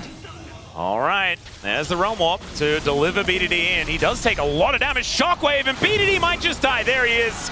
Effort is going to come on over and at least make sure that that kill does go over to Cuz, but that is even more experience missing from this Rise. It's just like, they got the trade, you know, they got the kill. This feels like in these moments, there's so much miscalculation for KT Rolster. Like I say, he doesn't have a combat ultimate, but it can be used as such in this situation as he gets on top of UCAL so he can guarantee the root comes through, then the follow-up comes through, but it's interrupted. That's so good from UCAL. But also, like, he just doesn't have health, you know? It's good. It is good. It does feel good. If you're a QMDRX fan, as we're on the KT side, and it's pretty dead silent in this early game. Yeah. That being said, there's not a lot of surprise in the air, you know? No. KT fans generally are ready for any eventuation. Especially right now when it comes to this mid-jungle. Indeed. But this draft is so volatile, so like, they gave over the Orianna, but they're like, yes, well, we have the answering Gnar early priority. Well, not going so well so far. Effort does try to offer some damage back towards UCAL. He wants to hold the wave. He's tanking up this whole wave. He may also be in trouble as aiming will show up. The sacrifice is made for the Gold King. Total most of Effort's health bar. As aiming just needed to make sure he had a bit of Slurple. Needed to get a bit in there as the grubs are going to be taken towards the top side of the map by Cuz. Effort was just fishing for a potential angle there, but not able to find it. I see what you did there. And Willa is going to slink into this brush, and Effort won't actually be engaged on. Interesting. I kind of thought that they would pull the trigger immediately there and just kill him. Yeah, especially because Jarvan's topside, which I think they were aware of. And I guess Effort has flash, but I mean, you could get his flash. It's a little bit volatile with the damage output at this point as Rich is going to ult again. Perfect is in trouble. Goodness, yeah, that is so much damage. The hop does come on through, and the shuriken, not quite enough oomph on that one. And so it will be Perfect making his way to safety without having to use his flash as well, which is good news. He doesn't have TP back, though. And so, again, Rich is going to get a pretty nice little tempo advantage. Lazy Feel! Yeah, Tidal Wave comes in. He has to flash to get out of the way of the bubble and use the ulti as well. Man, that is every button pressed here from the Yunara. So it's going to be a little while before Lazy Feel is going to be able to do battle in this lane. He stops this back. I'm not sure if that's what he 100% wants of this situation. Just wanted to use a bit more of that ulti. If you look at the item difference between BDD and UCal right now, BDD's going to need some help to challenge UCal. Does have wave clear, so that's what he's going to use right now to get a little bit of an advantage and control that banana brush, or at least get that control ward out of there. This game feels like it's still on a knife's edge because we know that KT are theoretically, on paper, nameplates on, the stronger team who has really good macro, great decision-making in team fights. Their early games have been a little bit shaky recently, as speaking of. Yeah, Effort does have to use that flash that you mentioned before. Would have been dead if they had have got it early. Yeah, definitely true. But still, QMDRX in pretty good position right now as Andil rotating over, was on vision as Phosphorus Bomb does a fair bit of work, and Effort does need to definitely go home now after using basically every button. Now, Willa moves on in, does have cease and desist, doesn't pull the trigger onto Cuz. And we have 30 seconds on the next dragon. Just wants to stick around here and see if they can get more information, but the timing is a little bit early for him to get that information. The dragon hasn't spawned yet. Aiming just backed. Ooh, Hearthbound X, as yeah, BD is going to get chunked. Cuz does have the support of Effort here. Andil is also rotated up. But UCal wasn't quite in position and just used the shockwave. So the 80 carry item difference coming into this potential fight. I think KT should absolutely say no to committing to this dragon, as Lazy Feel will rip them to shreds. Going for a steal could be an optimistic choice. I think that's probably your best bet. Or collapse on ADC. Yeah, going for an all-in here potentially, as Aiming does at least have some tidal support. Lazy Feel is able to dash his way out of there as Cuz gets punched and destroyed. My goodness, the Phosphorus Bomb from downtown though for Aiming, who gets the passive from the Nami for the extra movement speed. UCal coming on in, gets the dissonance speed up for Willa. But now BDD's rotating down, and QMDRX are looking to try and back away because the damage is going to be there. Willa gets over the wall. There's a good polymorph onto BDD, but that went way better for KT than I expected. Yeah, I thought that Lazy Feel was just going to live there, but he, unfortunately for him, just barely gets picked off by that final Phos Bomb coming through from Aiming. If he lives there, gets a little bit more healing to come through. Definitely a really, really strong fight and a follow-up position. Still a huge lead here for QMDRX as they have Wild Growth here, and his flash, by the way, I mean, just crazy. Dash back here, his flash timing, absolutely insane. Andil trying to help out. He lives until he gets bombed. If he just is able to avoid that damage, that is crazy. As Effort here, may run down by the dissonance, but ends up being a scrappy fight because of this bubble here, and QMDRX can't push further. They do not have the shockwave. In live, by the way, we're doing it again. Yeah, I've seen this play before. I'm pretty sure it was just in that replay. And then in what we just commentated prior to that. Interesting. Effort and Cuz are going to go a little deeper this time, though, as a possible Realm Warp angle here for BDD as he does rotate down. The Drake was just not looked at. Yeah, no, they were like, I want kills. I want to win the champion kills, not the objective. And the gold lead has only extended. 1.5k, the lead QMDRX. Perfect. In potentially danger. Shockwave going to pull back Cuz. There's Willa finding the Vault Breaker, and it's a Jarvan Breaker this time around. Effort moving in, wanted to find BDD. Some value there as he interrupts the Vault Breaker with the Tidal Wave. But still, UCal is just offering so much supportive damage here, as the dissonance is really doing work. They committed some resources there to get that kill onto Cuz, so Perfect will be able to push that wave through. It looks like, it looked moments before like Kiwim were going to try to collapse onto the Gnar, but instead got the jungler and are happy with that prize. And Dragon is being taken now by Willer, since the jungler on the other side. Cuz was killed. It's 1 and 3 on this Jarvan. BD is just chunked, man. I mean, the item difference, look at it again. Like before, it was pretty rough, but now it is extreme, disadvantage here for BDD, who does not even have his tier 2 boots yet, where he's facing tier 3 on the other side. Now, KT are the ones who start this off initially, but guess what? Orianna pretty strong at this point in the game. Cuz gets collapsed on by Willer. And Effort also decided not to join them. Maybe that was a good idea. Helped him tidal wave here, which was important to escape. I'm wondering whether he could have actually helped with a 3 versus 2. As now LazyField taking a lot of damage here once again. The bubble is going to get avoided as he has pressed his barrier so far. Aiming still with that in his back pocket. LazyField has his ult. That was just his Q there, and Andal has Wild Growth, so I don't think KT should try to push anything after this, especially with no mana here for Aiming. Yeah, flashes up for LazyField as well. Still gets bubbled though, as Aiming decides that, nah, he just wants to go home. I almost felt like he was trying to bait something by walking into that one. Yeah, just grab some shoes, and he's going to be rocketing his way back up here. Cuz shows up. LazyField with every tool needed to get out of the Cataclysm available, so he'll be all right. This game state is insanely good for KRX. It's a Mountain Dragon to come through here third, so Mountain Soul on the cards in 3 minutes time, 3.5 minutes time. If they can secure Soul Point with this comp that scales so incredibly well, it's like KT might just never get on the board here. BDD so far away from really doing the damage he needs to carry this game, and Aiming is sorely behind in his race to that second item. Getting some money down here, though, at least. And he has no deaths, right? Like, he's one of the only leads, really the only significant lead for KT in this game. Yeah, and almost has that second item completion as well, which is so important for the Corki that we talk about all the time.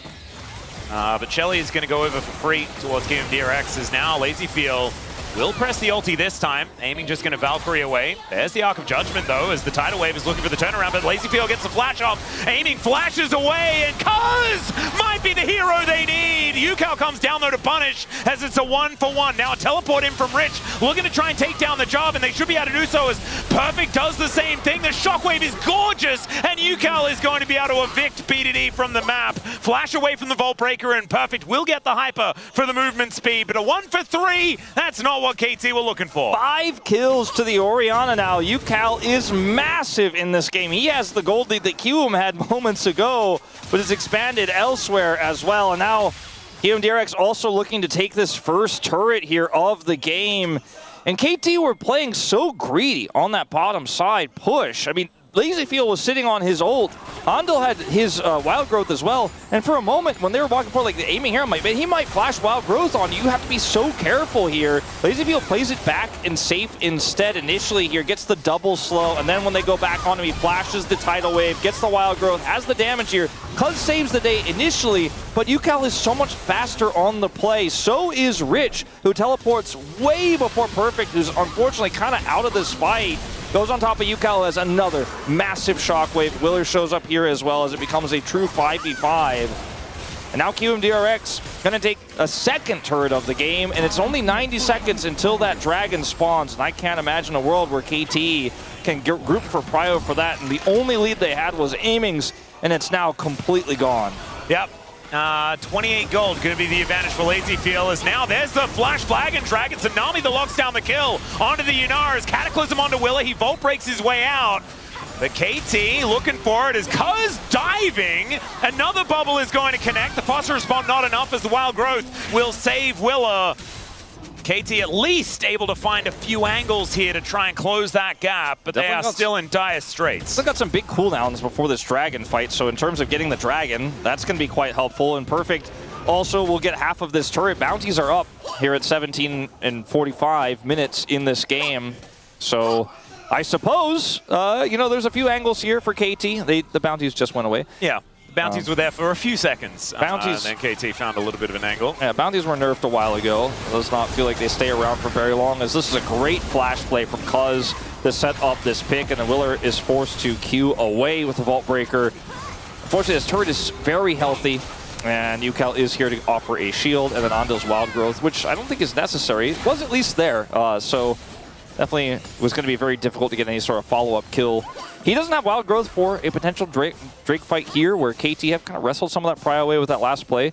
If KT win a fight here, we could go back to pretty much even. They're just so far behind right now. Second item has not transformed for Aiming. It's so close. It's just not there yet. Yeah, they need to kill Yukao. If KT managed to take Yukao off the map, then maybe they stand a chance in a team fight.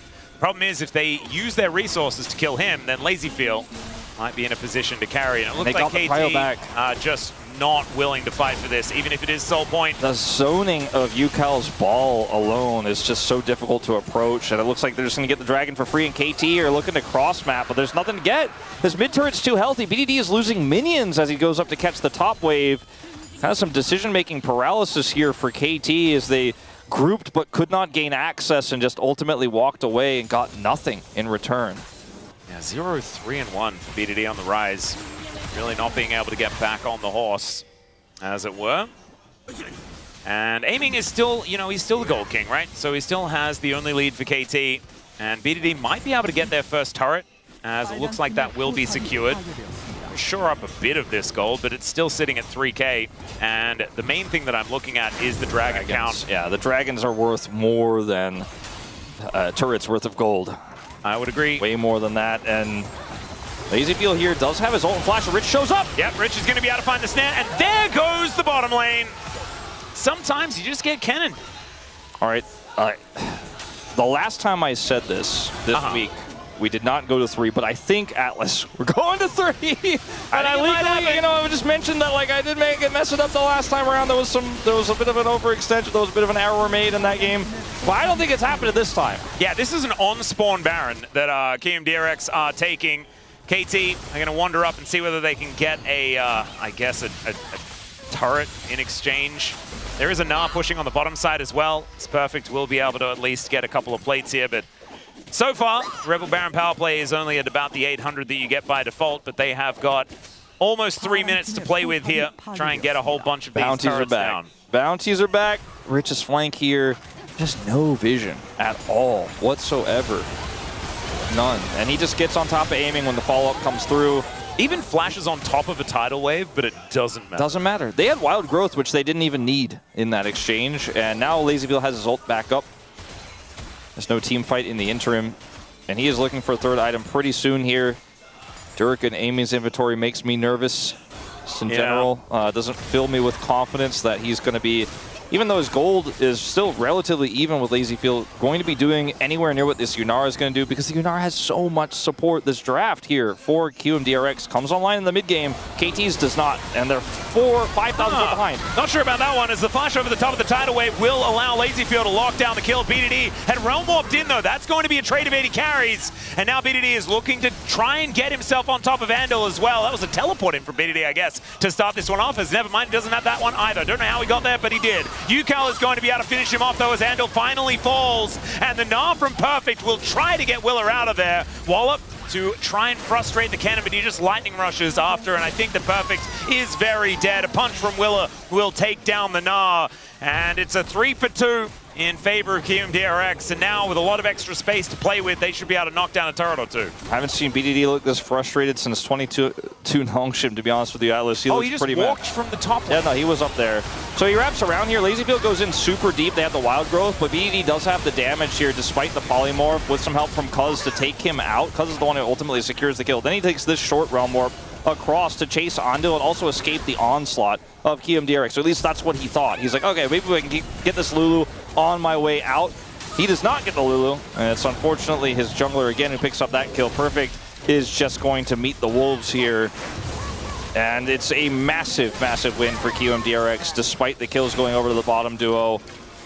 And the lead pushes to near 6,000 here, and it's again another dragon spawning right after this prio is given back to KMDRX. The gold lead just continues to grow.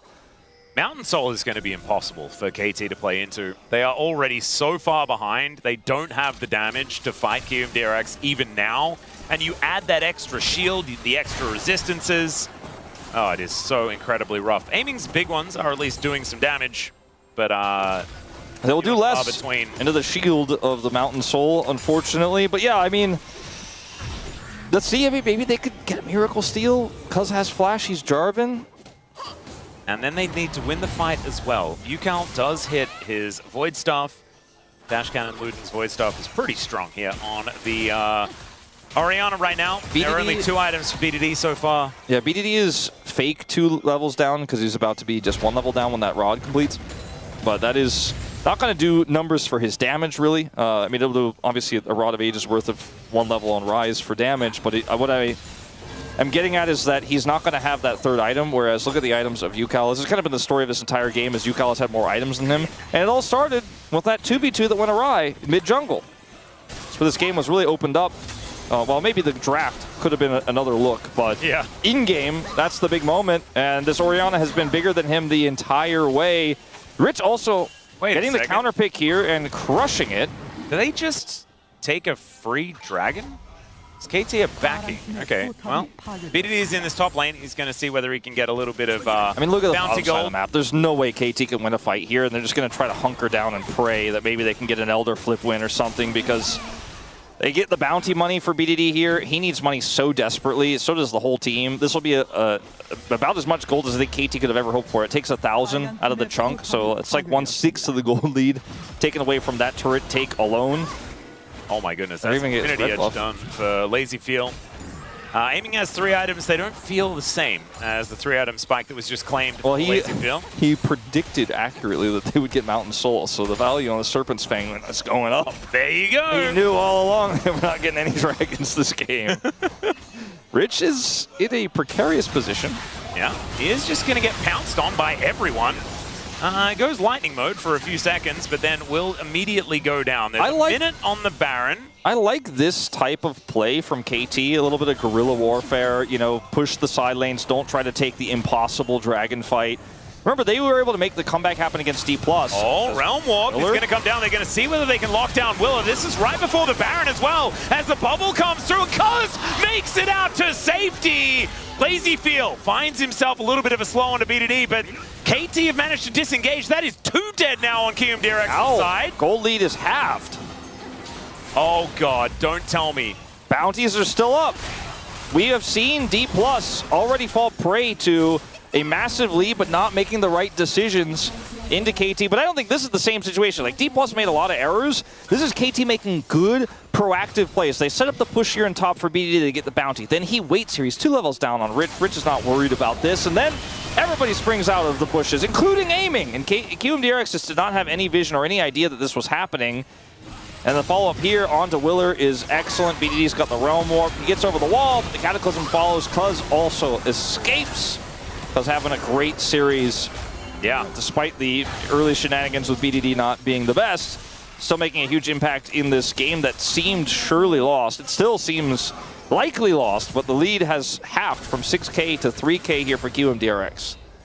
Looking pretty good.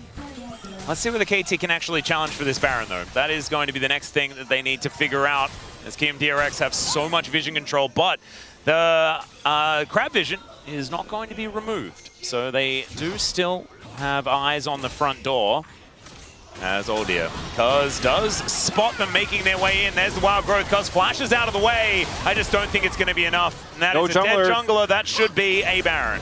Perfect's going to try to get some stuff on the cross map here, but I think they can just send Rich home to defend. They can get this mid turret as well, so it's a lot of money for KT. They'll get in exchange for the Baron is just more valuable here than this inner and outer turret, because the Baron is what's going to lead to Prio for the Elder, which will spawn around the same time this Baron wears off. So things are looking really good for QMDRX with this Baron secure. And maybe even a collapse onto KT. Yeah, this is danger. As Willer rotating over. There's the Rune Prison tied away. Bubble is going to connect for Rich. He gets in there. Willer is going to go down, though. Is now aiming in so much trouble. He'll be taken out, but it's a 2-for-1 so far. Never mind. There's a shockwave. And down will go the majority of KT to join Cuz for a couple of seconds before he respawns. Perfect is just bailing. He's heading towards that top side. He wants nothing to do with this. All of the wave clear is gone. KT in dire straits here. It looks like QMDRX are going to open up the base and maybe even get more. BDD's not up for 35 more seconds here. I think there's a real chance they can end. They have Baron buff. Yeah, they got Baron. They got UCal and Lazy Field that do a lot of damage to these structures, as Cuz, yeah, he's flag and dragging his way out of there. Perfect needs more Naba. And QMDRX, they do now have a bit of a siege. So it looks like they're not going to commit. So not going to go for this one. The Elder is not up for another 2 minutes time. The Rebel Baron power play is still looking good, and the base is now in tatters on the KT side. Let's have a look at this one more time. This is a flank from Rich here, and they initially get on top of Willer, but Rich actually has this angle where he flashes and looks for the 3-man. The stun's amazing. Perfect comes in here, but Rich just kind of kites it back, does tons of damage. Then UCal shows up, self-ults BDD, And that's the end of the fight. Those are the kills they needed, all those 3 to push and open up the base. And like I said, with the timing of the Elder, the Baron is going to guarantee they have prio around the map, but with the inhibitor down as well, it's just guarantee that QM get to take the fight the way they want to. 4,000 gold lead is still significant, but not as much as the 6,000 gold lead they had much earlier in the game. KT still have a fighting chance here. BDD has Actualizer, right? That's a huge, huge winning point here for KT, as well as aiming. Yeah, the Serpent's Fang didn't look that threatening. Now it feels like cool tech into this Mountain Soul when he's got the IE done as well.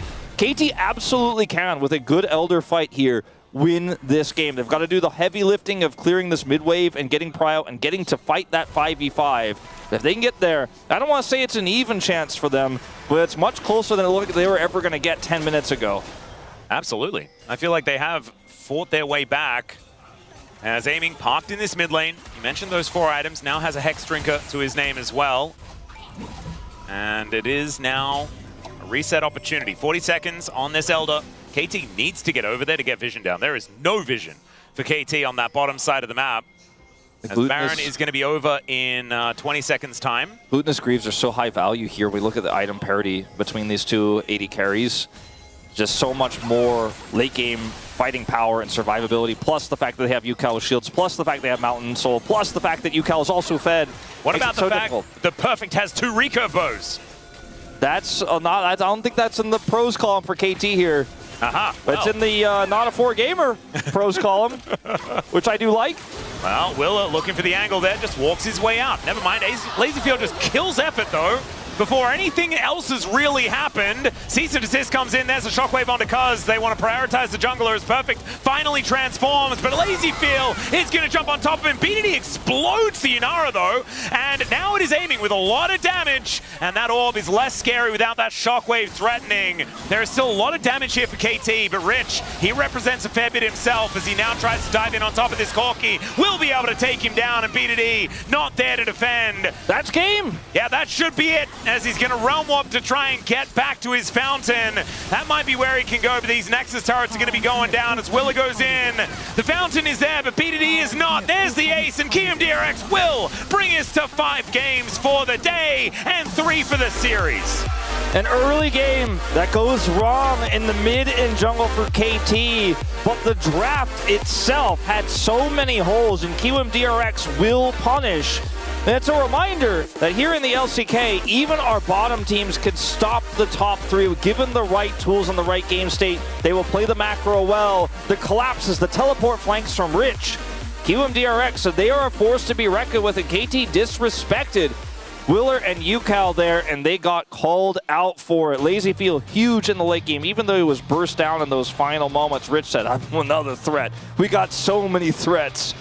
Got the one, but he already did a ton of damage before that. Let's take a look at some of those damage numbers. By the way, yeah, Lazyfield, he ended up doing big ones. You got a little bit less damage than I expected, frankly, but he did some very valuable damage in those early to mid-game team fights. Yeah, exactly. I think it's the lighter number that is the most important, as UCal really did carry that early game with a phenomenal start. I mean, it all just happened in the jungle around that red buff, that fight between Cuz and Willa that Willa ultimately won, and BDD then dies to UCal at the same time. Cute little flash over the Q to make sure that he locks down that 1v1, and in the end, it's KRX walking away with a victory, evening out the series, and maybe Cuz is going to be denied that 400th victory here in the LCK, unless they just win game number 3. We're going to go to a short break. When we get back to space, going to break down what just happened, and then we'll have the final game of the day. We'll see you soon.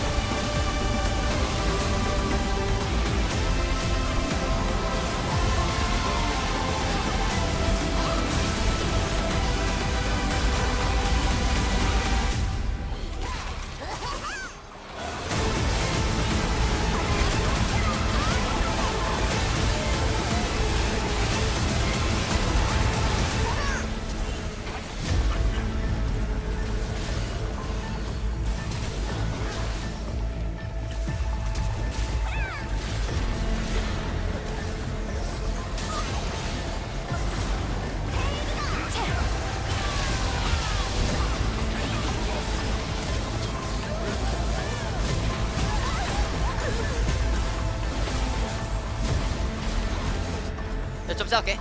대시 다시 이거. 각 좋아 얘들아. 형 밖에 박아 대충 박아. 나 잘해볼게. 잘하면 죽이자. 나 봐줄게 뺀. 나 봐주고 있어. 그래만 안 돼. 미드 가자. 봐주고 있어. 미드 와. 발길이 없어 고르키. 발길이 없어. 미드 가자 이거. 끝낼 수 있나? 나가볼게. 고르키 점수 핸드. 이제 막아보자 이거. 못해줄게. 미드 라이트 유제 없어. 끝내 미드 가서 끝내. 유제 없어 라이트. 끝내 제발 끝내줘. 끝났어. 유제 없어. 빨리 낮춰. 끝내줘. 나이스.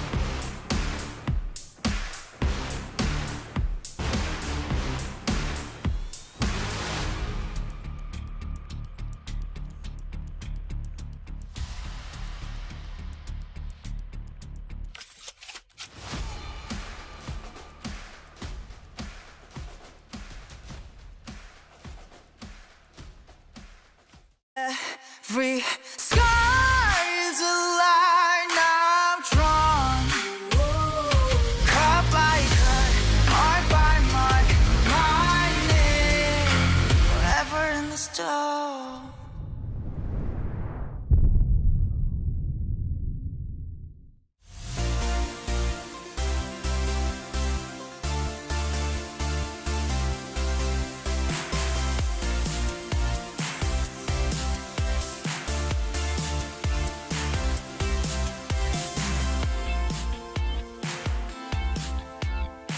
Hello and welcome back to The Space. We're here after game number 2 where it wasn't a one-sided stomp, at least not for the team who won game number 1, as KRX were able to get a nice little comeback here in the series, take game number 2, and it did come from some whoopsies from the side of KT, but if you give KRX a way to get out of the laning phase, you will find that it's not easy to take them down. It's just great to see. How many series have we had where game 1 just goes one way and game 2 is quick to follow? KRX showing resilience and fighting back in this game 2. And honestly, the way in which it happened, a lot came down to the mid jungle and outplaying there, which has often been the strong point for KT. All of last year, Cuz and BDD were kind of running the rift, and they really got challenged in this game. Yeah, I mean, I think it all started from the draft. I mean, Caster's already mentioned that like it was kind of disrespect from KT here. I think giving them Orianna for free and Yunara Lulu, and they have to pick the bot lane on 4-5 is kind of too much when it comes to like the meta, you know, where you just pick Orianna first no matter what, and then you have to pick your bot lane to match the matchup, you know. Like Yunara Lulu is one of the best bot lane. Now Nami was the answer, but it's kind of off meta right now, so... Yeah, we've stopped seeing Corki Nami, and honestly, even when we were seeing it more, I feel like this matchup didn't go how you'd kind of hope. Like, you'd expect the Corki Nami to really have a good lead in the lane, and you could often come out a little bit ahead, but there were so many times where you got caught off guard by like the level 6 power spike, or the Yunara would get in your face with the Lulu backing it up, and I think it just wasn't as convincing a counter as we had maybe hoped for.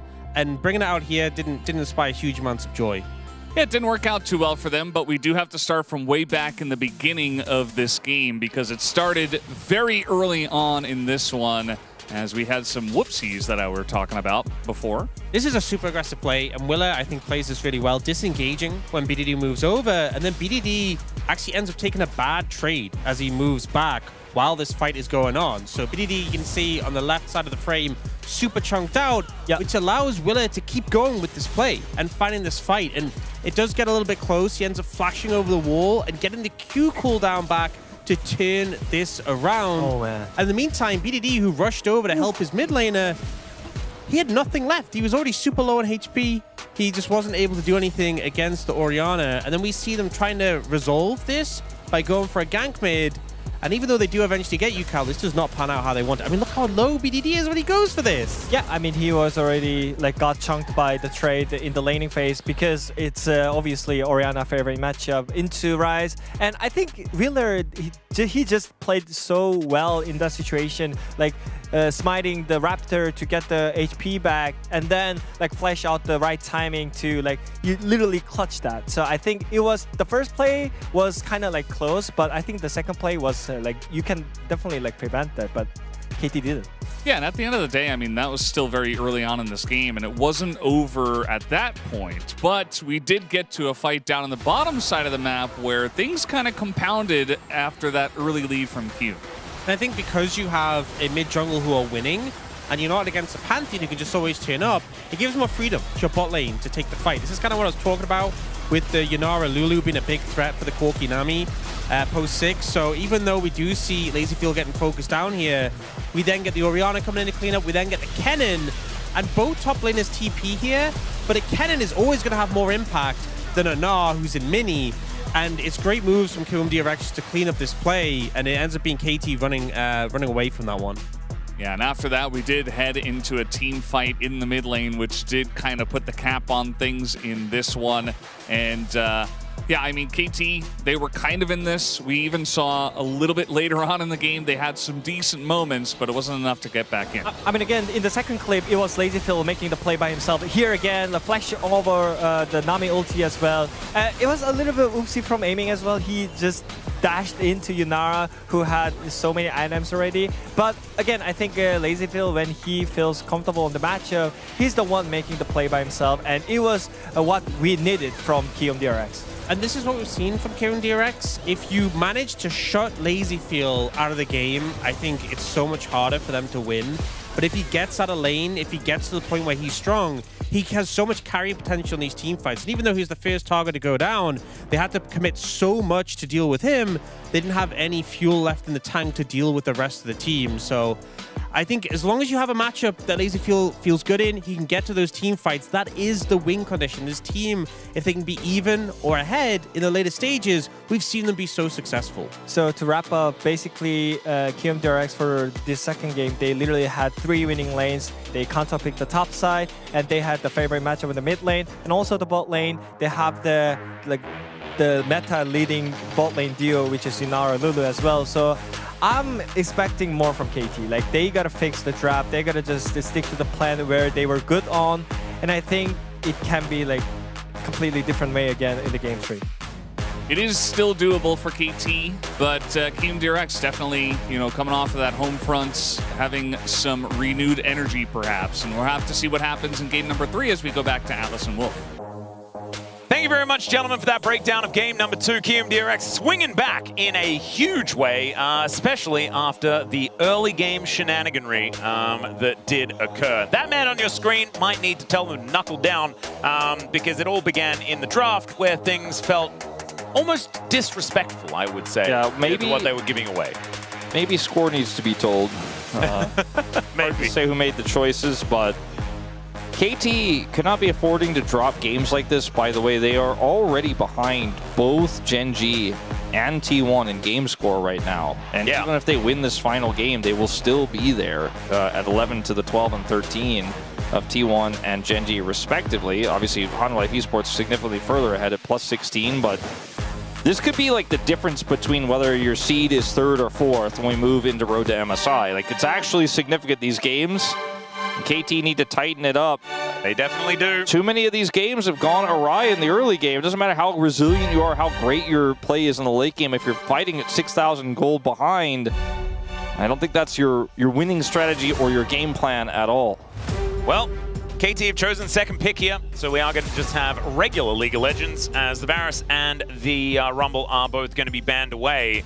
A lot of flexibility in the bans, as I think that only Varus and Rumble are really the mandatory ones. So the Ashe going to be taken, the Lucian going to be taken. We're just going to be targeting a few of the things that haven't necessarily been addressed, like the Lucian Melio and the Seraphine Ashe. Yunara and Corki have been the best champions at LazyFuel across his career. And Lucian is one that is his 3rd most played this season, which is now banned away from him. I'm curious what he will end up ultimately going towards in this 3rd and final game. Yeah, I feel like the Caitlyn stocks are up pretty high. They definitely are. Is Trundle going to be taken away here? And Okay, the Nocturne Nocturne. going to be the response. First pick. It's not an easy one. A lot of the blind picks we used to see really often are gone here.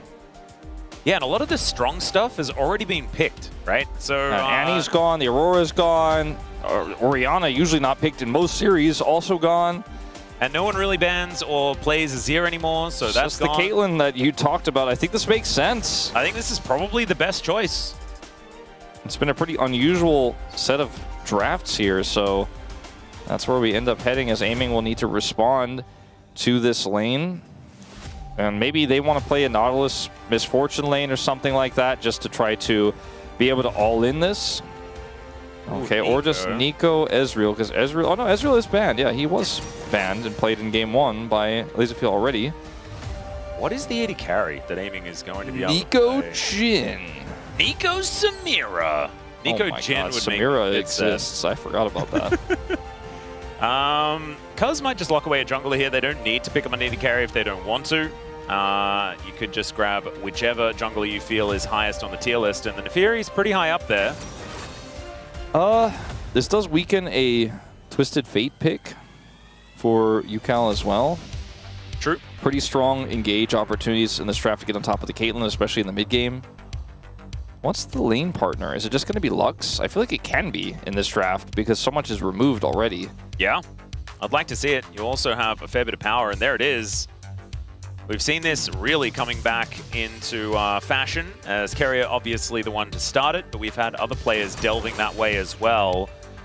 Career, I believe, having the most recent success on the champion. So many answers to Cassante are removed and can be banned. Some of the answers can be banned as well in the second phase, including the Vayne, unless Perfect locks it right here. And it is going to be Jhin Nico, which is sad but not surprising, I think. No, I think that this bottom lane is going to be quite hard for KT. I think so too.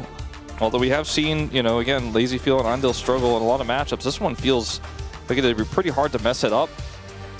And yes, there's a really strong setup in these two champs with the Jhin so far.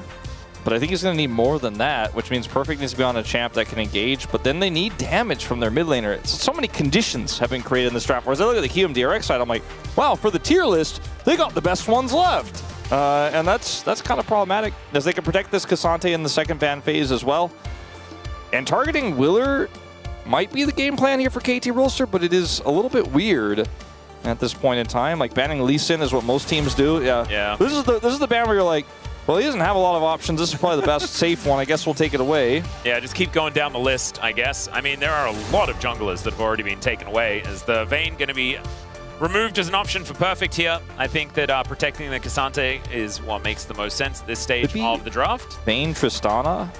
Yeah, could just get rid of those. They could ban like BDD's Mel. Could Mel be a thing, because Mel feels pretty good with this draft for KT. And one more ban. You know, I mean, it's hard to ban jungles here. I guess Skarner is pretty high tier. I mean, it's the last one left. I mean, when I look at the bans of KT, it's like, well, there aren't that many meta jungles left. Let's get them. Whereas I look at the draft here for KRX, and they're actually making meaningful, directed, pointed bans to keep this Cassante in a very playable state in the top lane, and they have a winning bottom lane. Just feels like their bans are more impactful. That said, we'll see what Willer ends up getting here, because the options are very, very limited. And Bessa going to be the takeaway. Perfect not going to be playing that one. Will they just lock in their Cassante answer here? I would expect that should be happening. Or Yorick, maybe? Zahin has been one of the ones that Perfect has enjoyed more than anyone else in this matchup. He had that crazy solo kill on a Dudu earlier on this year. Yeah. Which was... He's looking very good on the champion. And it's very good with Jhin. Poppy is a jungler I didn't really have on my mind. I like this a lot. Willer can really go toe-to-toe, provides an extra front line as there's the blind Cassiopeia to come down for Yukao. BDD, how are we going to be able to outrange it as Effort thinks that Nasus is the way? Hwei or Mel, or does he have something else in mind? Hwei does make some sense, you know, just keep her at range. And works well with the front line that they have. All right. I do like how KT figured their way out through the second phase here. I was very worried that the options were going to be limited in how they tie this together. I think the Zahin was a big miss for me, to apologize to everyone. I feel like that should have been a pretty obvious angle, in fact, given how many times Perfect has played this into the Cassante this year and looked great on it and how good the matchup is. And then the Hwei is one of BDD's favorites, but it is going to be quite vulnerable in this draft, especially before the Zahin really becomes truly online. And if the Hwei doesn't get ahead and this Jhin doesn't get off the ground, I do feel like the Caitlyn is going to have a great time. Yukal's Cassiopeia can do great. And like you mentioned, the Poppy is really quite a nice X factor here. With the jungle bans coming through, it's almost like he would have picked it anyways. Yeah, I feel like the KRX draft just looks better, right? If you're going to be playing front to back, it just feels like a better way to win the game. However, KT, they have a lot of tools. The Nefiri can avoid the Poppycopter relatively effectively with the W. Things like this, there are tools that they can utilize. The problem is, I feel like, once again, they require an extra layer of finesse to make this one work, and they are also hoping that they can get a very fast snowball in this game. And it's KRX that have all the momentum moving into this one. And so KT, they're going to have to knuckle down. They're going to have to try and bounce back. Let's see whether they can do it to get Cuz that 400th win.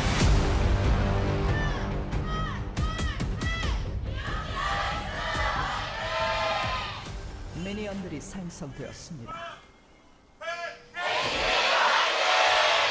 All right, KT fans have erupted here in Chichidik Low Park to make sure that KT knows that they're watching, that they're supporting, and that they'd prefer not to go home depressed today. Zahin gets that extra auto, so he actually deletes the ward. Hey, there you go. That was a good start here for Perfect. Huge gold lead as well. Massive. As actually, Rich and Perfect just fighting one another. Q is going to get charged up. I don't think Perfect is too worried about it. It's a really good matchup for the Zahin because the Cassante can't really threaten him early, and both of them do such low damage as, oh, hold that thought. Yeah, Amy gonna have to try and run out of this one. I mean, this is what this lane's going to look like. The Peacemakers would prefer to be landing, but even so, it doesn't really matter too much as the Lux can absolutely outrange the Nico. She does damage, she slows, makes it easier for LazyField to hit those Peacemakers, but also just helps them clear the wave. Like, it's really, really quite potent, and if the binding ever hits, the trap comes down. We're looking at level 2 in just a moment here, and that will be what comes next. So aiming and effort do have to respect it. But the Zahin isn't going to be punished by the Cassante early. They both have to trade aggressively, which means the Zahin passive stacks, which makes it very easy for him to continue to fight, which is what we saw Perfect do when he had that solo kill earlier this year in this matchup. Willer's coming down here at level 3, early game Poppy ganks with a dominant lane. Name a more iconic duo. That is a pretty high value ward that Aiming just puts down there. Is immediately going to get cleared. Cuz knows that there are bad guys in his jungle. Might be able to get down here to stop that Gromp from falling. Looks like a dive is on the mind still though, even 3v3. Some skill shots are missing, alive, and that does help. Oh, Cuz just bounces on top of Willa like ships in the night. They're just going to wander around one another. There's a heroic charge as if these Qs connect, Willa will be taking a fair bit of damage here. And it looks like he is just going to vacate the area. Things getting a little too scary. Here comes the next wave. And unfortunately, like you say, Cuz can't come down here and impact this. Effort is trying to back, gets his back stopped. BDD also fairly low. This is just a really intense amount of pressure QMDRX are putting on early.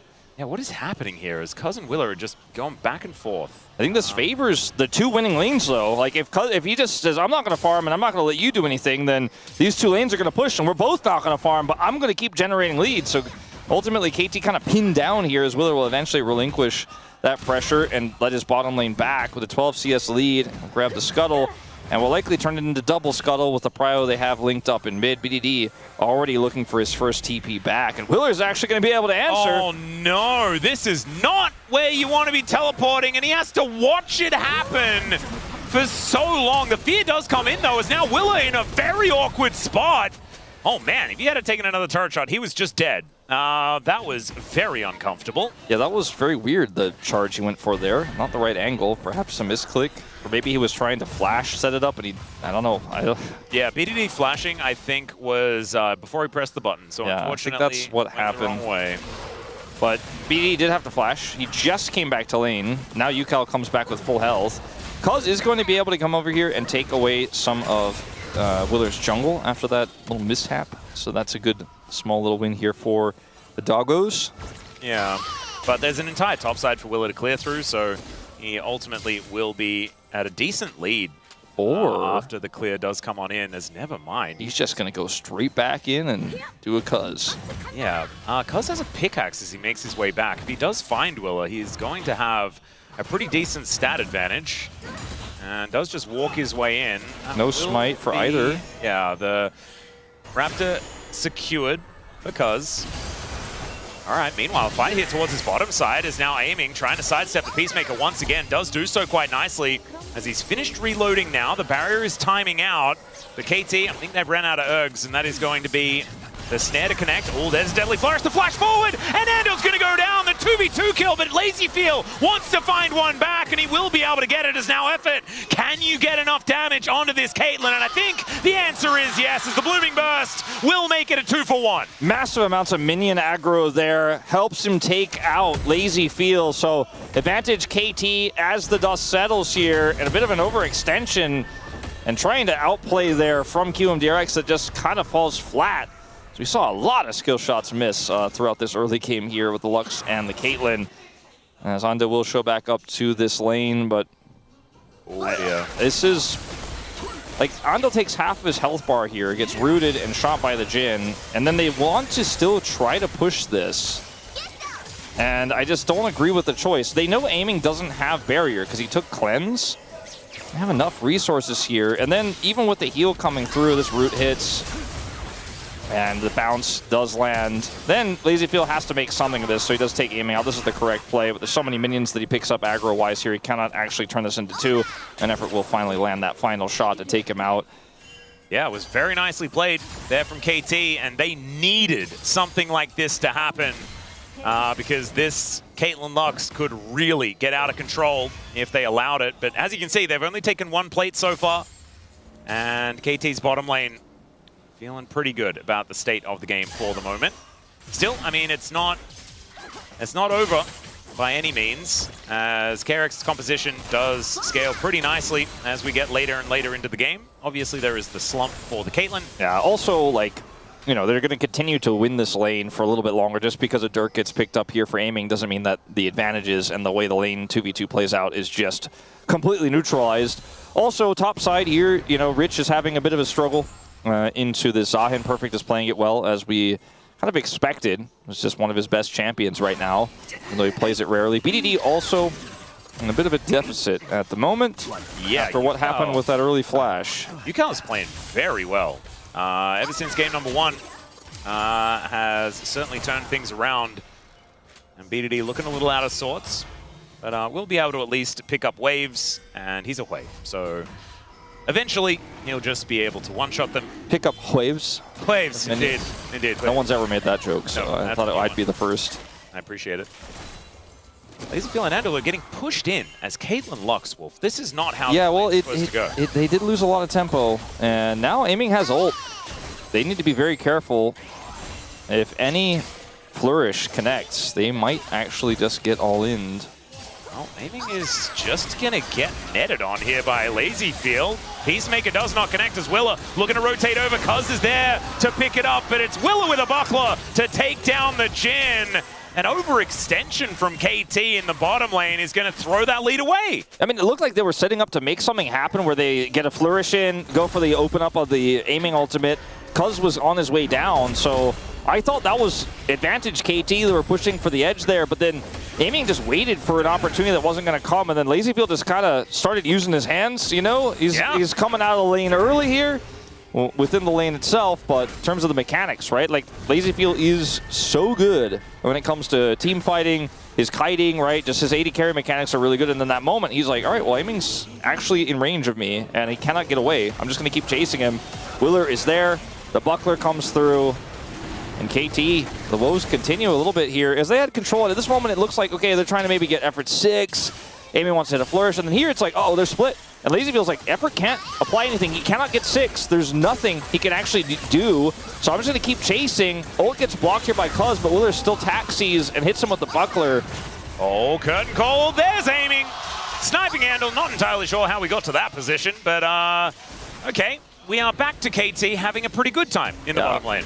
You know, I think maybe some Human fans have that meme, the Twitter meme, like, context! What happened here? Why did this occur? Need a bit. We will need to find out exactly how, but that's kind of what I was talking about. They were trying to set up moments before, except it did not work out, as BDD is going to clear this wave rapidly like you were talking about, and... Oh, misses a cannon. Unlucky. That's not exactly the greatest feeling. KT do have a very slight gold advantage, but most of the gold is actually on Yukal and Willa. Mid jungle, gonna have to once again get the work done here for KMDRX. You're kind of jumpy on the observing cam right now, as we did miss this opening salvo here, so it's just Ando getting caught, flourished. Sometimes you're not allowed to put wards down. But if they had set this up earlier, you know, onto LazyFeel, they would have been able to win the fight, but LazyFeel chased them down. This time it works out. And BDD still behind, but still going to be relevant, as this next dragon is up in 3.5 minutes. Grubs haven't been taken yet this game, and it's all focused on the bottom lane right now, where all of the action has been.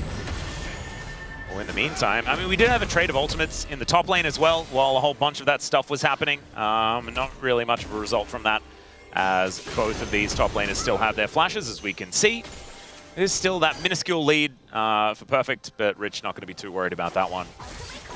And some more plates now starting to go down. All right, here comes Cuz as well.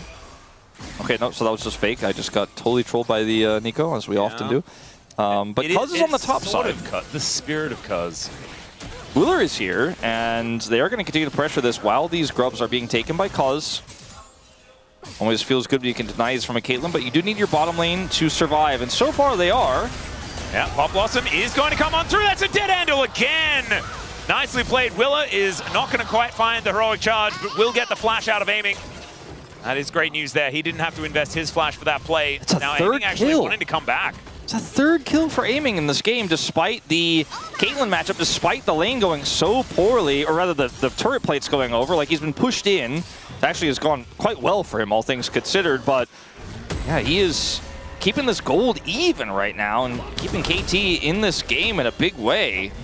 Kind of crazy, the Jhin value from him so far. I mean, again, living up to his name, but easy to aim when the enemies are locked up in CC.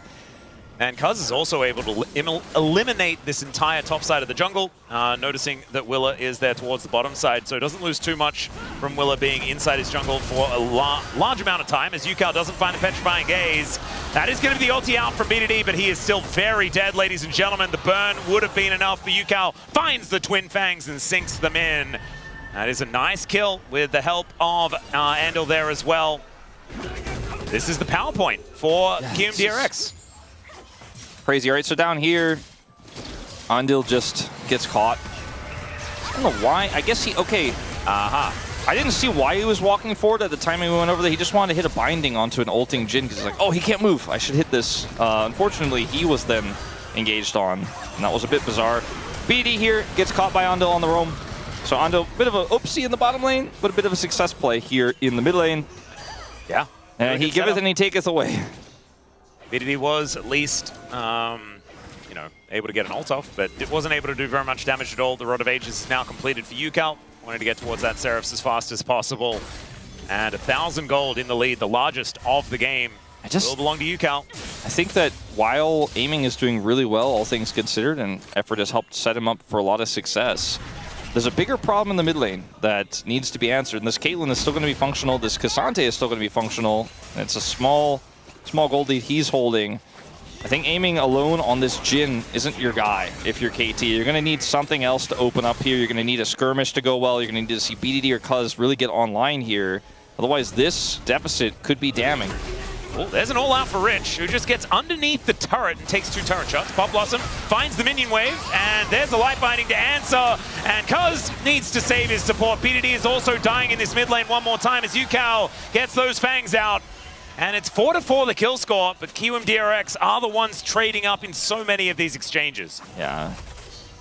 Bit of a moment here where Cuz isn't able to impact this bottom 2v2. They wanted to get something back as he wasn't able to defend BDD. Aiming, trying to bait something here. Yeah, effort as well is very, very low, but you can see Andal and Lazyfield take a fair bit of damage here from this KT bottom lane. Volatility is the aim of the game here today. I just think that you got to be careful here if you're Aiming, trying to force these plays. You're the only relevant member left on this team. You do not want to also fall behind. But because you're the only relevant member, you're like, I got to try to make something happen. Their jungler just went mid, and now he's going to go ahead and take this second dragon of the game. It'll be one apiece. Yukao holding the line here as Cuz cannot enter. Yukao is so far ahead. Wait a second.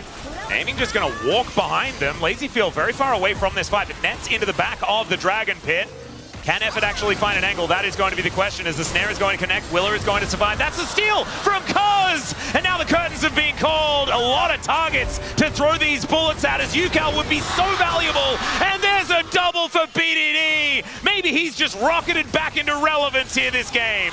As Aiming gets another snipe. And now maybe he looks for another one. Deadly Flourish tags Yukao. The miasma goes down, but Effort is still here, corralling the snake. You're looking for the snipe. Oh dear, the snipe doesn't quite connect. Yukao walking very quickly and will be allowed to survive. Well, that's the end of the good news, though, as KT rocket back into a strong position here. I thought for sure moving into this dragon, they were not going to be able to contest. But they use their range incredibly well. We're gonna go super far back. Time. Yeah, like maybe I don't want to see. I don't want. Like I want to see the dragon fight, but I think when we go into the dragon fight, we're gonna miss something in live because of this. But either way, we watch BDD die here. Pretty simple stuff. Yukao commandingly increases his lead.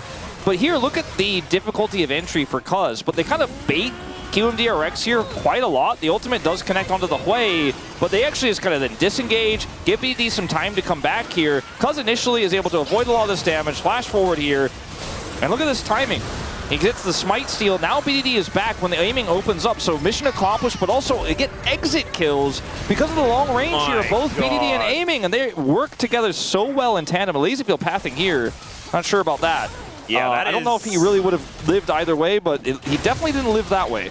No, that was not the safe approach to anything at all in that moment, although there were a lot of KT sort of closing in at all angles. Maybe he wanted to try to sacrifice himself to get the rest of the team out, but either way, did not work out. And KT now take a gold lead for the first time in this game, but they have double dragon into Mountain Soul again. Yeah, another Mountain Soul this game. Kind of crazy. Would be phenomenal if KT were able to pick that one up.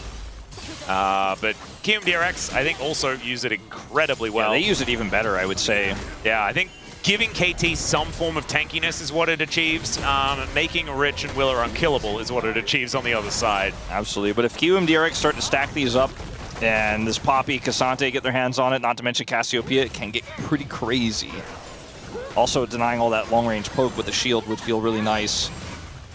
As we're having a bit of a fight here around this blue buff, KT really want to find their way in. Perfect does not have TPs proxying the wave right now. We're not going to see either top laner join this skirmish. It's just straight up KT trying to continue with this prio they have right now and the tempo they've taken away. Effort. Shave Splitter comes in. Handle not going to be in too much trouble this time around. Does have his item rocked though, as now this is the real Cuz.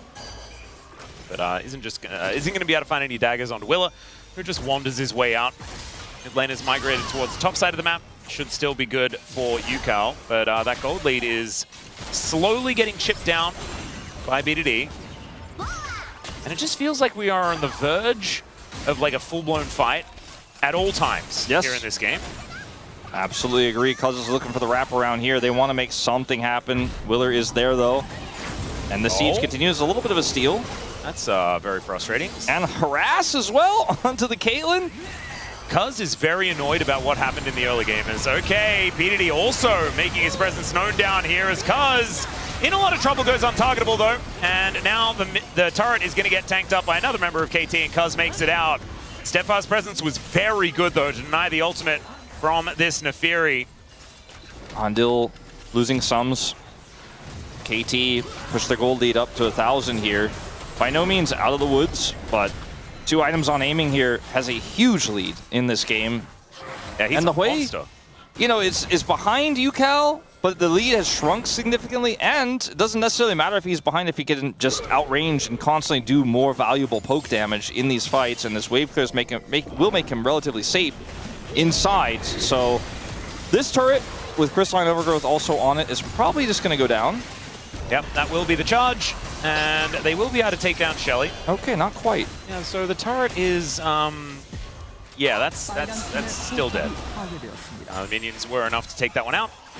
UCal here cleans up the bottom lane. Rich doing the same thing towards the top side. Homework complete. This is Perfect once again, just going to hang out underneath or behind the enemy turret. Every time I look at the game state and I try to think I can quantify it and explain what these two comps are trying to do, I just realized that neither of these teams are playing Perfect League of Legends, and it is wild and wacky, and I feel like I'm watching a Challengers game because you know what should happen, but what could happen is what keeps happening, it feels, as aiming is walking very aggressively far forward. Rich committed a teleport here for this dragon. They did not want to give over Soul Point. Yep. Perfect also has his TP, but he's going to wait and see if he likes it or not. I don't know whether I like that play, as Rich does get ulted here by BDD. Effort is going to get queued back, but Rich is so incredibly low. So I hit on 2 items, by the way. Yeah, Perfect is just going to dive into this backline. There's a Grim Deliverance, and UCal is his target. Didn't only find one with his ultimate there, and now Perfect is going to be able to hunt him down. The flash away from Willer. He's running incredibly quickly, and Cuz flashes off to UCal. UCal is still bleeding, but I think he is going... Oh, never mind, the last tick's going to do it! And it's curtains for the bottom lane as well, as the flash has to be invested from Lazyfield. There's the team fighting from KT that we learned about in round 1. Yeah, and that was absolutely brilliant from KT. They ran circles around QMDRX. Perfect waited for his angle. He was like, I'm not sure if this is going to be the angle I can find. I'm not sure if I'm going to join this team fight. We'll wait and see. We have Double Dragon. We don't have to force. We're ahead.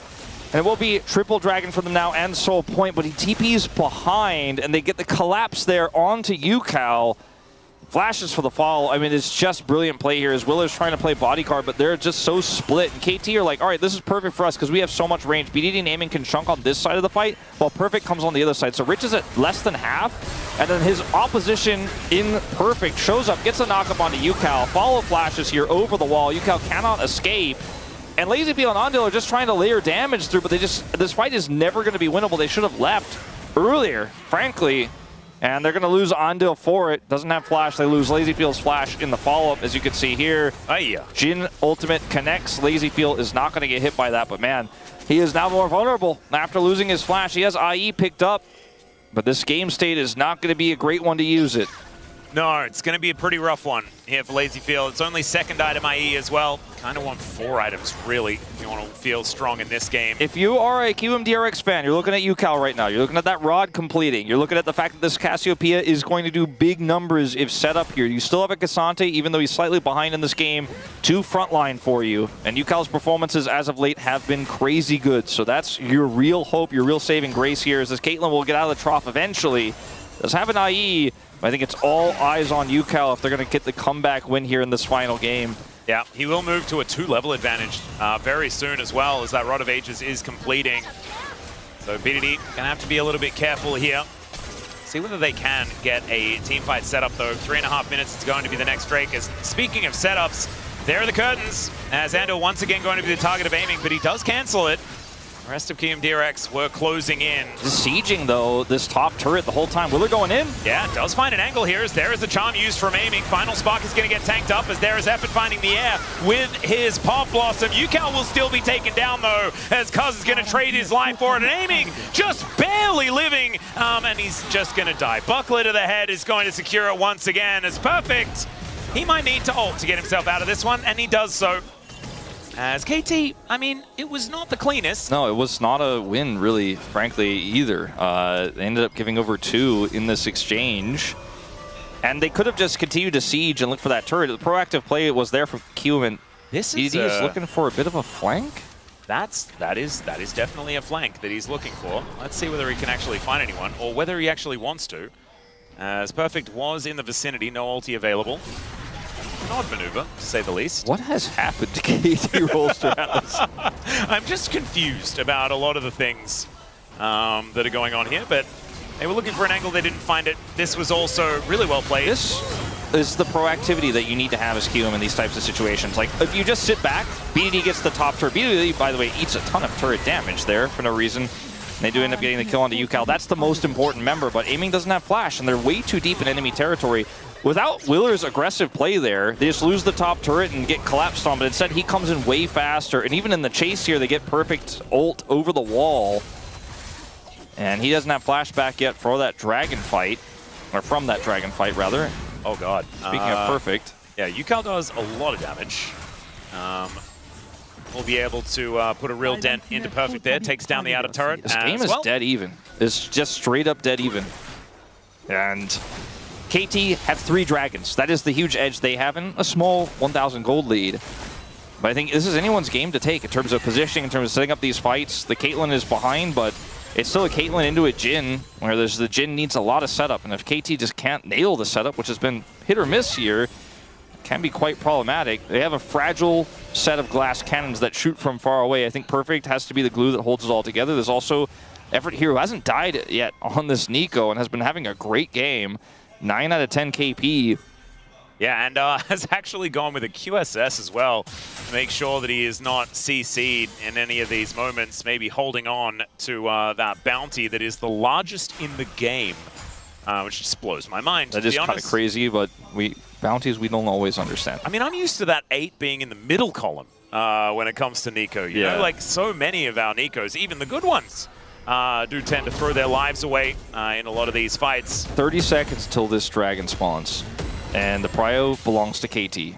Bit of a bottom side control here for the side of KRX, where they're going to look to collapse. If they can get Cuz to jump into the air early before the fight breaks out, that would be huge, but it doesn't look like that's going to be the case. Willer going very aggressive. Yeah, find some doggos. As Rich, looking for the angle here, he's going to get feared back as BDD catches up to him. UCal might want to TP into this fight. There's a timing here.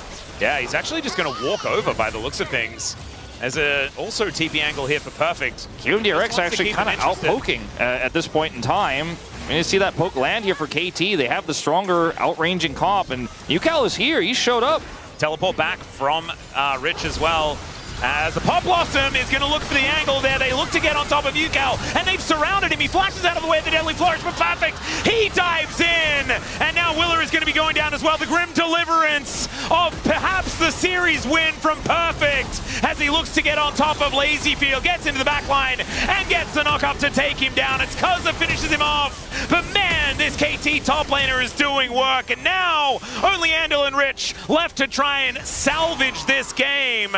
They did manage to get the kill onto Kuz, but ultimately looking fantastic for KT with now probably a Mountain Soul. Mountain Soul, and I think the game with it very likely in their hands. UCal cannot gain entry.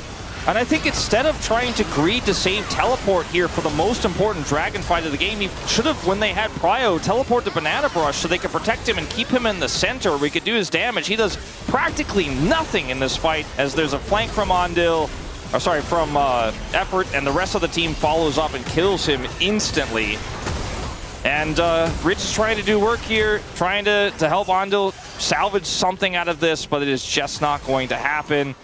Even though Cuz dies, Dragon should in life be taken by KT Rolster, and it is. Yep, there's the Mountain Soul. It's just small calls like that from UCal that can cost you everything. You're the most important member, and you just got walked on because you decided, oh, I'll probably be able to close the gap. I can link up. It just didn't happen. I have to say, it was really expertly played by KT, though. Like, the best thing to do against the Cassiopeia is come at her from every angle, right? Because then she has no good direction to ult in, and someone is going to be able to get on top, as now the poke damage is landing. They are looking for BDD, though, as the final spark comes in. The all-out actually saves BDD, potentially, as finally Rich is able to take it down, but does need to sacrifice himself in order to do so. And now Cuz gets in range for the ulti. Willer catches him out of the air, though, and Cuz might be in trouble. He's going to get taken down, as this time UCal's able to do damage. And a little bit of overzealousness here for KT. What is happening? KT dropping the ball in a big way. Aiming was not hit by that Poppy ultimate, luckily for them, but it's still not enough to save them. Oh, Deadly Flourishes, it's not over yet. We are still fighting. As Aiming looking for a bit of a wraparound. And QMDRX, they did lose their top laner, but a 2-for-1. You'll take that absolutely in this moment, as they pull the gold back by almost 1,000, actually. Into a Mountain Soul. Pretty amazing stuff here that QMDRX are able to stay in it. Positionally, a little bit split up right now for KT, right? BDD trying to offer some damage back. There's a lot of bursts coming through. Then Rich with Andal are able to take BDD out of this fight. Rich does have to sacrifice himself in order to do so, but that's a trade I think QMDRX are happy to take. Look at this ult here, knocking the Nico away, and then Cuz, it's pulled so far back. Willer just traps him there, and now this is just no longer a winnable fight here for KT. Numbers disadvantage. Just feels like Poppy is so good into the theory. It's just not really working out in a lot of these fights. However, KT managed to find a good one before. Maybe just get out of the way of the Poppy and things are going to work. Good sidesteps there from Effort, who's honestly had a great day today. BDD will find this ulti as Willer is looking to try and get over the wall. There's a Pop Blossom, connects onto one. It's only Andal though, but they're going to take that. Cuz looking for the angle. Rich not quite able to do so. Okay, Rich gets in with a huge shield and goes all out into the backline. Aiming is wiped out. Cuz is dead as well. Lazyfield might be going down, but oh, never mind. He kills BDD and he's looking to kite. Perfect. He gets snared. Andal locks him down. An ace in the hole for Lazyfield, the hero of QMDRX. They get an ace and they'll get a Baron. Ace in the hole, ace on the rift. QMDRX with a clean one, and they're going to take the Baron. They take a gold lead back, and KT Rolster are falling apart fast. As Rich here on this flank angle just demolishes QMDRX, or sorry, KT Rolster as they push forward. KT are trying to force in this choke point. Cuz has already used his escape. But watch Rich come through here with the final spark damage. And my man, Rich! BDD on the left side here cannot get away. Lazyfield with the insane kiting takes out his opposition Effort, and then Perfect cannot close the gap. Looks for the impale, but doesn't get it. And he is also then zapped down. A clean ace for KRX and some of the best League of Legends we have seen this team play all year long. Oh, Joker losing his mind right now, as you could understand. And KT well and truly on the ropes at this stage of the game as Willa looks to get that heroic charge down. BDD wants to get on in here as here is the teleport flank angle from the Zahen. Perfect angle, could save the game. Yep, he can avoid the Poppycopter, but the Nico cannot, so they remove that Lazy option. Feel! The Lazy Feel is just dead, and Perfect is now running amok in that backline. Rich is dead as well, and now it's KT's turn to find the angle. Yukao flashes out of the way of the Pop Blossom, but now the kitchen sink will hit him from 1 billion kilometers away, and the snake will be thwarted. Oh god, it's 1.5 minutes away from the Elder, and the Baron was there for KRX. You just had to play slow. Yeah, they didn't play slow. They got caught by Perfect. Perfect is trying to continue to push this advantage. He's taken so much damage. This isn't any fault for 20 more seconds. LazyFeel is still down, and KT are looking to open up this inhibitor and perhaps get even more. No final spark anymore for Andil. They do so much damage to these structures. Yeah, there's a window here for them to just end the game. LazyFeel up in 6 though. I think KT will be happy to get inhibitor before Elder and say goodbye to this Baron power play. It's gone into the negatives here. Let's go back to this play here. It's all about Perfect's flank as KRX have found themselves overextended, and this Poppycopter is unavoidable. But it doesn't matter. Like, I just think Perfect gets on top of the Caitlyn. Everyone's split enough that the Poppycopter can't stop everything. And Effort almost found that angle onto Yukao, but then everything sort of hits him. Because I'm just able to do the Wolves. I think this is one of those moments where we go from like ecstatic cheering hype to, oh no, we might have just lost this game, but it's all coming down to an Elder flip. Yeah, still. Clean ace to one more flip. I mean, they still have a gold lead, right? KRX are still in this game. They have everyone back alive. Is now Cuz Willer's ult with a flank angle. Willer's ult could be game defining here potentially, depending on when he uses it and how he uses it. Yeah, there are a few members that can avoid it. Huge hit there onto Cuz. Yeah, I think getting rid of Effort could be very important, but he has Shape Splitter, so it can be tricky. Rich with the TP flank. Yeah, wants to get that big shield back, as now Willa goes in. Does find the ulti just for the knockoff, as Willa looking to try and escape from this one as well. BDD is taken down as Perfect looks for the angle into the backline, and Cuz gets the ulti. LazyFeel goes down, and Yukao, the last DPS remaining, and he gets on in there, will be taken out, as aiming is gonna die as well. Rich is running amok, finding some angles here, but Perfect is also still alive. His health bar pretty decent, and the main thing is the passive is up. And Effort, he's not going to be able to offer enough as Perfect gets a whole health bar back. And Cuz and Perfect just want to win the game. Yeah, they're just going to go try to look for the end. Rich just cannot back. He cannot get home here. 18 seconds until Poppy is back. Perfect's pushing that wave, and 2 super minions here as well. Make it a third. This one survives as Rich. All right, he might be able to kill Effort. Let's see whether they can take down these Nexus turrets and kill the Nexus as KT. I think they can. Yeah, 2 seconds onto Willa, 6 onto the Caitlyn, and the Nexus is now exposed. Cuz is the one that they need to try and avoid it. But it's too Perfect late. is going to be there. The teleport in to make sure the KT win it. And man, it was close, but KT will turn this series around and get Cuz his 400th win. But my God, did they have to work for it. Wow, that was a real rough series all around, to be honest. I think there were some great moments and there were some moments to be celebrated, but I think both teams are going to be revealing a lot of tape on this one. And poor Joker was screaming ecstatically not 5 minutes ago as the one who's probably feeling the most crushed by this loss. The clean ace, Yukao calls it out, post the wipe there, just completely falls apart. It's a really, I'll be honest with you, it's a real tough POM vote. Yeah. Buzz had a rough game 2, and game 3 wasn't necessarily the big bounce back to say, okay, his game 1 holds true. Perfect having a set of game-saving plays in the last game makes him a good vote. I don't think BDD gets it in any world. I have to say, unfortunately, for Player of the Year for 2025, maybe it's just an aiming vote. I don't know. Honestly, I think Effort votes a pretty cool idea. Yeah, Effort's Nico pretty insane in that final game.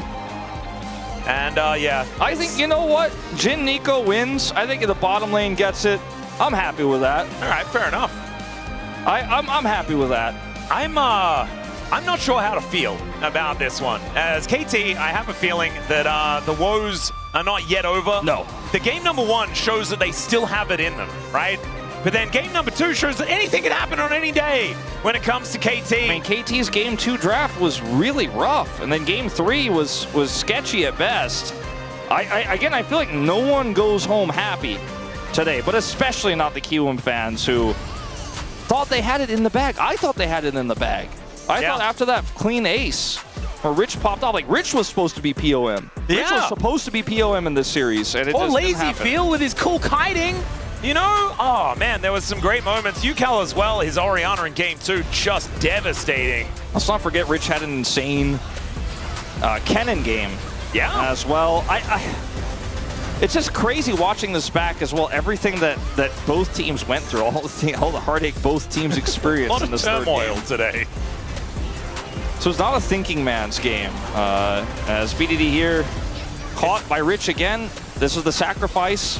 It's a button pressing man's game today, Wolf. It is just throw each other at each other over and over again. This moment here, with the final spark setup, everything is so clean. I feel like this one team fight is the cleanest QM KRX have looked all year as a 5-man squad. It was insane. Lazy feels kiting, while he also then buys the space and kills effort. But it all goes wrong. It all goes wrong here. Perfect's flank comes through, and the Poppy ultimate isn't enough to deter them. Yeah, Perfect, an absolute hero in this moment, as we're going to have a listen into KT as they look to try and finish this off. And obviously, this is all a bit of smoke and mirrors to make sure that they can just run down the mid lane and destroy the Nexus turrets in the Nexus. Oh, man. Cuz gets lazy feel in that critical moment. I really like watching BDD, the fact that he's dead, but is never stopping when it comes to like calling out cooldowns and everything like that. The amount of like teamfight prowess you need to deal with this level 18 massive Jack shows Cassante was pretty high level. Yeah. They do a deal with Rich eventually there, as Rich does massive amounts of damage, so does Perfect. Just a great game, honestly. One of our rare 3 gamers, and then game 3's gold graph tells a story. It wasn't the highest level, but it was certainly, there was never a moment where I was sure what was going to happen until that Nexus exploded. Nope, I had absolutely no idea. In fact, I was very sure who was going to win over and over again, and then I was wrong. I was also wrong about who was going to pick up player of the match, as Perfect with that flank angle is going to do it. I thought maybe people would remember game 1, but it is a long time ago now. Yeah, I think honestly, given how crazy that third game was, I thought Perfect was probably going to get a lot of votes just for recency bias, because if it was POG, he gets it 10 out of 10 times in this final game. Oh, yeah. He literally saved the game so many times, had a great laning phase. But, I mean, there were a lot of factors at play in this series overall. There were a lot of moments like, because it felt like after game 1, there's no way he doesn't get it. But then after game 2, you're like, well, there's no way he gets it now. It's quite complicated. I don't know how many spread of votes we're going to get. I ultimately voted for Effort because his Nico game was insane. Also, game 1 was helping because of a lot of those plays. Effort was like at the same good level throughout the series. Even the Nami was kind of all right. So that was why my mind sort of went that direction. Same with aiming, I thought. Like, he was the one that had the gold lead in game 2 as well. Yeah, but now it is time to head over to have a chat with Perfect.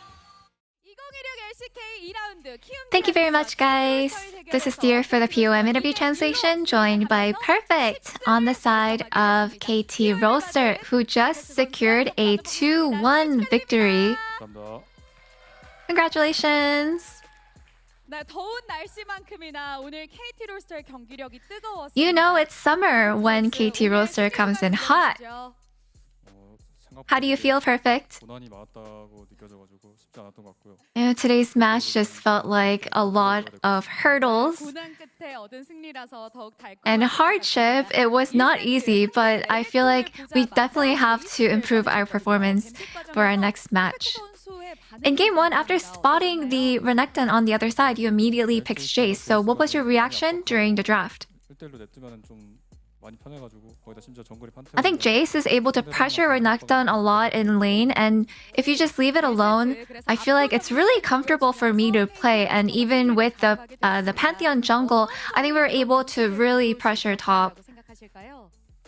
And so KT Roaster won with an overwhelming gap in game 1. So what allowed you to take such a dominant lead?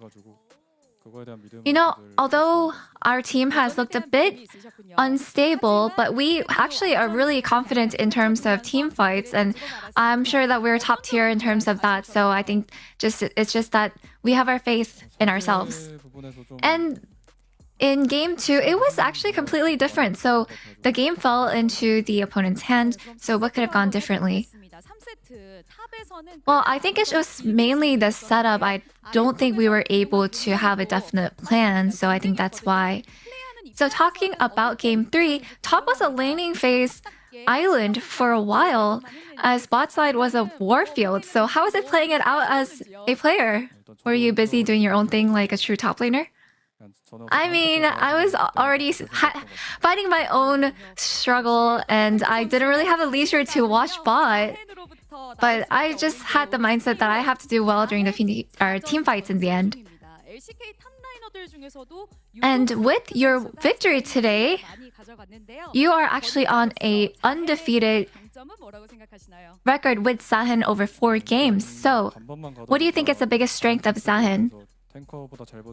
I think even if you go handshake, compared to other champions, you actually have really good sustain as a tank champion.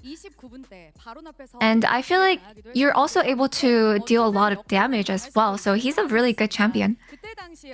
And game 3 looked quite dicey in front of Baron. It almost looked like a reverse sweep was incoming, so what was your plan here? Actually, yeah, we were in a really bad position, but in the end, we actually had a really good positioning in the TP, so we were able to sort of come back from that one big loss from the team fight. And with that match win, Kaz has reached 400 wins. So, what do you think? Every time my teammates reach milestones, I just feel like they worked really, really hard, and I'm really happy for them. Would you like to congratulate him? Yeah, congratulations. Let's get some more.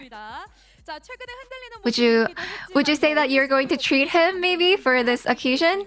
I think he should be the one treating me, and I'll have a great time eating yummy food. And lately, KT Roaster might be a turning point for KT after today. So moving forward, what would you like to refine to climb higher? I feel like there are a lot of moments where we lose the lead, so I think we just have to really focus on trying to maintain that lead to close out the game well. And your next opponent is Hanalife Esports, so it's time for your round 1 revenge. What mindset will you play with? I think we were quite helpless when losing against them in round 1, so I want to make sure that we have a perfect match against them this time. And there's actually a cool fan sign reenacting your ceremony that was caught on camera, so can you do that in front of the camera?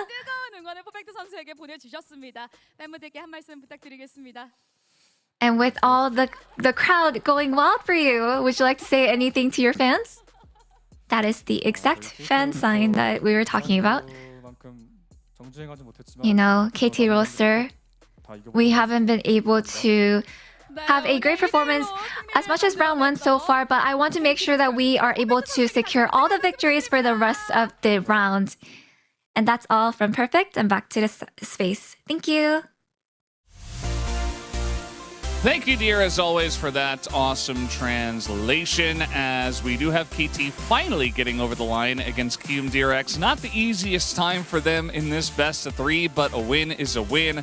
Wolf did mention how every game does matter for them, but at least the series wins are more important at the end of the day. They get across the line, but KRX did make it interesting. I think there's two sides to this. You know, obviously KT trying to right the ship and not the most convincing series, but I think we have seen We've regularly seen KRX challenging some of these stronger teams, and it feels like their level is above their current record in the LCK. Obviously, you do want to get the wins under the belt, so it's a bit frustrating not to win this series, but they're showing a lot of growth, a lot of development over the course of these weeks. I mean, for KT, even though they had a win, like we can just say like win is a win, but I think the the way how they took the win is not the thing that we could see from the earlier of the season. I feel like they were just ahead of the meta, you know. And I think everyone knows that they like to play the counter matchup on the top side, and they're unstable on the bot side. I think when KT they didn't play well with the other support, like before the effort come in, like I think it was just the bot lane just dying so many random times, and like that caused the issue a lot for their game plan, right? But after effort coming in, it got fixed. It felt better, but I think. After them having the 7-8 games winning streak, I think it kind of fell off. But now today, like we could see in Game 3 as well, like them having a winning 2v2 makes KT even easier, like to win the series. So I feel like again they have to really focus on their bot lane 2v2 matchup, and I think it's gonna fix a lot of issues that KT have right now. Yeah, it definitely will. I think they're trying to figure themselves out over the course of time, as the whole left side here has gone for perfect. Also a little bit over here. But you guys, the entire EN section, did go for effort, and we do have some great comments to to line this one up. Ox?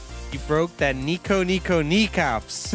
Yeah, it was a pop-up Nico game. I think he was also really solid in the Karma game. The Nami game, I don't think was really down to him, but Ever having a pretty clean series, which is hard to have when it felt like the series as a whole was messy for a lot of his teammates. I'm wondering how they're gonna translate this to Korean side, because this is not translate like you can't. It's gonna be a challenge. Wait, Ox didn't do the melody. You have to do it again. The melody? Yeah. Apparently there's a melody to it, so you have to do it again. Yeah, I guess. I had to sing, you know. I don't think I can do that. I don't think I'm. Apparently, yeah. There's gestures as well. Okay. How about you, Wadid? Can you do it for him? Like the anime thingy? Yeah. All right. Nico kneecaps. Wow. Like, wow. I'm getting paid for this. I want to. And you're not doing. You're not professional. Back my Nico kneecaps. You know, I want to take. Yay! I want to take back my palm after seeing that. I'm withdrawing it. You did a great Thank you for no way. I mean, I can do it all day. Yeah. You can, but I would not like that. Well, did you also voted for effort? all right. Yours is a little bit more straightforward. Yeah, exactly. I was completely lost after watching those shenanigans, you know? Like, there were so many fights. I changed the POM, like, so many different... All right, win lane, win game. It's that easy, you know? They got the 2v2 kills on the bot lane in the game 3, so, yeah, straightforward. Yeah, that game looked really straightforward. Yeah, I mean, especially this one. I just really like this flank on the Cassiopeia, and I think... This was not the last team fight though that they won, but I think after like him forcing out the Cassiopeia flash and gets him at the end, and also that kind of leads to the next fight as well, you know, because after that, yeah, they could actually kill him because he had no flash. Well, you mentioned Cuz. What? No, that's and then after that, KP also got clean aced and lost the Baron. And then they still won somehow afterwards. So let's take a look at some of the other comments now that we've gotten through your guys' one. In order to get this win, it took a lot of effort. A lot of effort. I agree. What do you Oh, Oh, wait. Oh, I get it. Oh! Oh, wow! Yeah. What a opponent! The reason he said this my God. was because the series was difficult, and that's why it takes effort when things are difficult. And his name is F. Yeah. His name is F. It's capitalized. I just realized Yeah. his name is actually effort as so well. Good. Wow. Yeah, Wolf is just so clever, isn't he? I took us a while to get that one. Thank you, Wolf. How about some other comments? Maybe some simpler ones so that maybe we on the space can get this one. Perfect victory selfie waiting room, 1 out of 9,999. I know he's thinking of his selfie post. Oh yeah, like I So follow him big on selfies. social media because of that. You know, like it's every time it's peak. It's so good. Don't follow me on social media. I mean, He doesn't. I do. What do you mean? What do you mean? What do you want to do? Like, wait, can you give an example of like what people could expect from his? with the cheeky face, I think. Cheeky face. Something Okay. like this, and then he's gonna post good, good, good. He's gonna say like, today's win, good, good, good. That kind of Every reminds time. me of like Guma though. This. Yeah, Right. but it's like it's Also, isn't that like perfect. Degon fact of the week? Oh, Degon stealing poses again? There was from the Chovy. Oh Are you my surprised? God. Wow. Shameless. Yeah, that's just Degon. Perfect flipping. Oh wow! His name is perfect. The player. Oh my God! This is so good. For a second, I didn't get it. You know what really helped? The capitalized T, because Yeah. that's how Perfect does it as well. So That is We gotta stop this. just a lot of layers to these comments. Just wait, there's more. All right, let's go to the next one. Going up, going down, going up, going down, going up, going down, going up, going down, and going up. What's gonna next? What's gonna be the next? I think he's talking about a roller coaster. Oh yeah, of because- course. Yeah, it is KT. And there's sometimes, it's like Or- sometimes up and or a pogo stick. A trampoline? Yeah, he could be talking about He that, could be yeah. bouncing on a trampoline. Or my ELO. The gap between Zahel and Perfect Zahen is immaculate. What Zahel is he talking about? Of course, it's Zahan plus. You know what? Helios. That was pretty good. No, it's a Zahan plus Helios. He meant about the Helios Zahan. So that means like his Zahan is bad. Wow. Yes. But perfect Zahan is just that perfect. The Korean analysts have been flaming each other a lot. Boom. You guys don't flame each Very other. we're very positive and Yeah. friendly. At least we were until we didn't follow me on social media. Yeah, that did was happen. really messed up. I guess he just needed space to follow Perfect. Yeah. What did mean by that? And what did Wolf mean by putting a lot of effort into his comments? So let's take a look here. In order to get this win, it took a lot of effort. It doesn't look happy. He's locked in. He's locked in and Look at him. focused. Look at this. He's thinking. There's so Laser much effort. focused. Like at least this is the proof that he's not using AI. Look at that thumb movement. Look at that He's thumb asking- movement. Look at him go. Oh, he's struggling. The neck stretch. He's struggling. Ah, There's like an interview going on behind him. yeah. He's got the headset off. He can hear everything. He's very distracted yet. Is my pomade good? Yeah, my pomade's so good. I took a lot of effort. Yeah, good. Wow. You know what he was probably saying? He was probably saying, this pommard's quite complicated. Do you think the space will understand it? No, we didn't. You think they'll get it? they'll get No, I it? don't think so. We barely did it. You'll look Barely really did. smart, Wolf. Let's take a look at the standings now. That we do have KT winning. Now, this is what Wolf was. I did understand what Wolf was talking about during the cast when he said, every game matters for KT that they lose because every game you fall back another game from Gen G, who's on the same series score. You got T1 right behind you, who's ahead on game score. You drop one series to T1, all of a sudden you're in fourth. They have a healthy lead over D+, but as you said, Genji's already overtaken T1 on their heels with a better game score despite being down a series. They're in a dangerous position. They could easily slip to fifth. And the thing is, if their trajectory, even though they got this one win, but they follow their little bit of the losing streak, they could fall further. So KT, for how strong their season started, still some concerns with their current form. And this series, as much as a win was needed and great to get, still I think there's some question marks. Yeah, when you think about the Road to MSI bracket, I think the more you get wins, I think it's gonna help you definitely. But for KT right now, it doesn't seem good. Like even though their standings still quite decent, but I think they're gonna fix some issues in game, definitely. Yeah, still a lot of work to be done, but we got the rest of the beginning of the LCK into the Road to MSI. We'll see how that all does pan out. And tomorrow, the next matchup, we do have Hama Life Esports up against D plus Kia, and then Bro versus DNS. That's going to be you and I casting that one, Ox.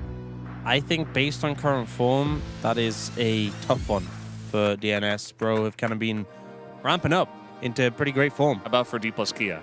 Thoughts on their chances? definitely an uphill battle. But honestly, I think that series could be closer than the DNS Pro one. Still think it's very HLE favored. But you know, never know. D+ have brought out some great performances. I mean, don't you remember what happened in the EWC qualifier? Yeah, there you go. Anything is possible for D+ Kia. They could show up and be really awesome, or the opposite, which we have seen in the past. And HLE as well got to step up their game. So make sure you guys are watching tomorrow for the LCK. But for now, we're going to sign off. Thank you so much for watching, and we'll see you tomorrow. Have a good night.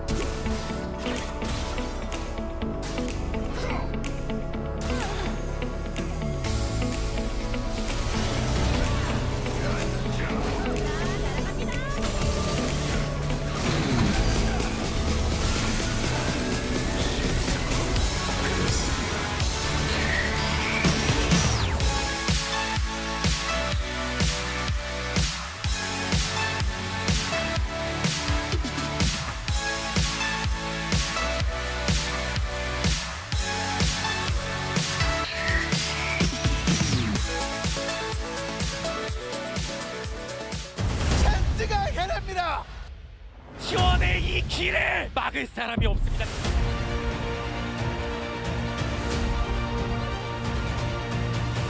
Pressing comes out one more time, but the Aurora goes down and they've taken down Dogdom. 앞으로 그래도 빨아들이면서 파이팅. 골을! 가장 많은 관심을 받고 있는 두 팀의 경기, 진짜 T1의 경기가 여러분들을 기다리고 있습니다.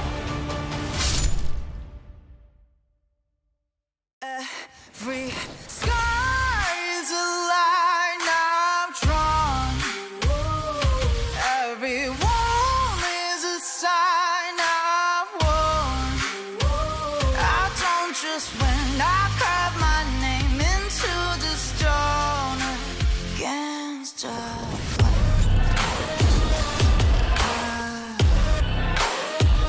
I don't just win, I live my mark into the stone.